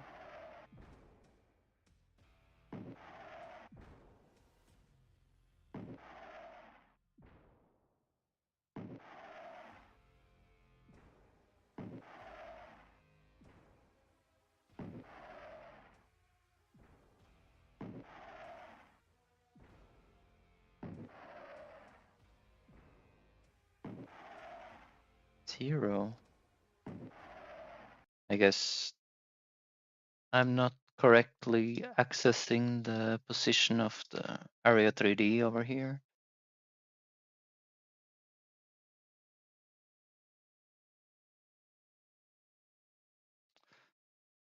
Bounce radius and rake as target are both area 3D. How can I set the position of the bounce radius to the position of the rake as target?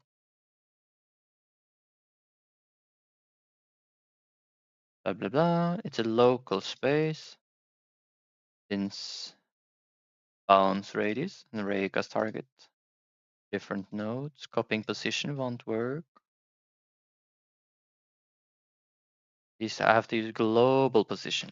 Ah, global. Global position.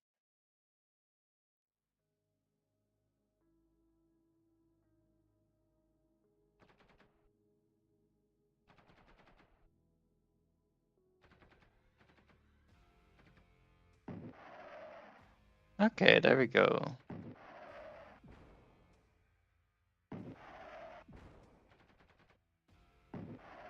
Now it's moving.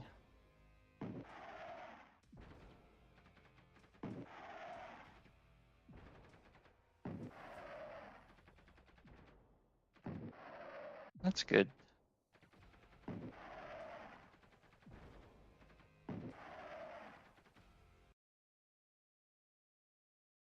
Okay, let's make it 50 size. Logically.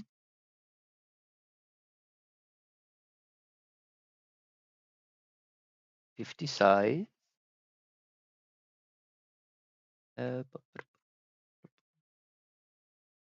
50. Let's make it very see-through again. Color 30. Okay.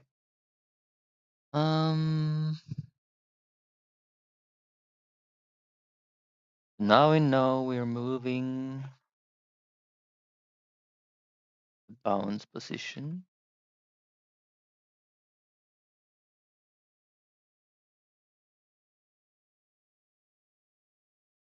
And then we can print eligible targets, I suppose.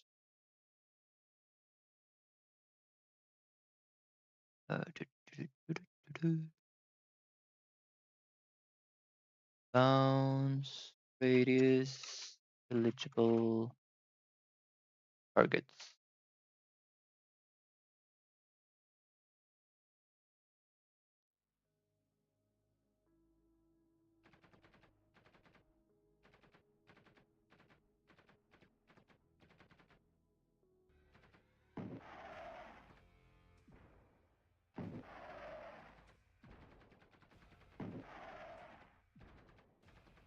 No, it's so big.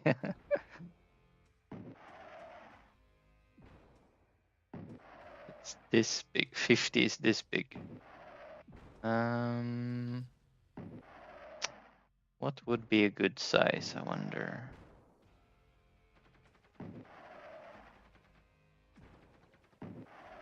50 is almost as big as this cube down there. To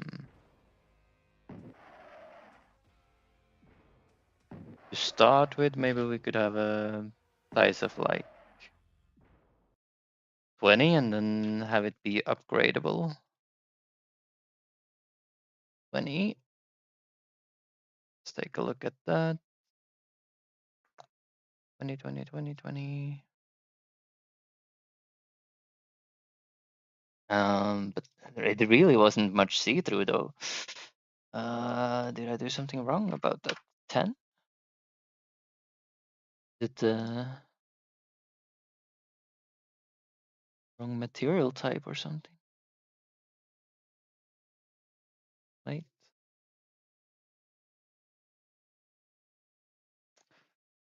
Anyways, we could see eligible targets was updated here. Now I just have to make sure when I swap targets that it's correctly removing targets that it had previously. So here we have one enemy inside.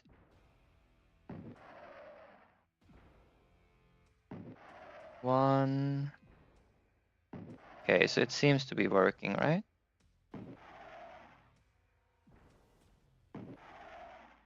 Yeah, it's definitely working. Ah, stupid ball. Okay, so it's working.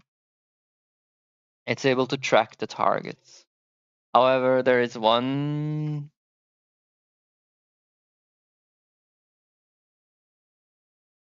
enemy that I don't want it to bounce on. And that is the enemy we shoot in the first place. Hmm.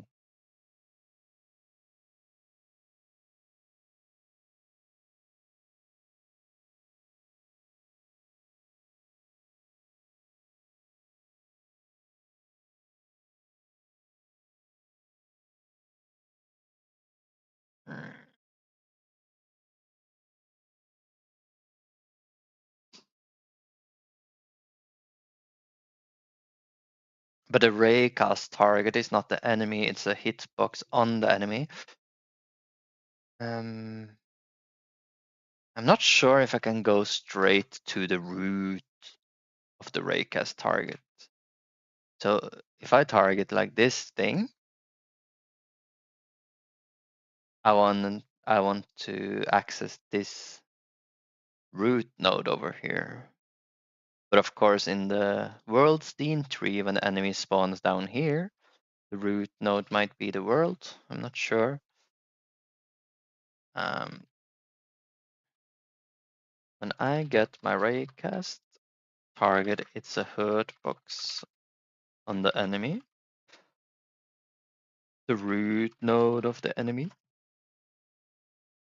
is a character body.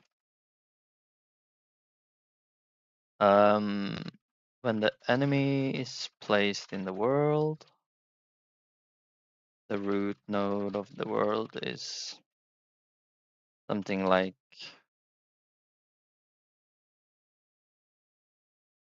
world. When I target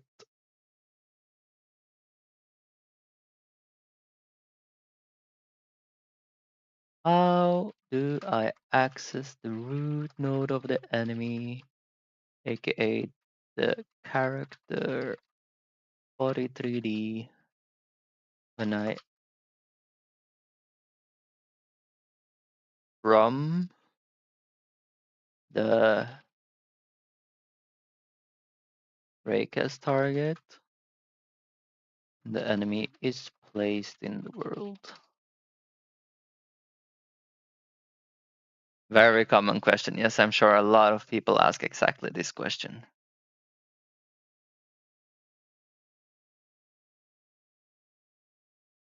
You raycast, hit a hurt box. Game logic needs enemy root, yes. This is exactly what owner is for. Owner.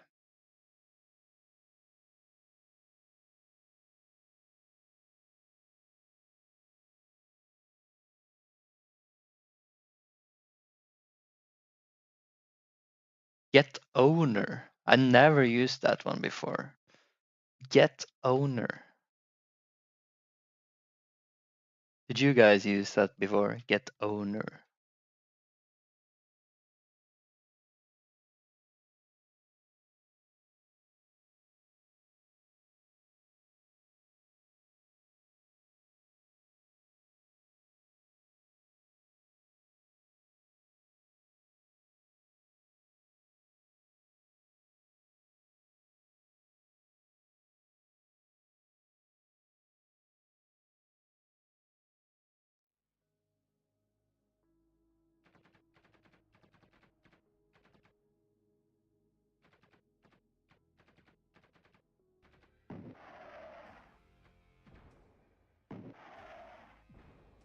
Ah, it seems to be working. Yes, awesome. Don't get why this thing is not more see-through though. Wonder what I did wrong.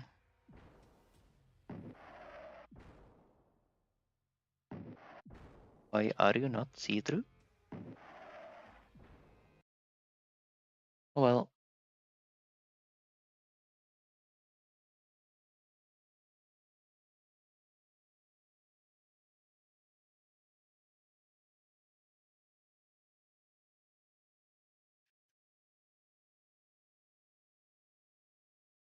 yeah, I did think maybe it had something to do that I chose the wrong type.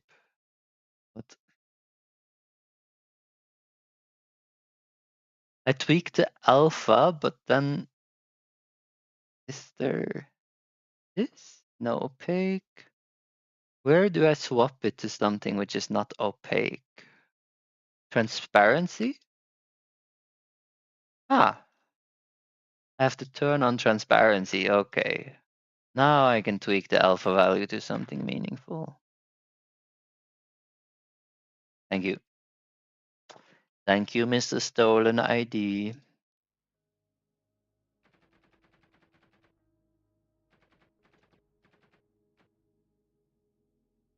Yes, you are. Very helpful. Aha, look at this. Now I can see the range of the bouncing. Ho, ho, ho, ho. Let's see. Now it's important that the owner here, enemy 4, is ineligible targets. Yes. Because then when I shoot enemy 4, then I can remove him from the eligible targets list before I start bouncing.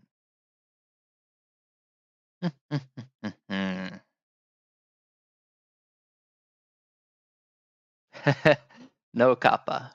You are very helpful. Uh,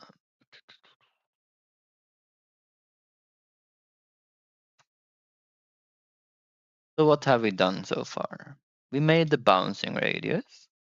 We move it to the enemy we aim on. We do it. We do it every frame though. Uh, move every frame. But of course,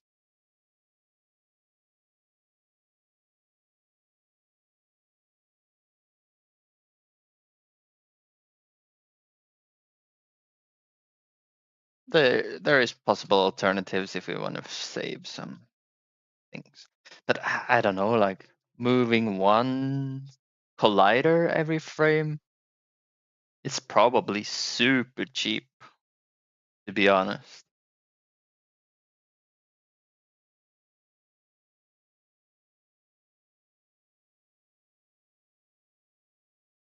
Okay, keep track of enemies inside the collider as an array of eligible targets. Yes.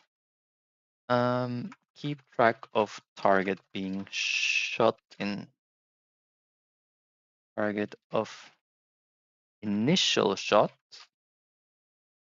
So we can ignore him from eligible targets. Yes, we do that.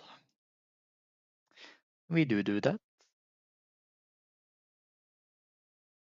Now I think we can start planning the firing thing. When we are firing on an enemy, check the number of bounces. If the bounces are larger than 0, and eligible targets are greater than 0,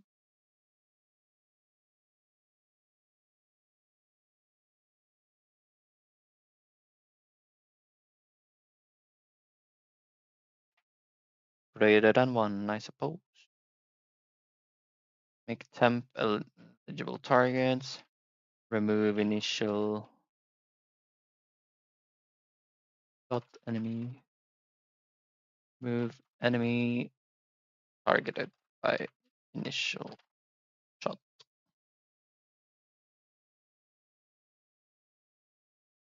So fire. 4. Trigger firelight, single shot sound, raycast target, hit the target. This is probably where the magic happens. Hit target. Hit target. If raycast target is in group enemy hurt box, hit enemy. And now we can add if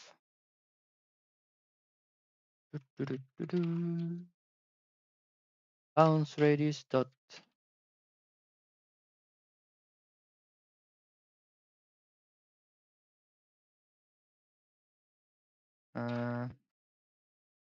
bounce radius dot eligible targets.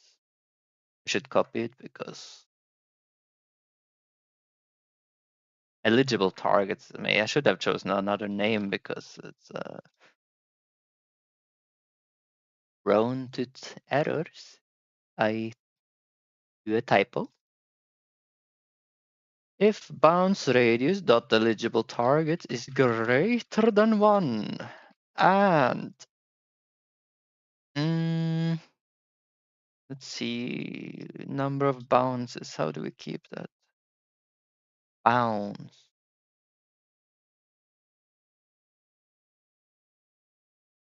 And bounce is greater than 0.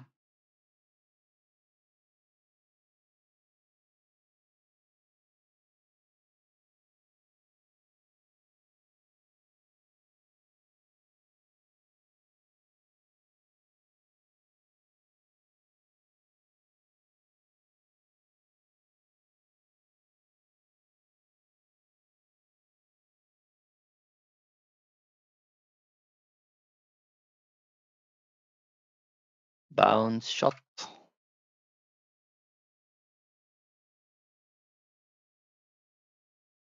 Bunker bounce shot.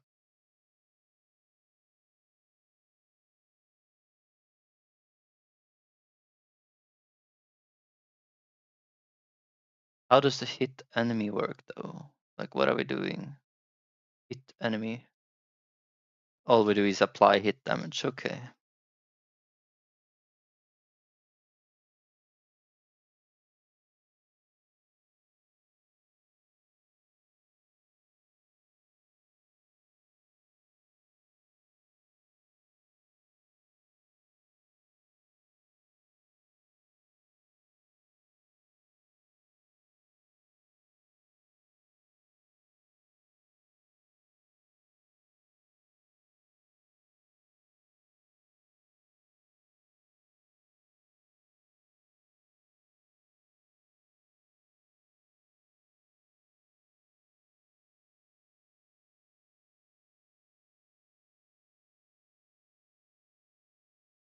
If firing on enemy, check number of bounces and eligible targets. Make temporary eligible targets. For temp eligible target is equal to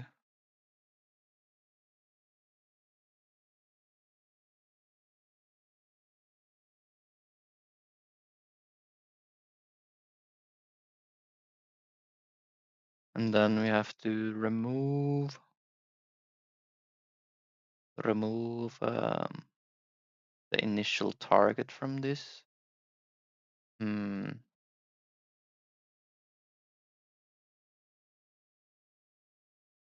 Probably something like if Rayca's target in eligible targets, temp eligible targets, temp eligible targets that erase.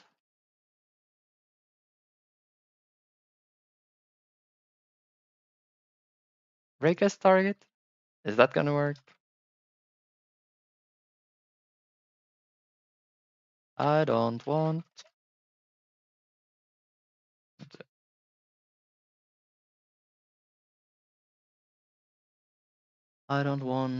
my Rayca's target to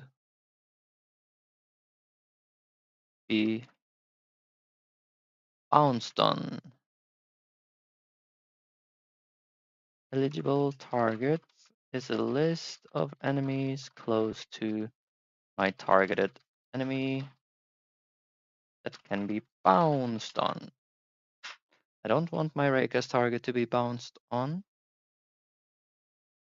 Is this how I remove him from temp eligible target list? Very close. Array versus copies. So we make the array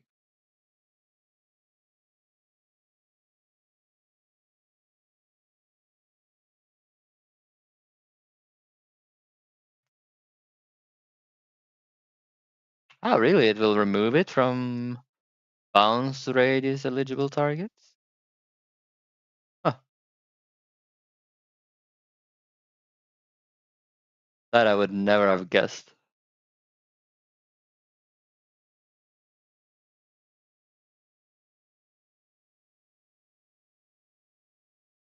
I have to make a duplicate. Scary potential bug.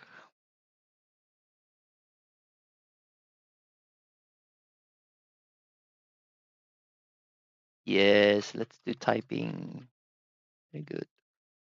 If terminal has Raycast target, erase. That's how we do it. If it has Raycast target, delete it. Okay, now we got a list of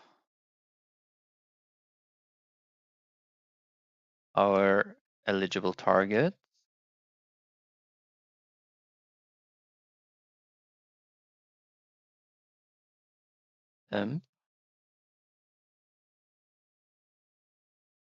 Available bounces is a smaller of eligible targets and max bounces.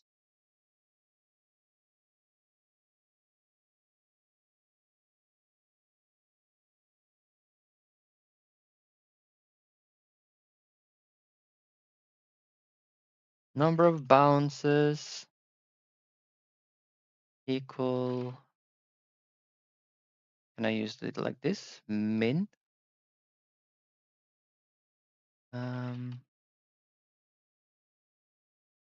So I want the minimum from bounce and eligible targets dot count. Is that possible? Or length? Or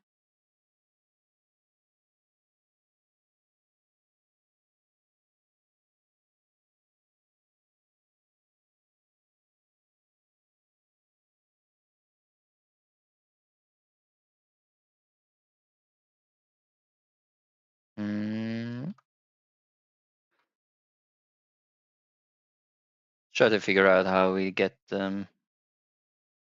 number of eligible targets from an array.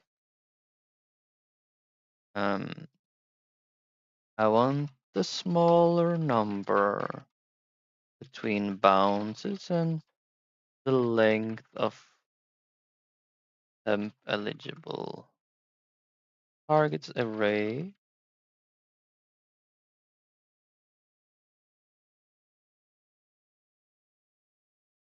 Is this correct? Probably not, because I have to do length or something on this thing. Size or length. Okay, so one of the ones I did was correct. That's good.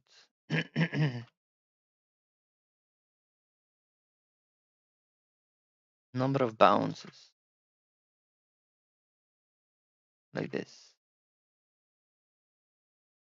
Min bounce temp length.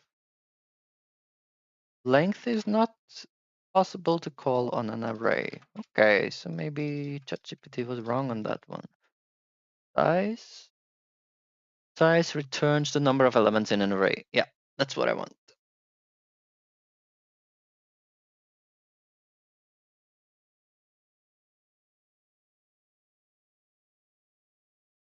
Mm.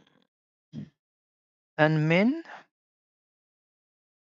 returns the minimum of the given numeric values. Good. That's what I wanted as well.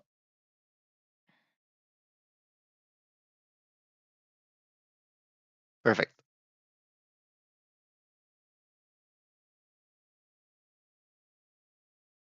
For I int in range, number of bounces.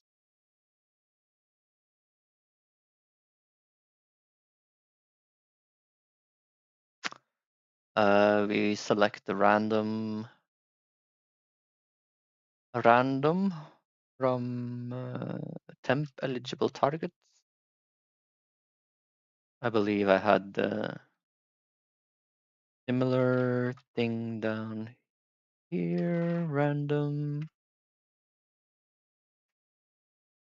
blah, blah, blah, blah. Eligible targets, pick a random.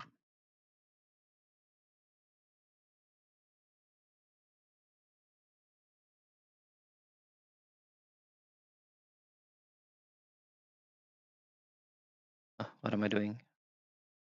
Machine gun. Temp eligible targets, pick random. Target. Is that a shadowed variable?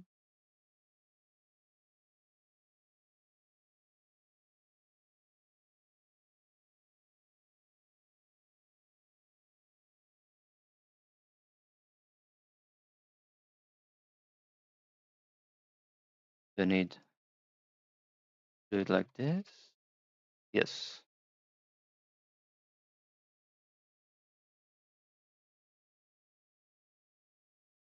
Okay, so we pick a random target.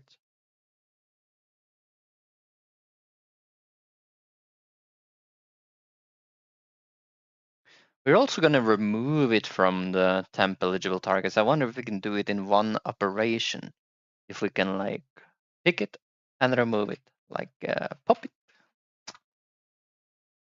Can we pop a random target from temp eligible targets and set it as the target? All in one operation.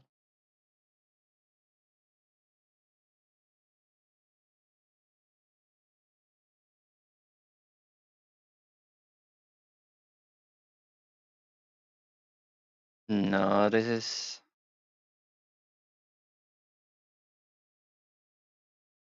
No, that's not what I meant.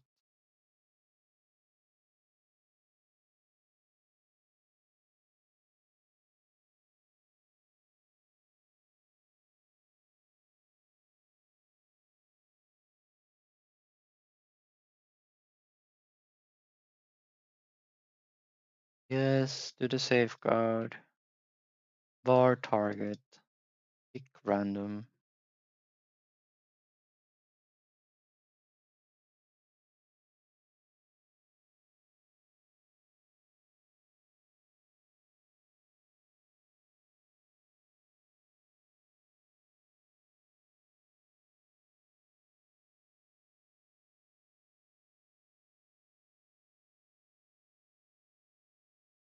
Do I have a target up here as well? Target, target, target. No, I have a ray cast target. Just to be safe, I should probably name it something like bounce target or something.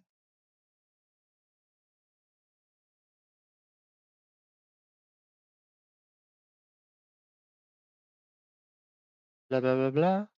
Var bounce target.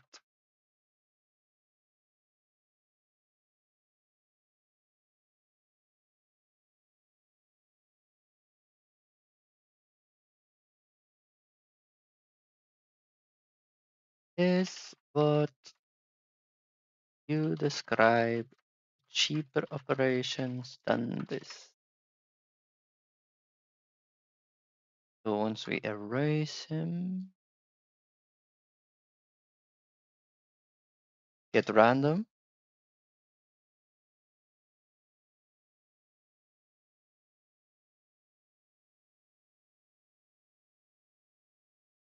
Erase that enemy from eligible targets.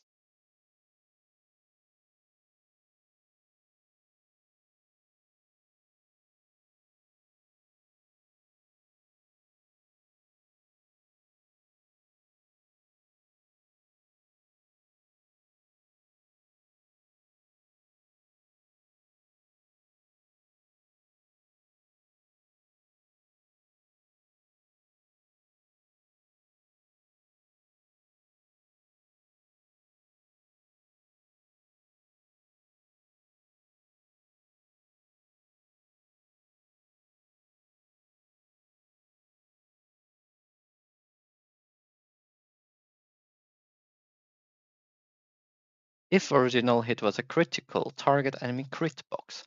Fall back on main hurt box. Okay.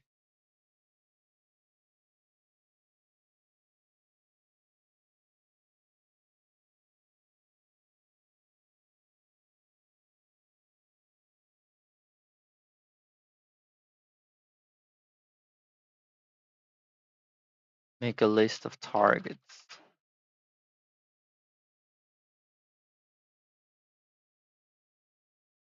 Hit rate.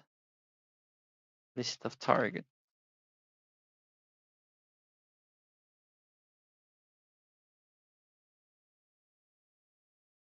Try to bounce on crits. Critical spot if initial shot was a critical. So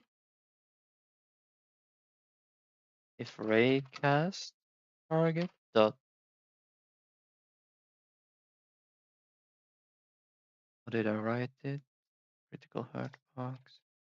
Critical hurt box bool.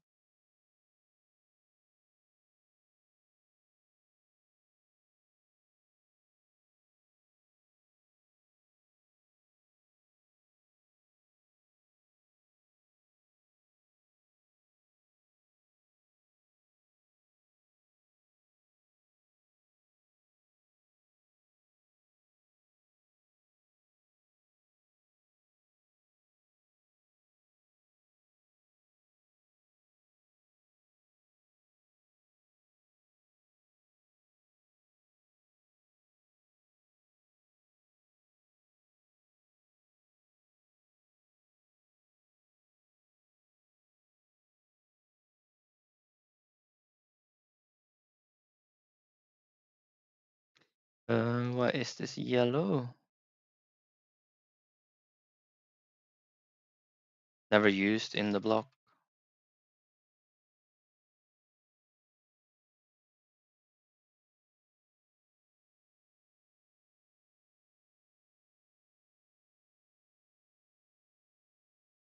Blah blah blah blah. If critical hit.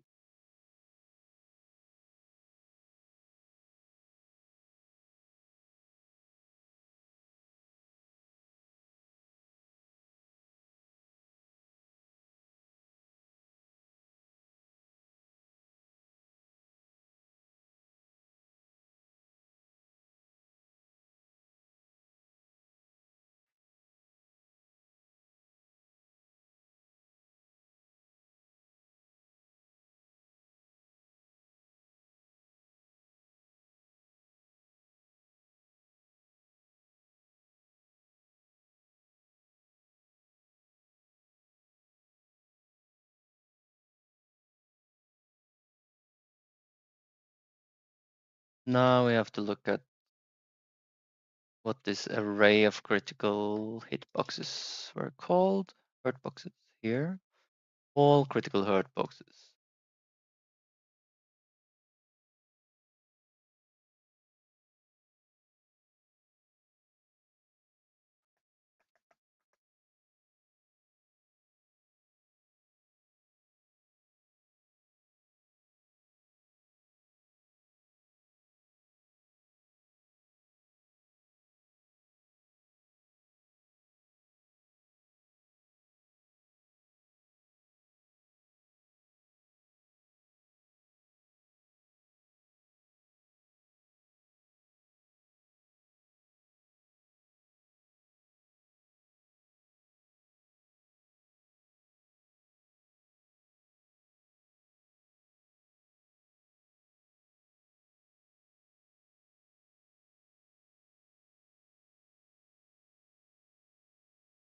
Does this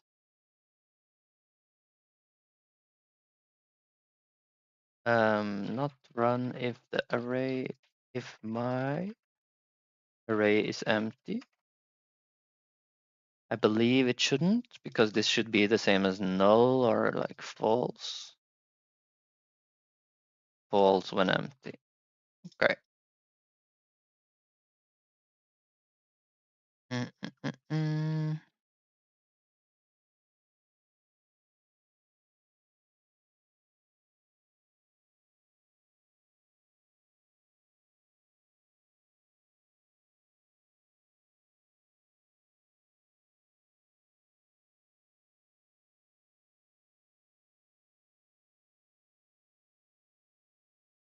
Hit enemy.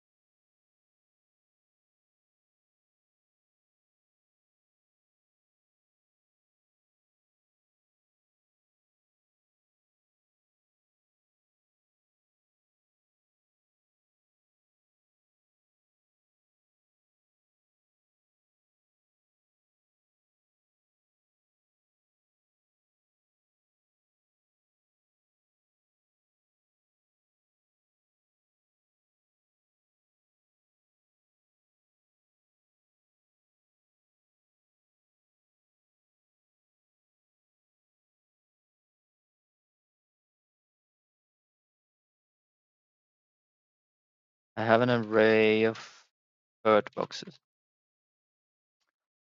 I want to send one of these hurt boxes to a function.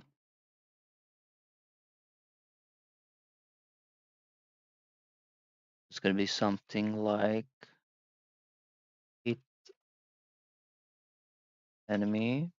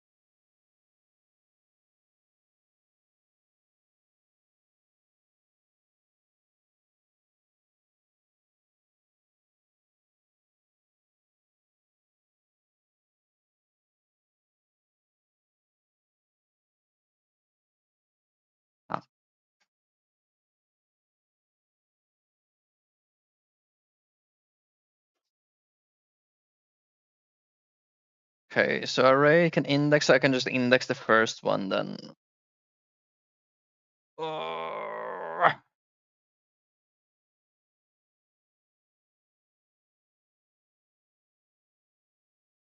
fact that you use light mode on ChatGPT is wild to me.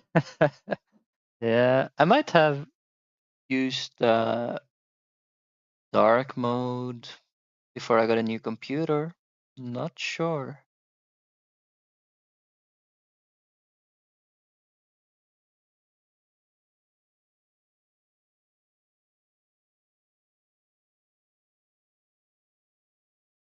Else, this is a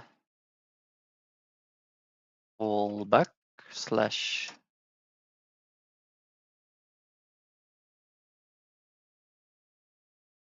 standard hit.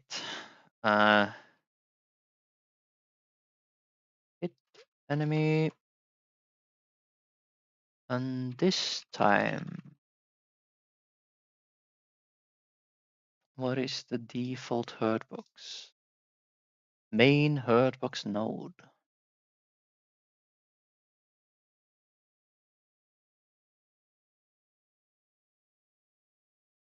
Bounce target, main hurt box node.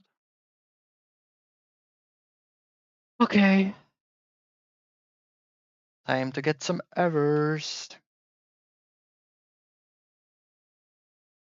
Yes, yes, yes. I did that a bit earlier. Visual, we can wait with that. Visual is for later.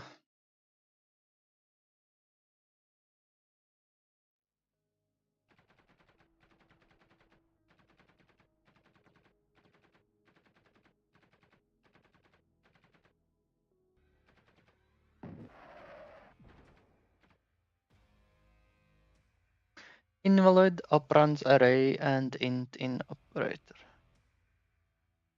Eligible targets. Okay. Dice. Cancel. Save. Save.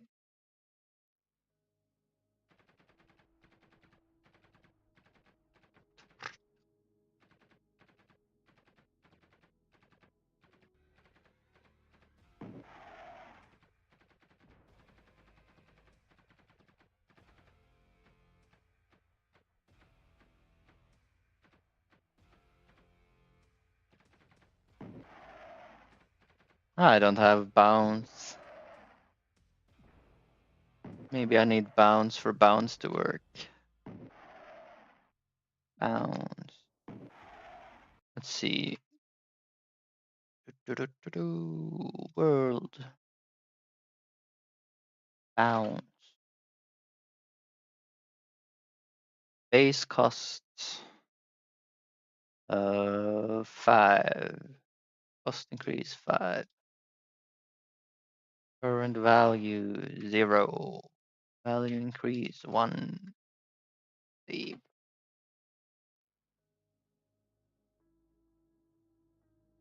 Bouncy, bouncy. I have bouncy.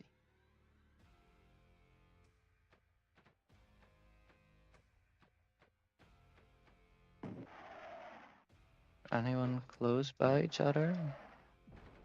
Oh! It's working. Whoa. Oh, error.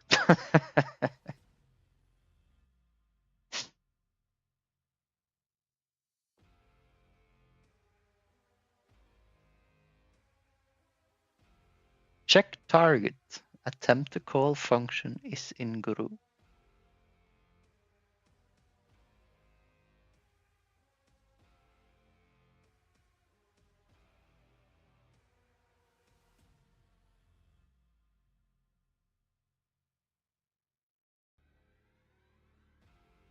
On a null instance. Bruh.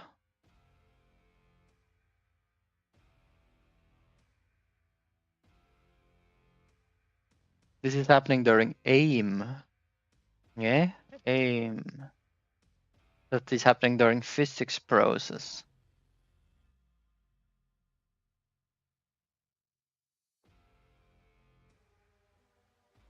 So aim, checks the target. If the target raycast is colliding,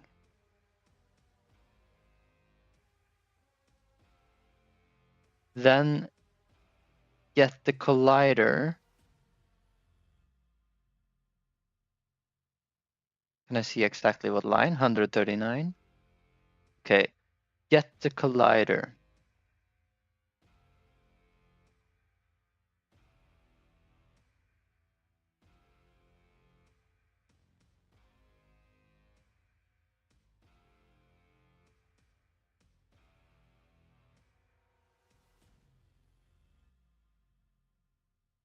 If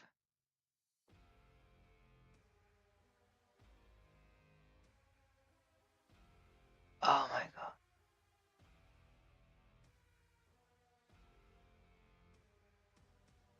Somehow it was colliding, but I didn't get a. I wasn't able to get the collider. Maybe it was colliding with. It shouldn't collide with something that doesn't have a collider. That doesn't make sense. How could this bug even happen? On the null instance.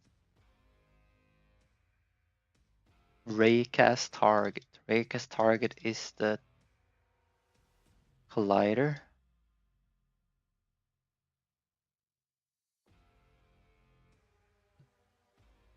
How is that possible?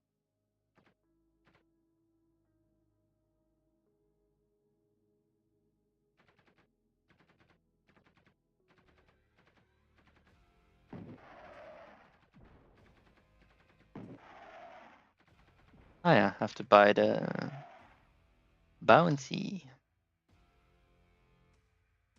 2 bouncy.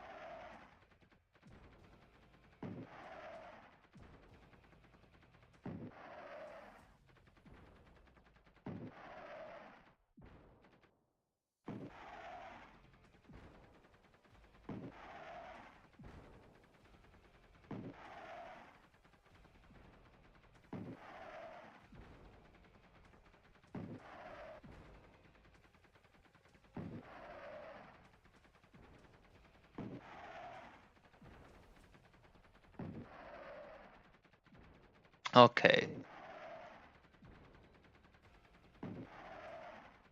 Now we just need to add the firing lines that show where the shot is bouncing around.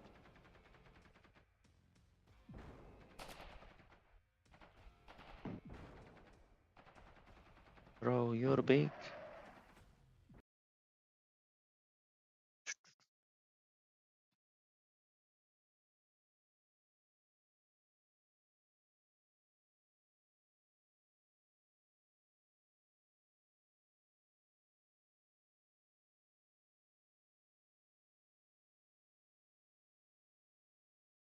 Okay, this is a bit spammy now that we know it's working.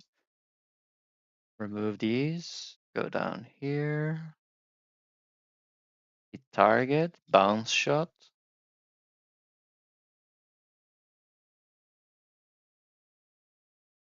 Bounce around.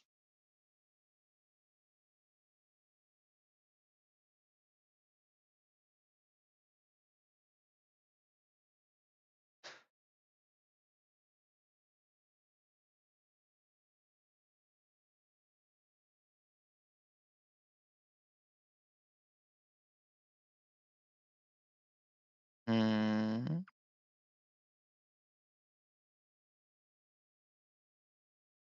Bounce, target, third box.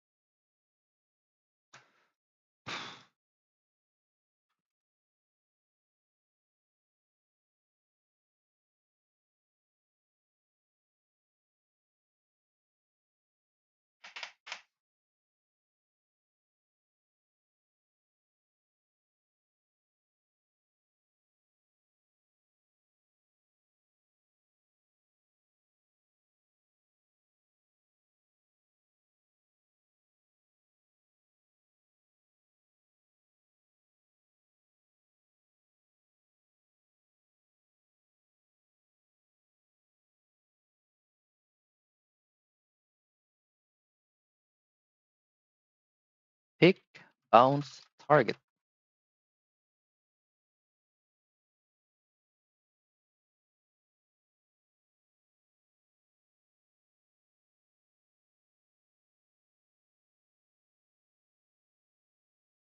Get hurt box.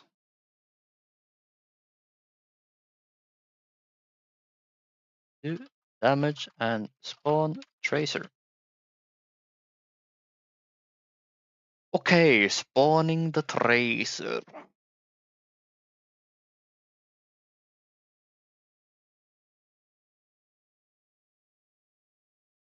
Start position and position. That's what I need.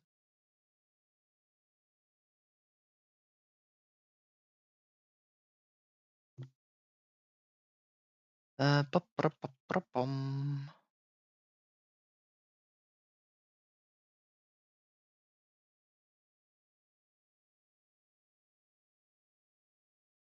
I'm gonna need a previous target for the tracer.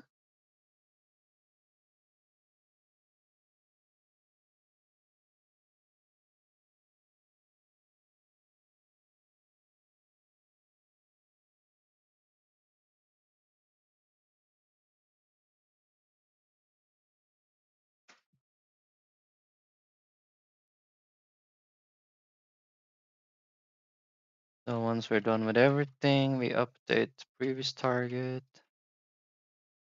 equals bounce target hurt box. Before that, we go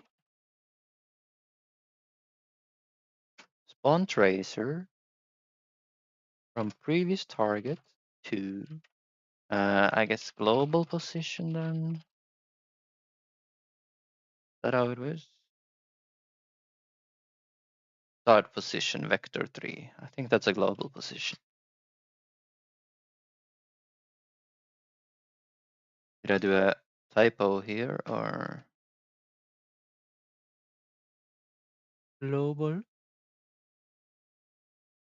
position? I guess I just have to finish it. And bounce target hurt box dot global position. All right.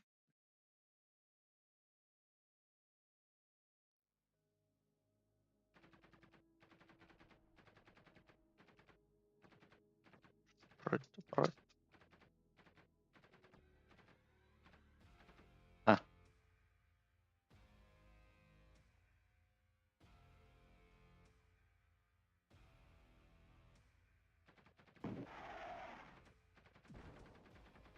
is there a tracer in between? Yeah, there is a tracer. It's a bit difficult to see it though. Might want to have it more visible. Especially when it gets like further away, it's difficult to see. Things like that.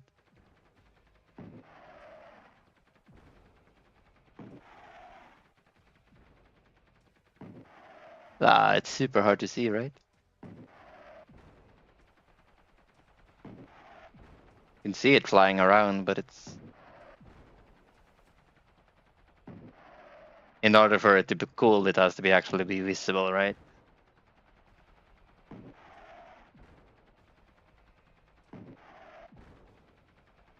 Die, die, die, die. And we can clearly see that it's choosing some random targets because it's spreading so much.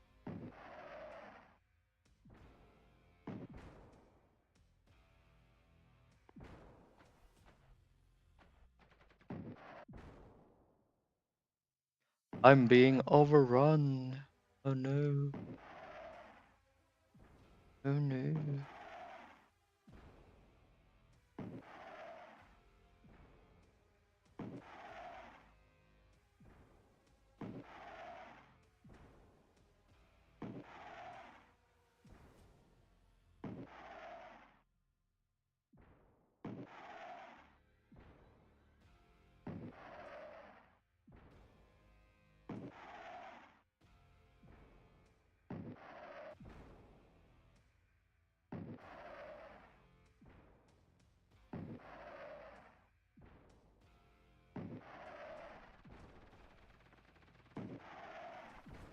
Hi everybody.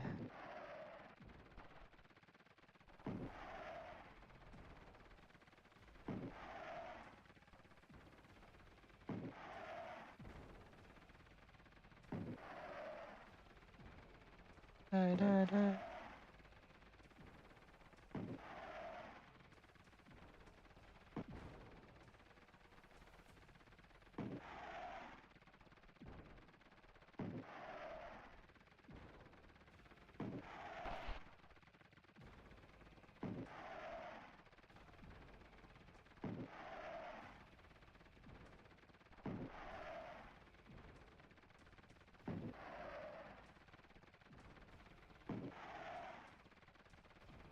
How many enemies can my computer handle before it crashes?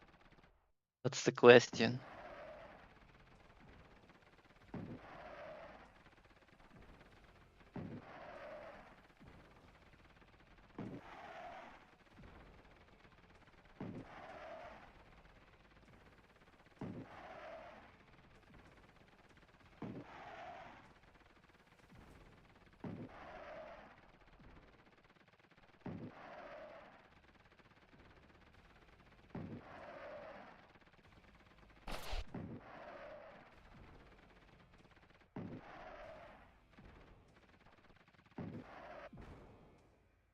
Okay. I'm very happy with that. Only thing is the tracer, right? It's not really visible. Tracer, tracer.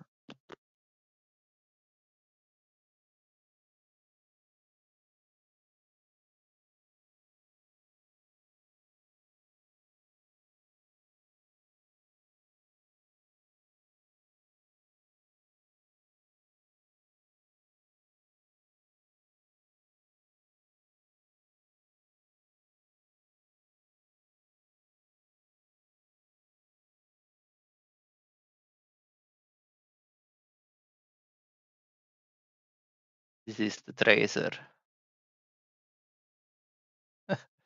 It's a square mesh. Very pretty. Um,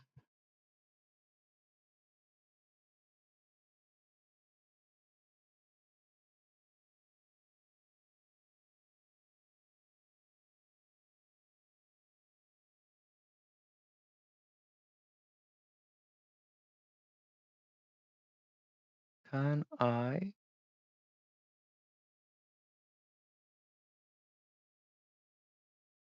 Can I make it more visible without it being ugly? Is the question.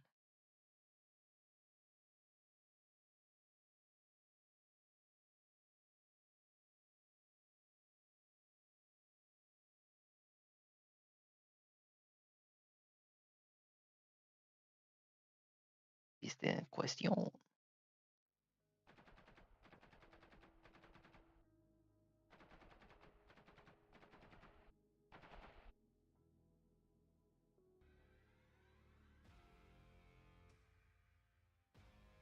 Unbound.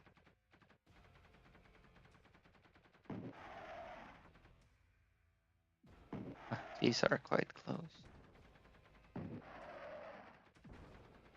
Even if it's this much more visible, you can't really see it when it bounces around, but it does bounce around,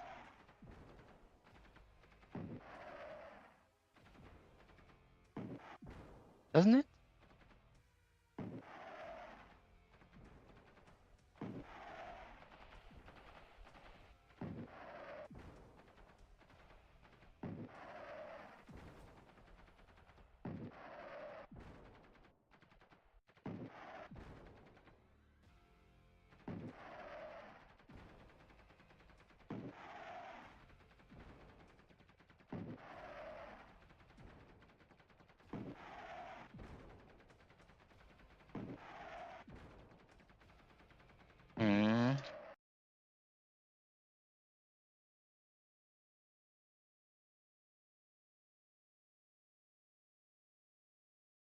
We might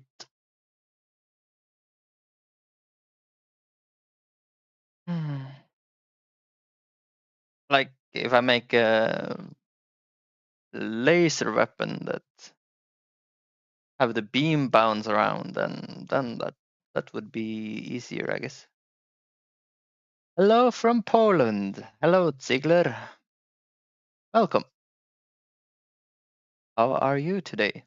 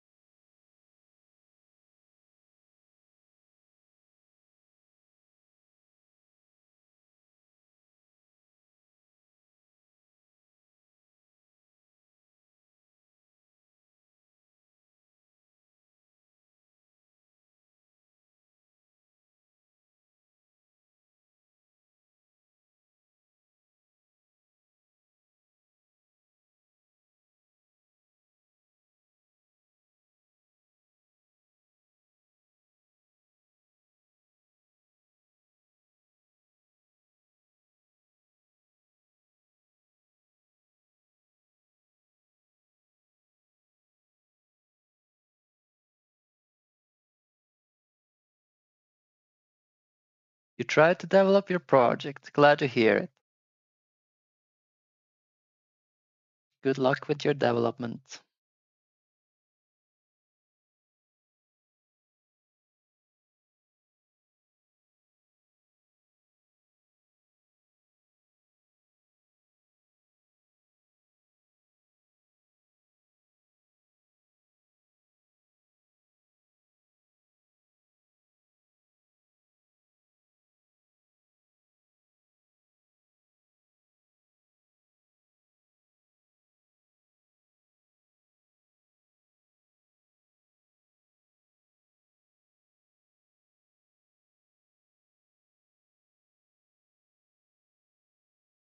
I just want to see like if we turn it completely yellow.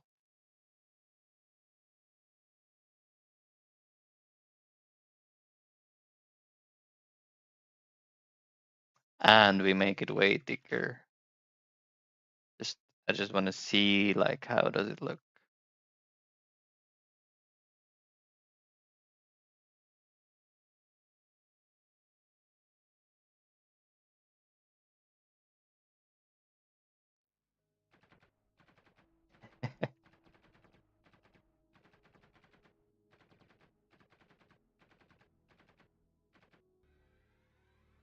Have to get the bouncing.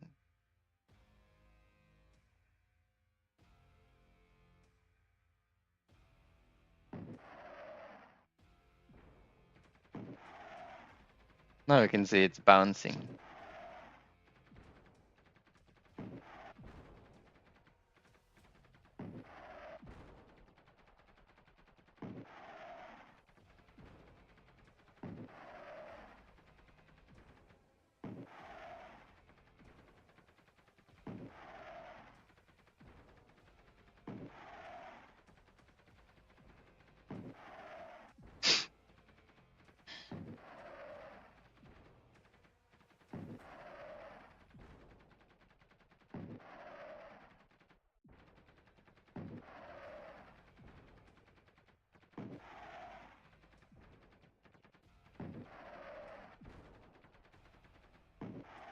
Okay.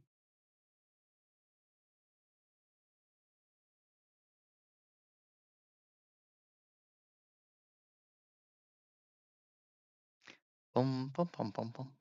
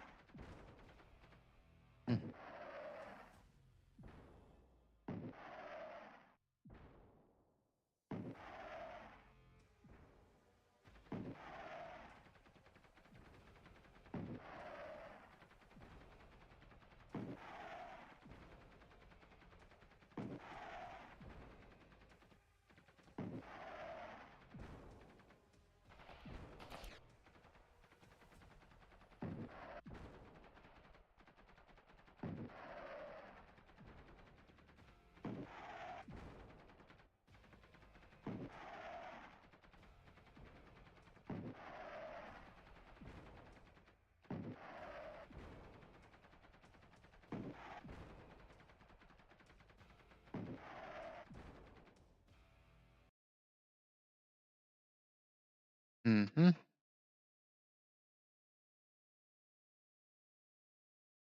So we definitely have to make a laser weapon, right?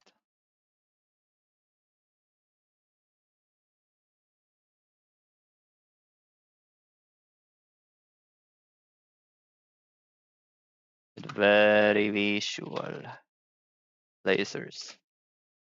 We also have to.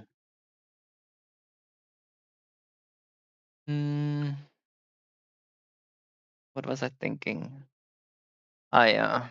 I'm not sure if we have full tracer effects and laser effects as we tracer effects from machine gun, full laser effects once created.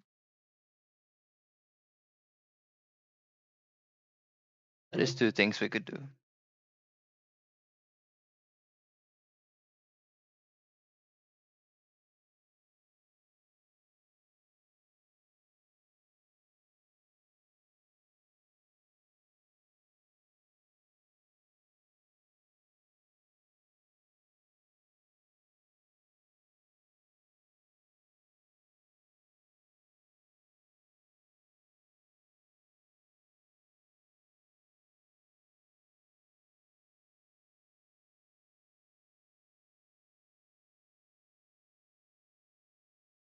Gonna take another quick break. Get a sandwich and try to figure out if I'm gonna do maybe one or two small tasks more before I quit, or I'm gonna just brainstorm a little bit before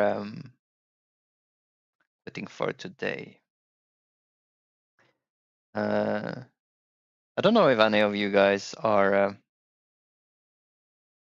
have seen this game Hightail. It is apparently coming out today as early alpha. Might try it with a friend.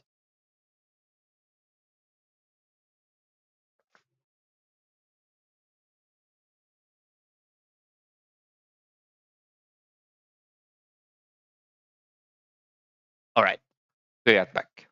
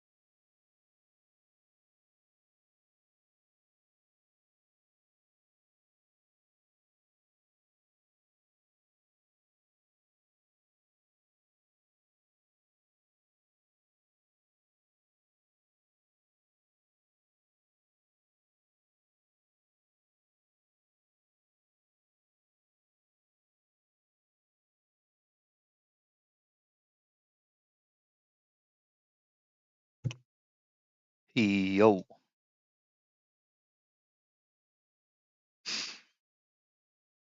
Oi, oi, oi. Pretty cold today in Norway. Have to get some firewood when I'm done. Let's see. Let's note down what we did today. Bounce implemented for machine guns.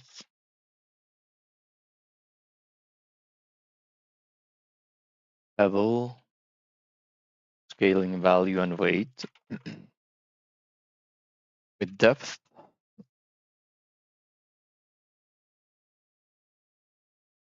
Oh, that's all. And a lot of debugging.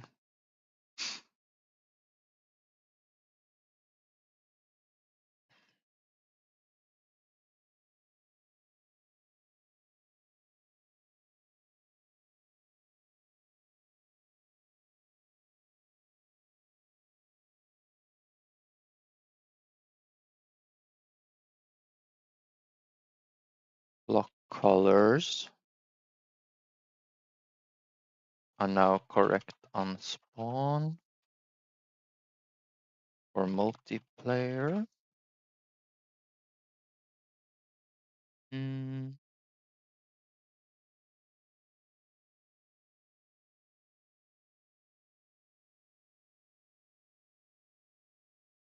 Authority issues for mass pickup fixed. And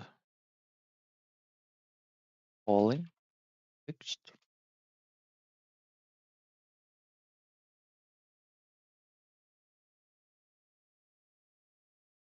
Wave music moved from master bus to music bus.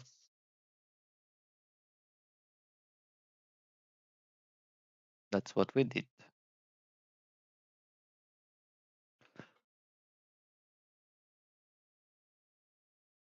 Six hours.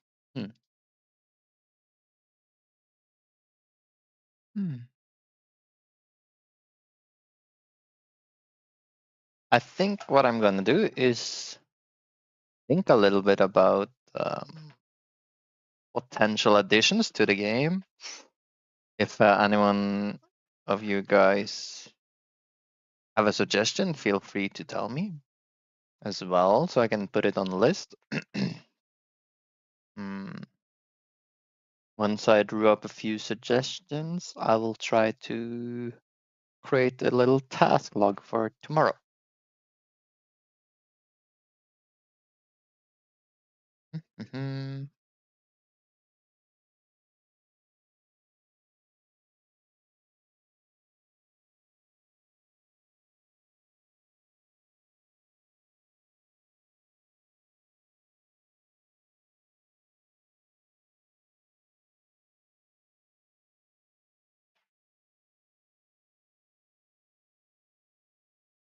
Bounce radius upgrade for weapons utilizing bounce.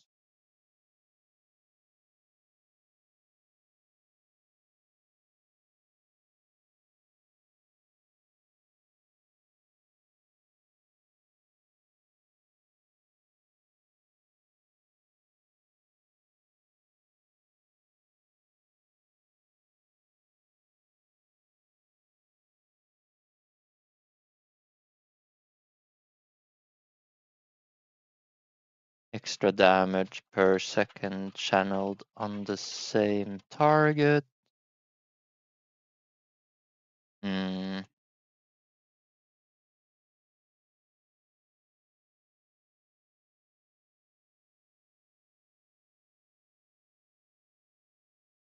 Bouncing calculation. Maybe the laser should have like a set pattern to its bounces, so it basically like burns down one enemy at a time. Like it, it will change when when an enemy dies, but until then it will like keep lasering the same ones, maybe. Keep it a little different.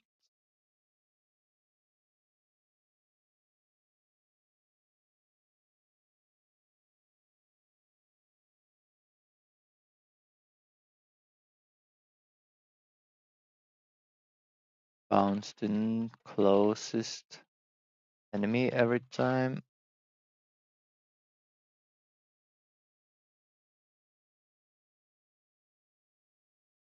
You can make a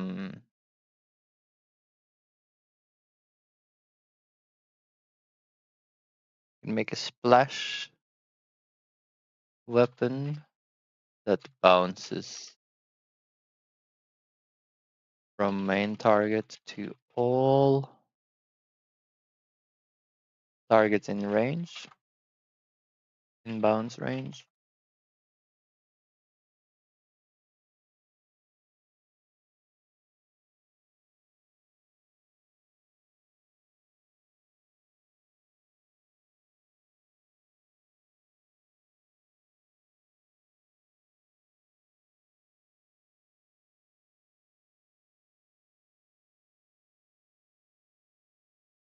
Well, if you need suggestions, you should probably ask Jotson. Who's the Jotson?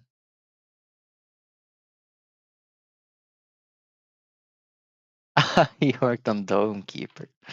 Yeah, definitely drawing a lot of inspiration from Dome Keeper. Jotson.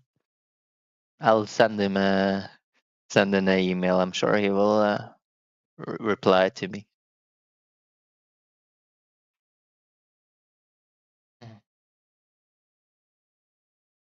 He is a Twitch streamer, really.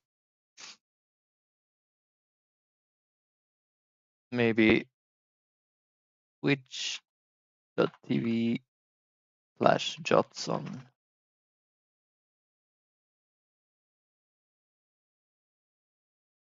Hey guys, I'm Johnson. I do. All right, man. I'll bookmark his page. Send him a message in chat.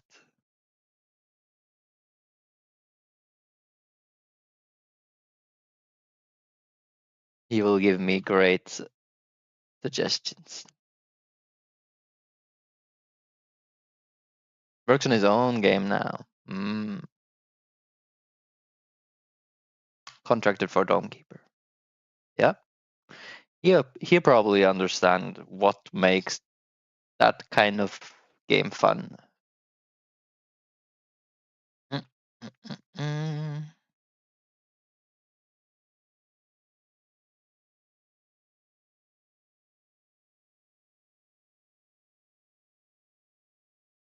I'm still trying to figure out what what will make my game fun.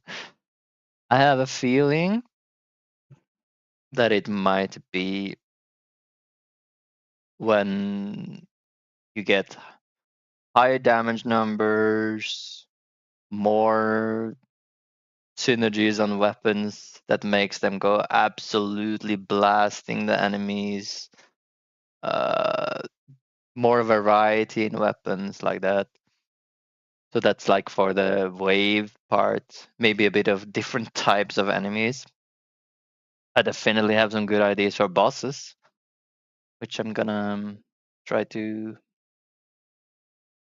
put in practice eventually. For the mining, I think problem with the mining right now is it starts very slow, and it's supposed to, because then it gives you a great feeling of progression as you go, but it feels too slow still. So I have to strike the balance there. Sound effects like damage and numbers make. Yeah, definitely. Like I have to make sure things feel impactful. That's for sure. Yeah.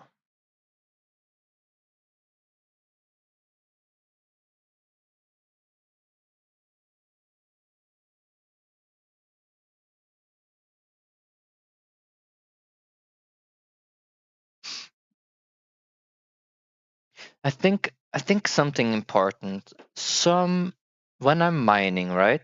At the moment you're mining, you're getting the iron, you're drawing it back up, you go up and down, getting the iron and buying the upgrades and up and down and up and down. You don't really there is not much exciting except like, oh, I found 3 iron nodes next to each other. Wow.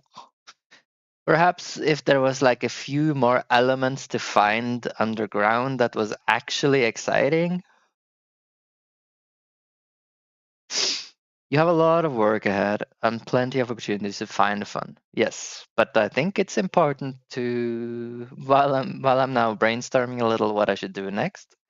Uh, I should be thinking, what can I do to make the game fun? I think I should be thinking that all the time.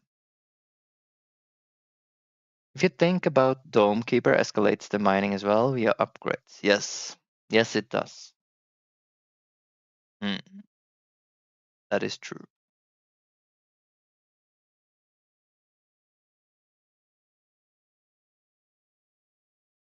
Yes. That is mostly what I'm going for as well. But I have a feeling that my game might move in a direction where Dome Keeper is very how can you say it? It's very incremental. Like you get 3 of those upgrade stones, you get like a 5 slot that you can carry with you upstairs instead of 3, and then all of these upgrades, they go little by little all the time, and the roof of upgrades is like you get to drag a lot, but it's like maybe 10 times more than what you start with. I think my game might end up being a bit more like a roguelike where you can maybe get lucky.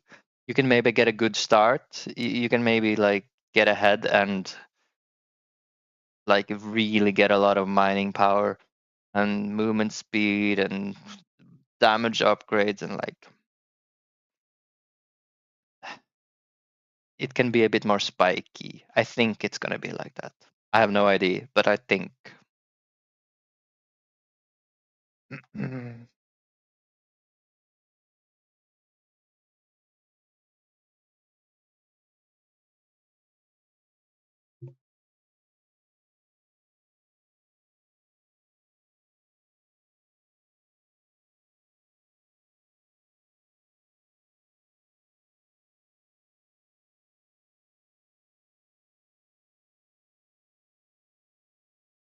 Did you ever play Motherload? Like that old Flash game, I think it is. Motherload. Yes. Yes. Like oops, delete this. Like this thing. This thing. I was thinking to myself, I'm not sure if it is nostalgia talking, but I feel like this game was so much fun. So I was thinking maybe I would replay it and try to understand like what is it that make this game so fun, and recreate some of that in my game. Hmm.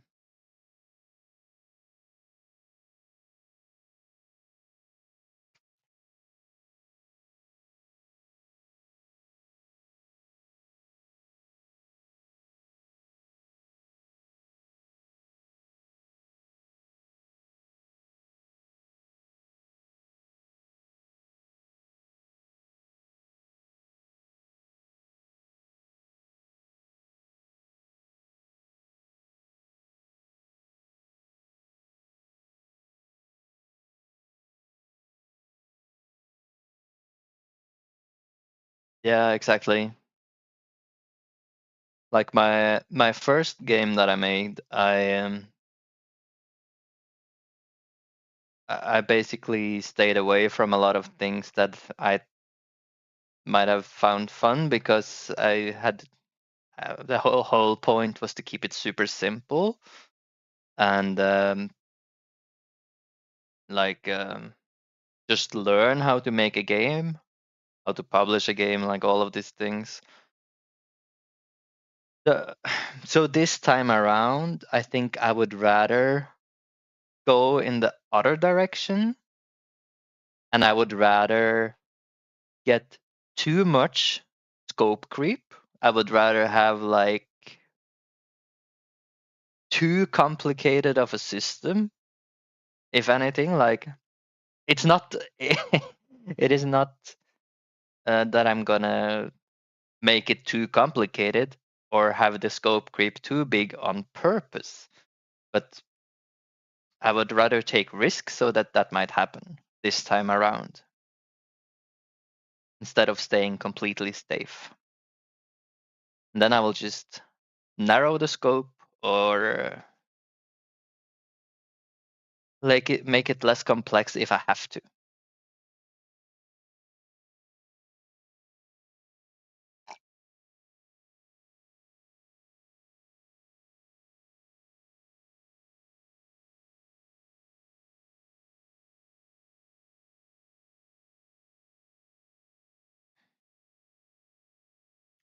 Then next game I will hopefully know myself a bit better and know a bit like how far I can stretch the complexity and stuff without scope creeping too much.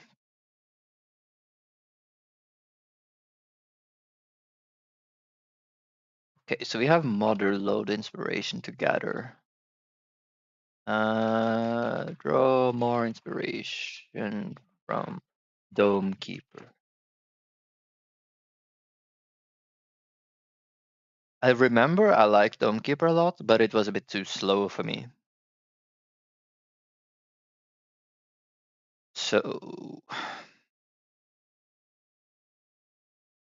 I have to figure out what elements that make the game fun and then change it a little bit so that I like it more. Hmm.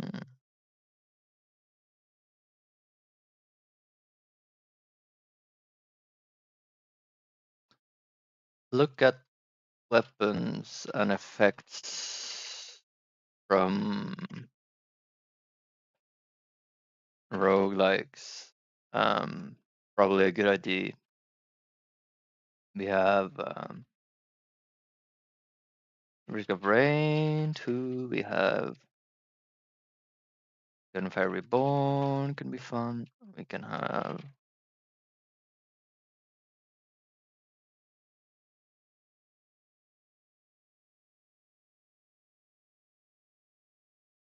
the Mega Bonk, of course. Brotato. Like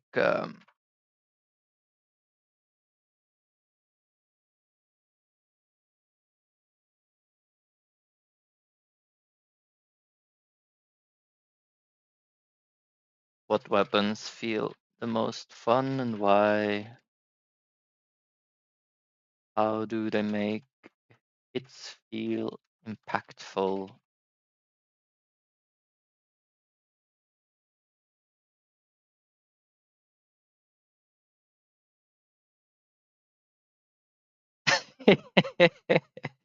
It's not the Dome Keeper clone. It's the game about digging a hole plus Risk of Rain. Yes. uh, 3D Dome Keeper Risk of Rain. Mm.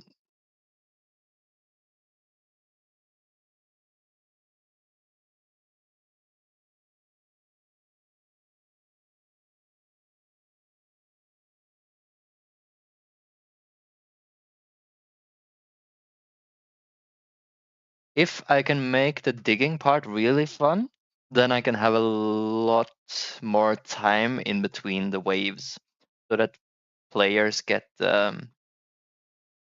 more opportunities to like upgrade the mining and focus on that and get some real economy going before they go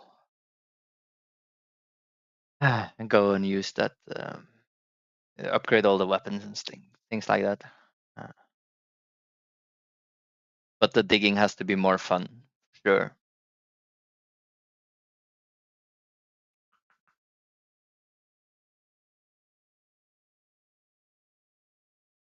Mm, mm, mm, mm.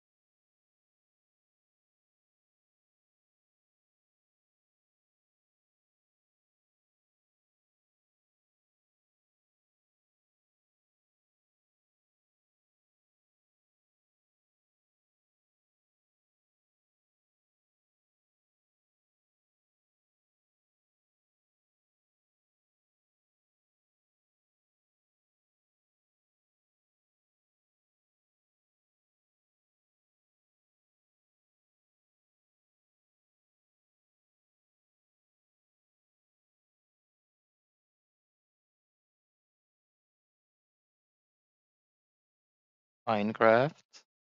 Like, what makes digging exciting?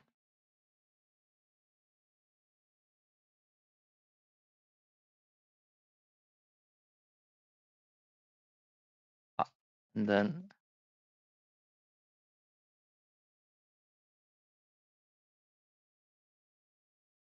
what makes digging exciting?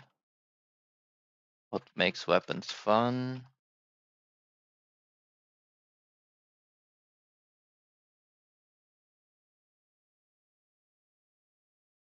And what abilities do we have?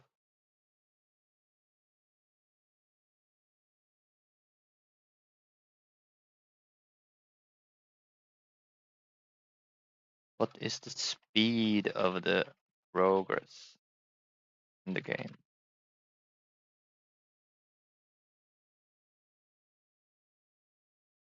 How fast should the player grow stronger? How do enemies and mining keep up with the growth of the player?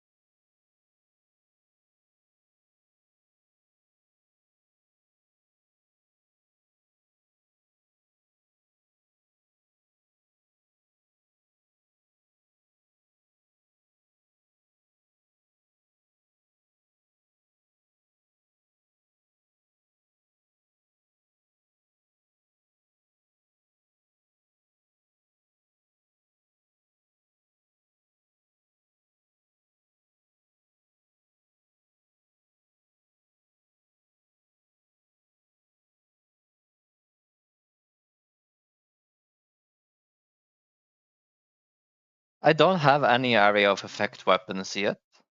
And I have to figure out how they work. But they probably will just be something like cannot target critical weak spots. Just hits main hurt boxes. I don't know, something like that.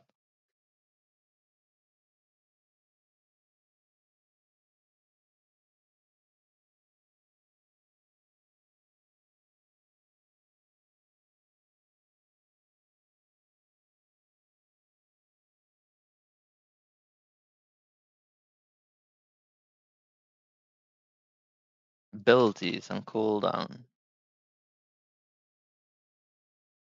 Big impactful hits.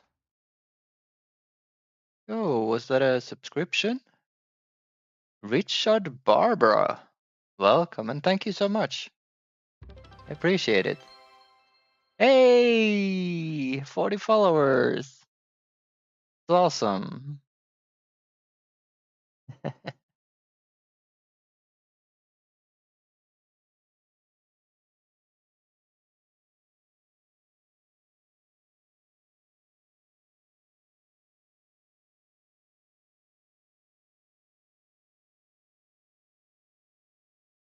Hope you're having a good day.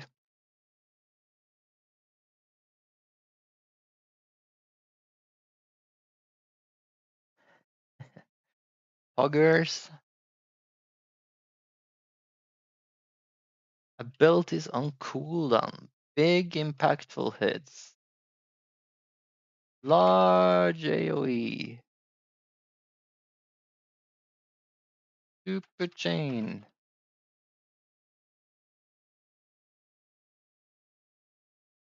Something something.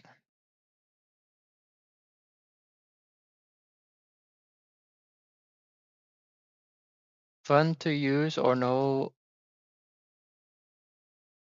If it's not fun to use, it shouldn't exist.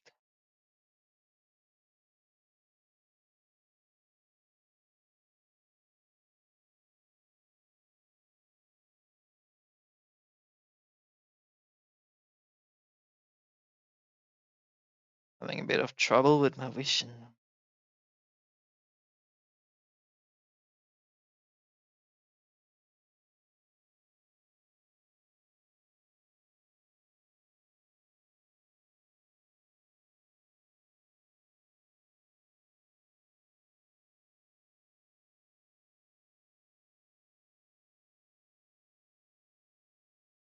I should zoom in like your grandpa.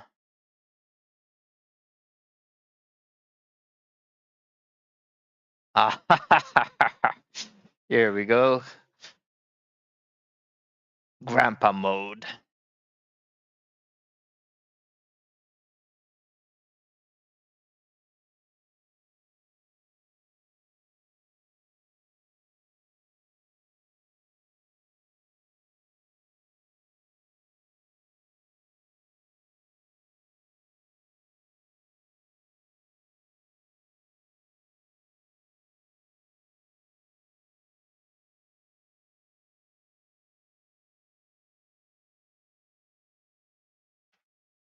Jetpack boost.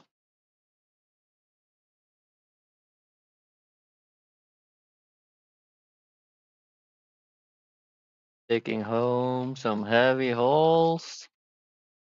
And it's taking forever. Boost, baby.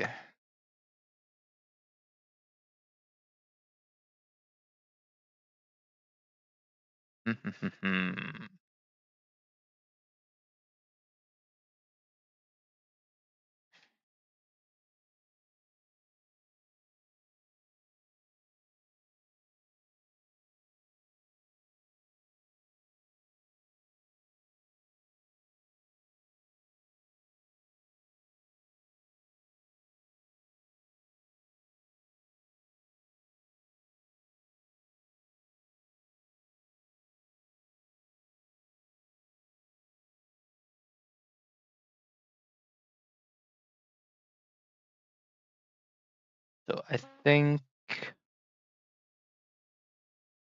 what I will be working on first is gonna be the laser. Okay.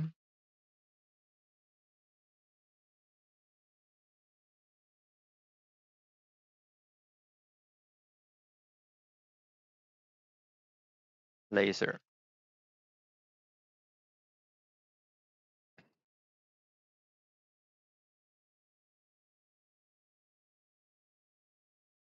And then I think if I'm gonna do another weapon, it should be an explosive, I think.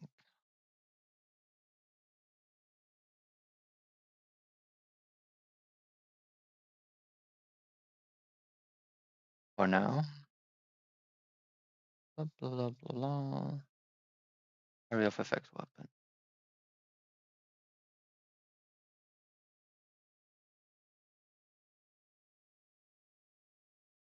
And then I have to figure out something for the mining.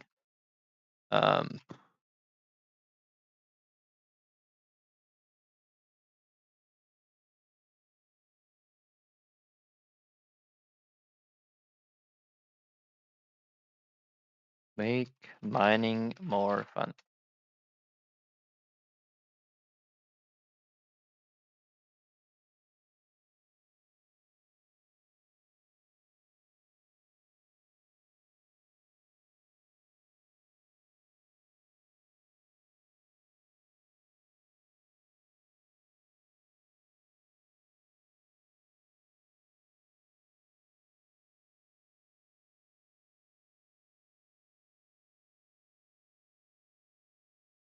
Another thing I can do is play the game for like 15 minutes and then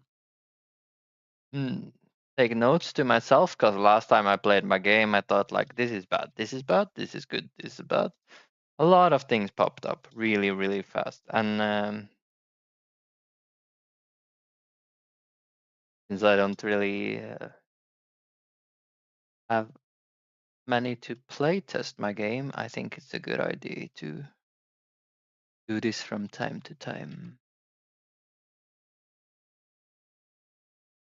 Let's make the bouncing a bit bigger though. 30. Yes. Bounce, bounce, baby.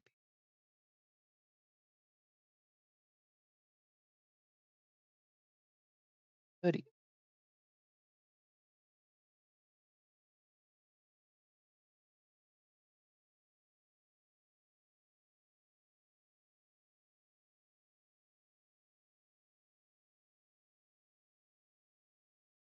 The visuals as well. Of course, I could do a little bit of more work on the visuals, right? Square, square boxes, like not even not even an albedo color, just completely raw boxes. Everything just square. It's fine. Yeah, sure.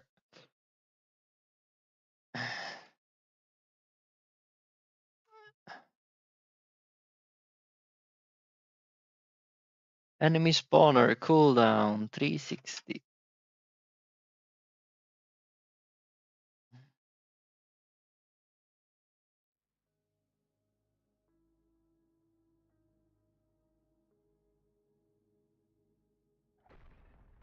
Yeah, I have to stop cheating now. Pickaxe. The here pickaxe damage.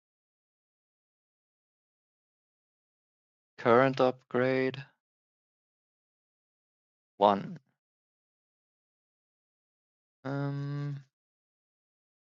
What else did I cheat? Inventory.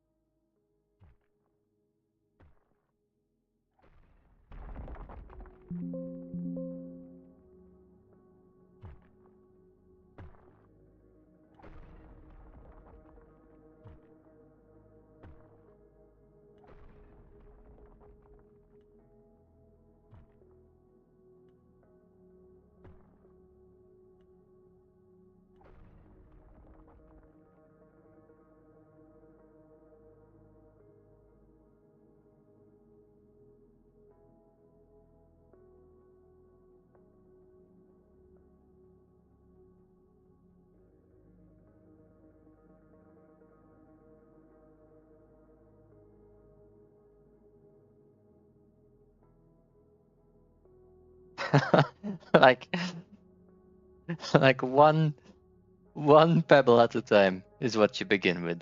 Maybe you can start with 2. I don't know. Not too much. But you go straight to 3 though. Oh, straight to 3. Big upgrade. Dopamine.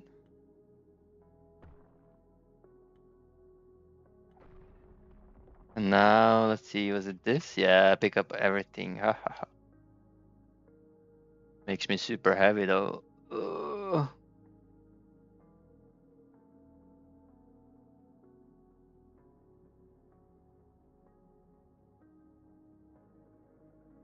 I am. That made me remember like uh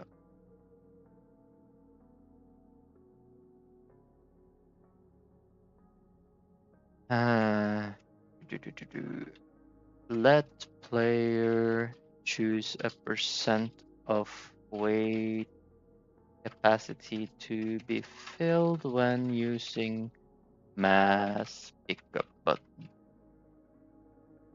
Yeah. I'm not gonna comment on the fact that you have 3 balls between your legs. I think you just did, mate.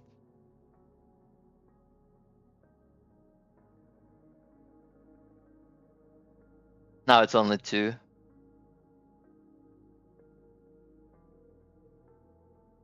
Gonna dip them in this sauce.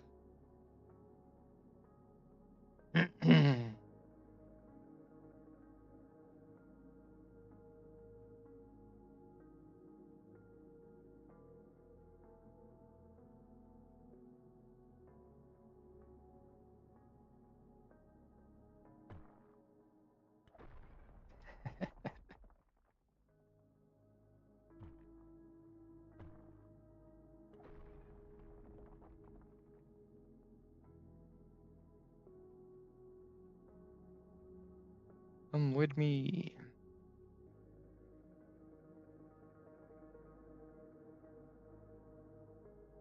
Turn off the jetpack to get down faster. High tech.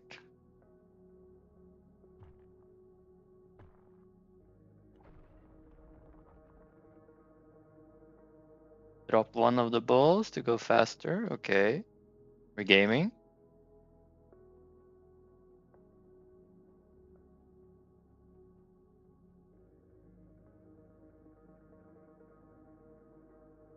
Upgrade the pickaxe power. Okay, okay. Get some speed on the jetpack. Let's go.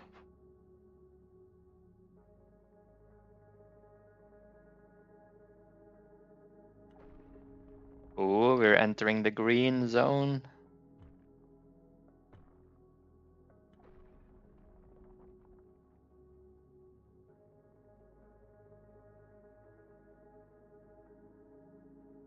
More valuable balls.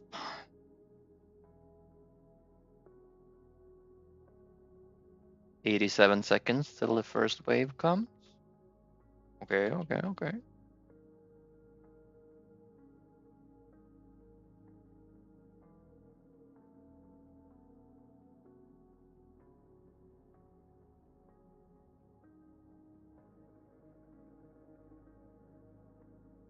Dum, dum, dum, dum. Green balls in the soup.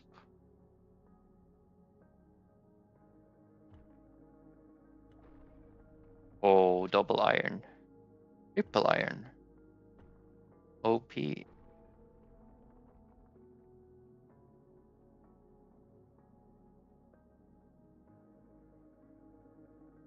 Maybe I should cap the number of float decimals on my speed down, right? Not having 10 decimals.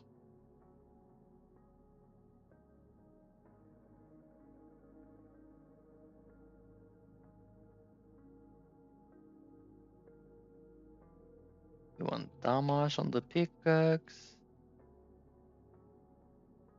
Carry weight and missile launcher damage twice. Let's go. Activate lock on. Fire the missile. Boom.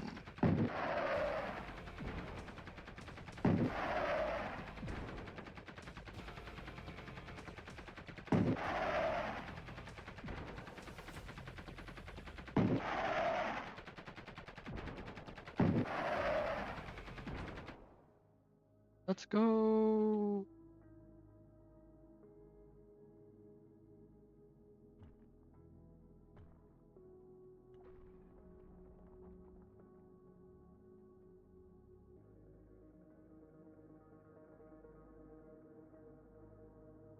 Does it make you want to play this amazing game? Does it look like fun? Going up and down the mine, getting the balls, buying the upgrades, getting more powerful, getting more balls. No? Oh, that's okay. It's good you're honest.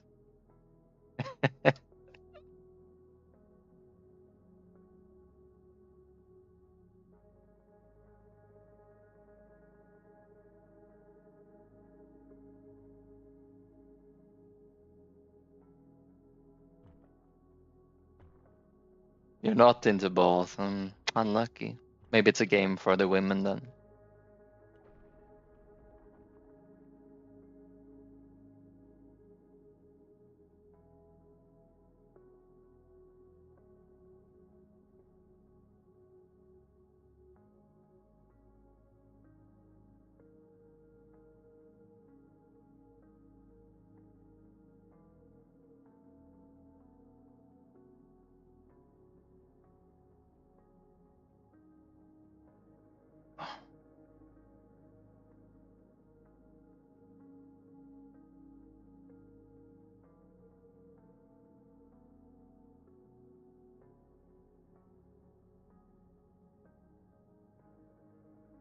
More carry weight. More speed.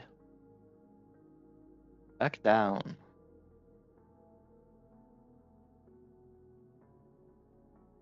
Get this one. This one.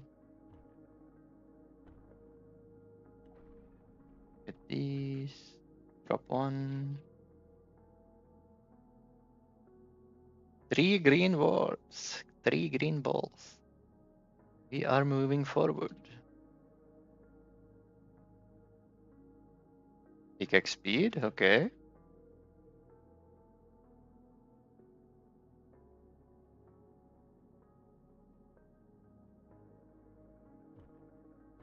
Oh, it's a massive difference.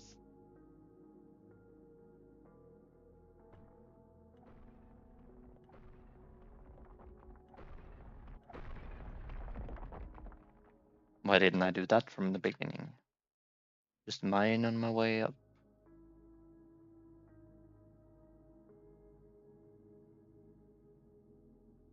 Huge speed.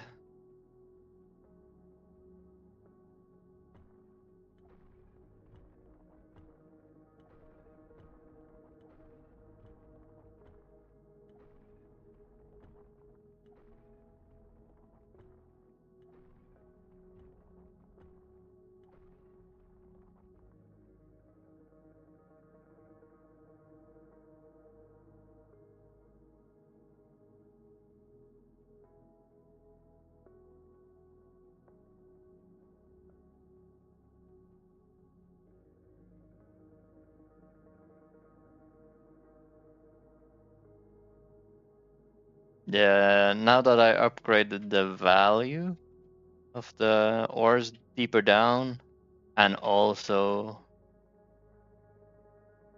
it's a lot more common to find iron as you go deeper down. It's like super OP. Gonna get strong in no time.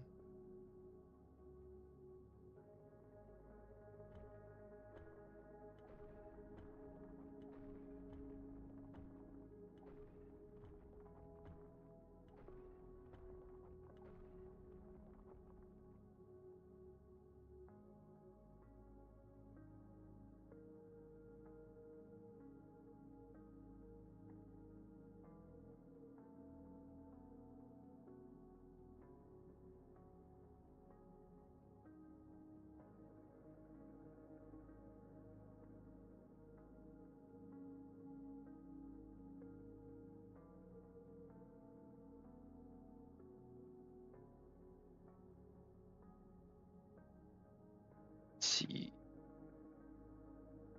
Let's do carry weight 2 times. Get a bit more damage. 100 damage is really nice, because then you one-shot the small ones. Multi-shot is OP. Attack speed ones. Okay.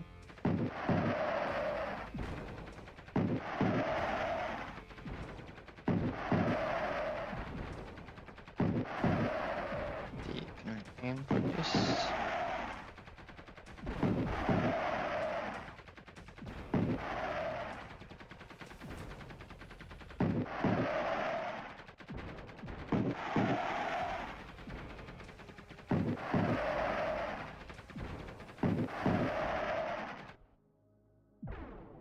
And back down we go.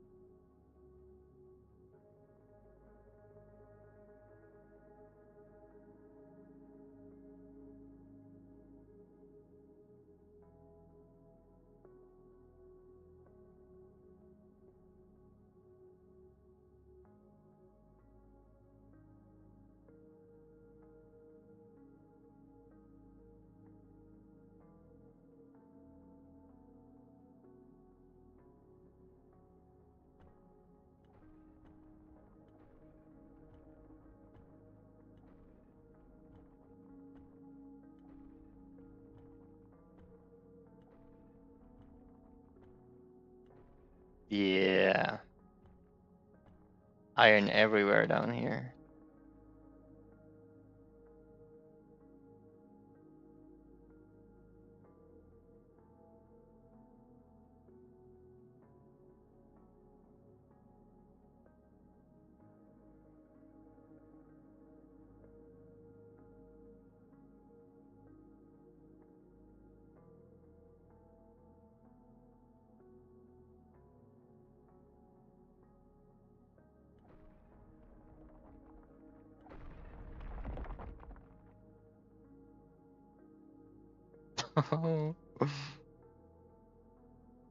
My balls.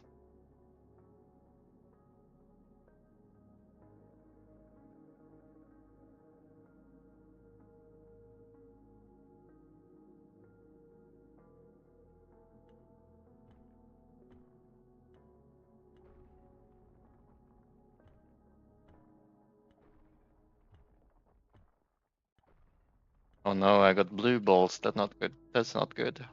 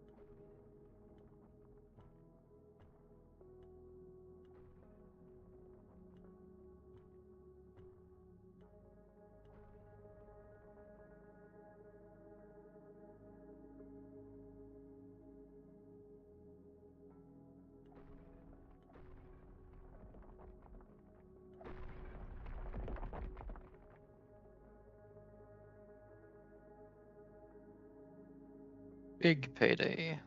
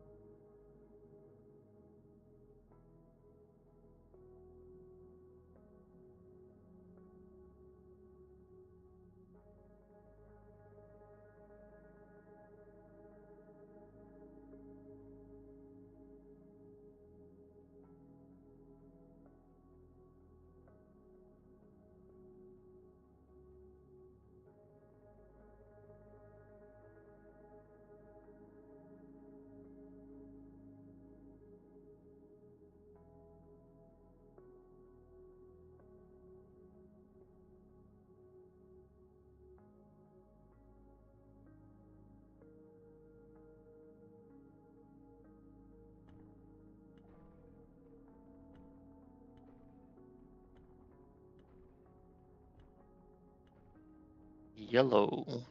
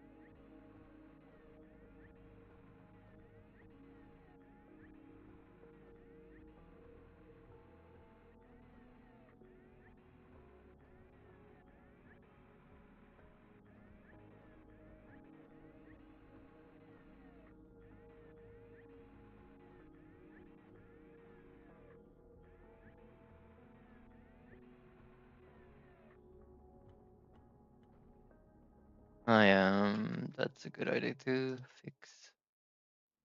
Um,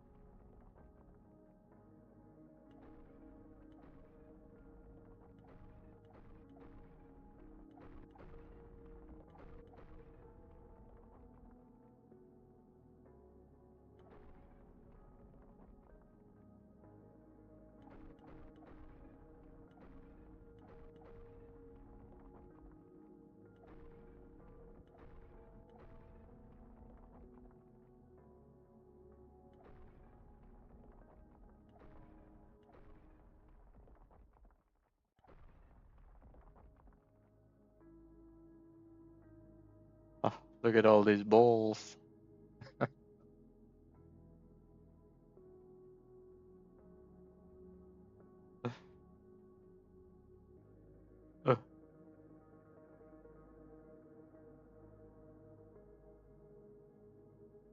Yeah, I think that is about as much fun as I can have in the game in its current state. There's not much more to do, I think. Go deeper.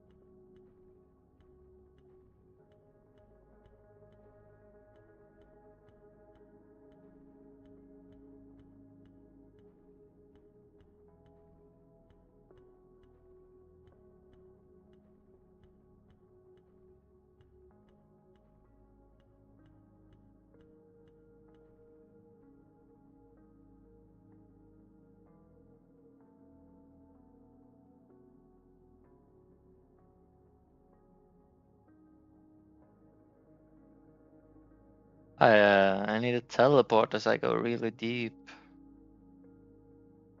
The option to buy a teleporter would be nice.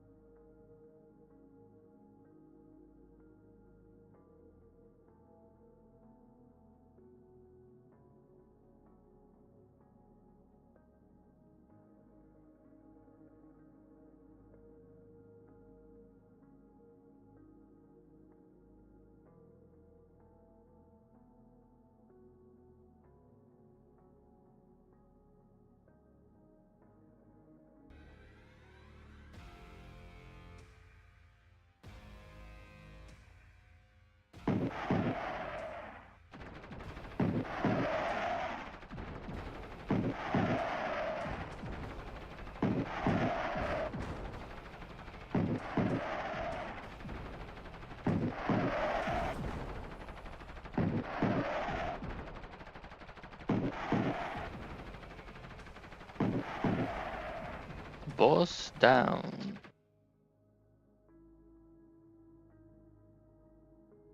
I should wrap things up. Let's see.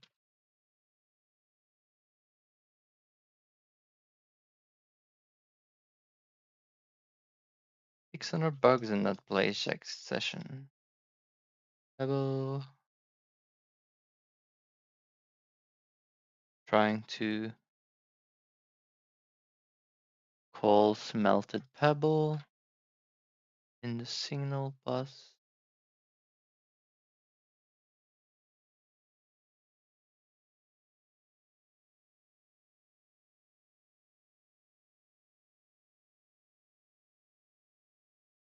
Signal bus.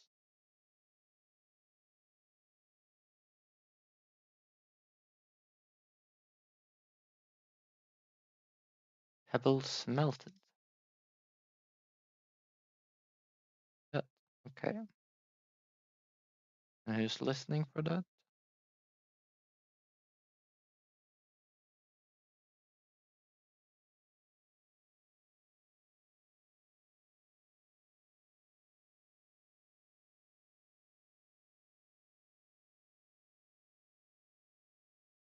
Okay.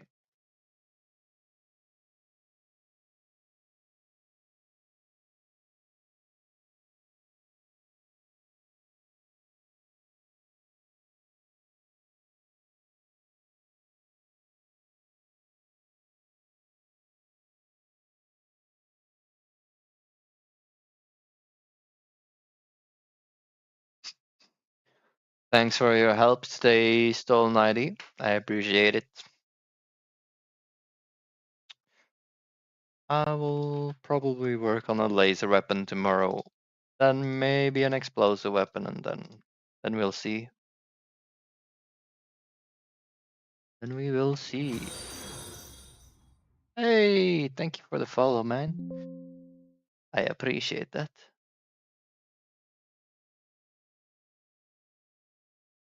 Should I raid someone with you? Me and you, mate? I've gotten some nice people raiding me. Maybe someone will be happy to have you.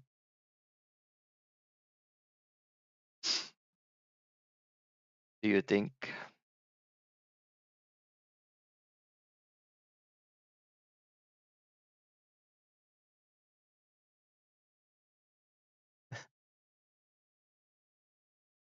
Let's see.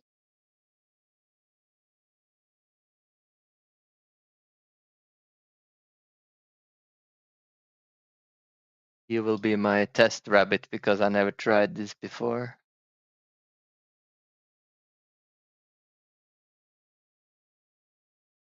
The creator dashboard.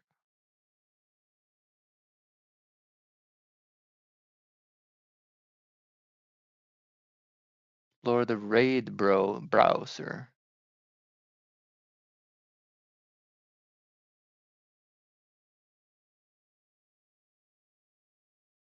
I hope you will come back to help me another day as well.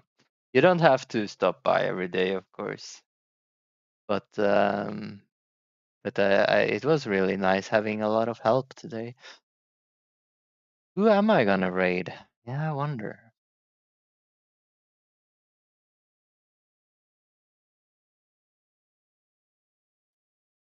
Software and game development. Is there someone you usually watch? 2D Space Invasion Defense MMO RPG. Well, that is quite a mouthful. Maybe that guy is cool. 21 viewers.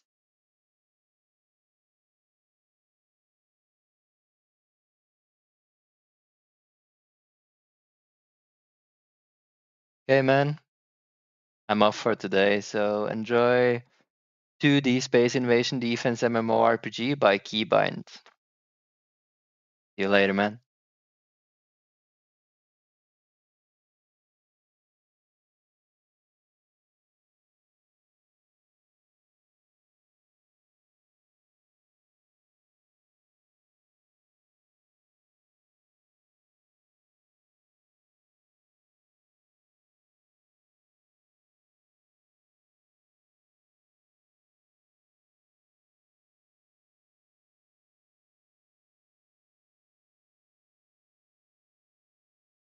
We bid you welcome to followers of Swabby Games Live. Yo. This is the Church of the Gopher. Blood sacrifices are performed every full moon. What's up? Thank you for the raid.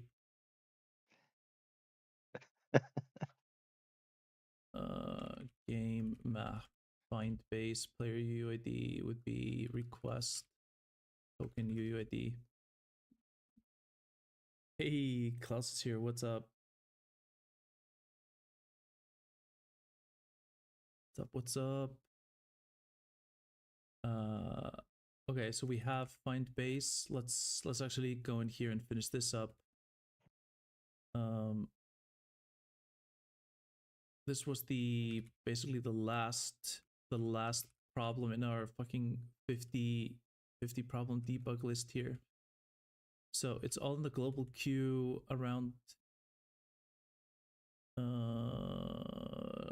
virtual file definition. Just chilling, nice. Just because I'm here. No, I'm jumping back and forth. No worries. No worries. I'm not like pretending to work because you're watching. No worries.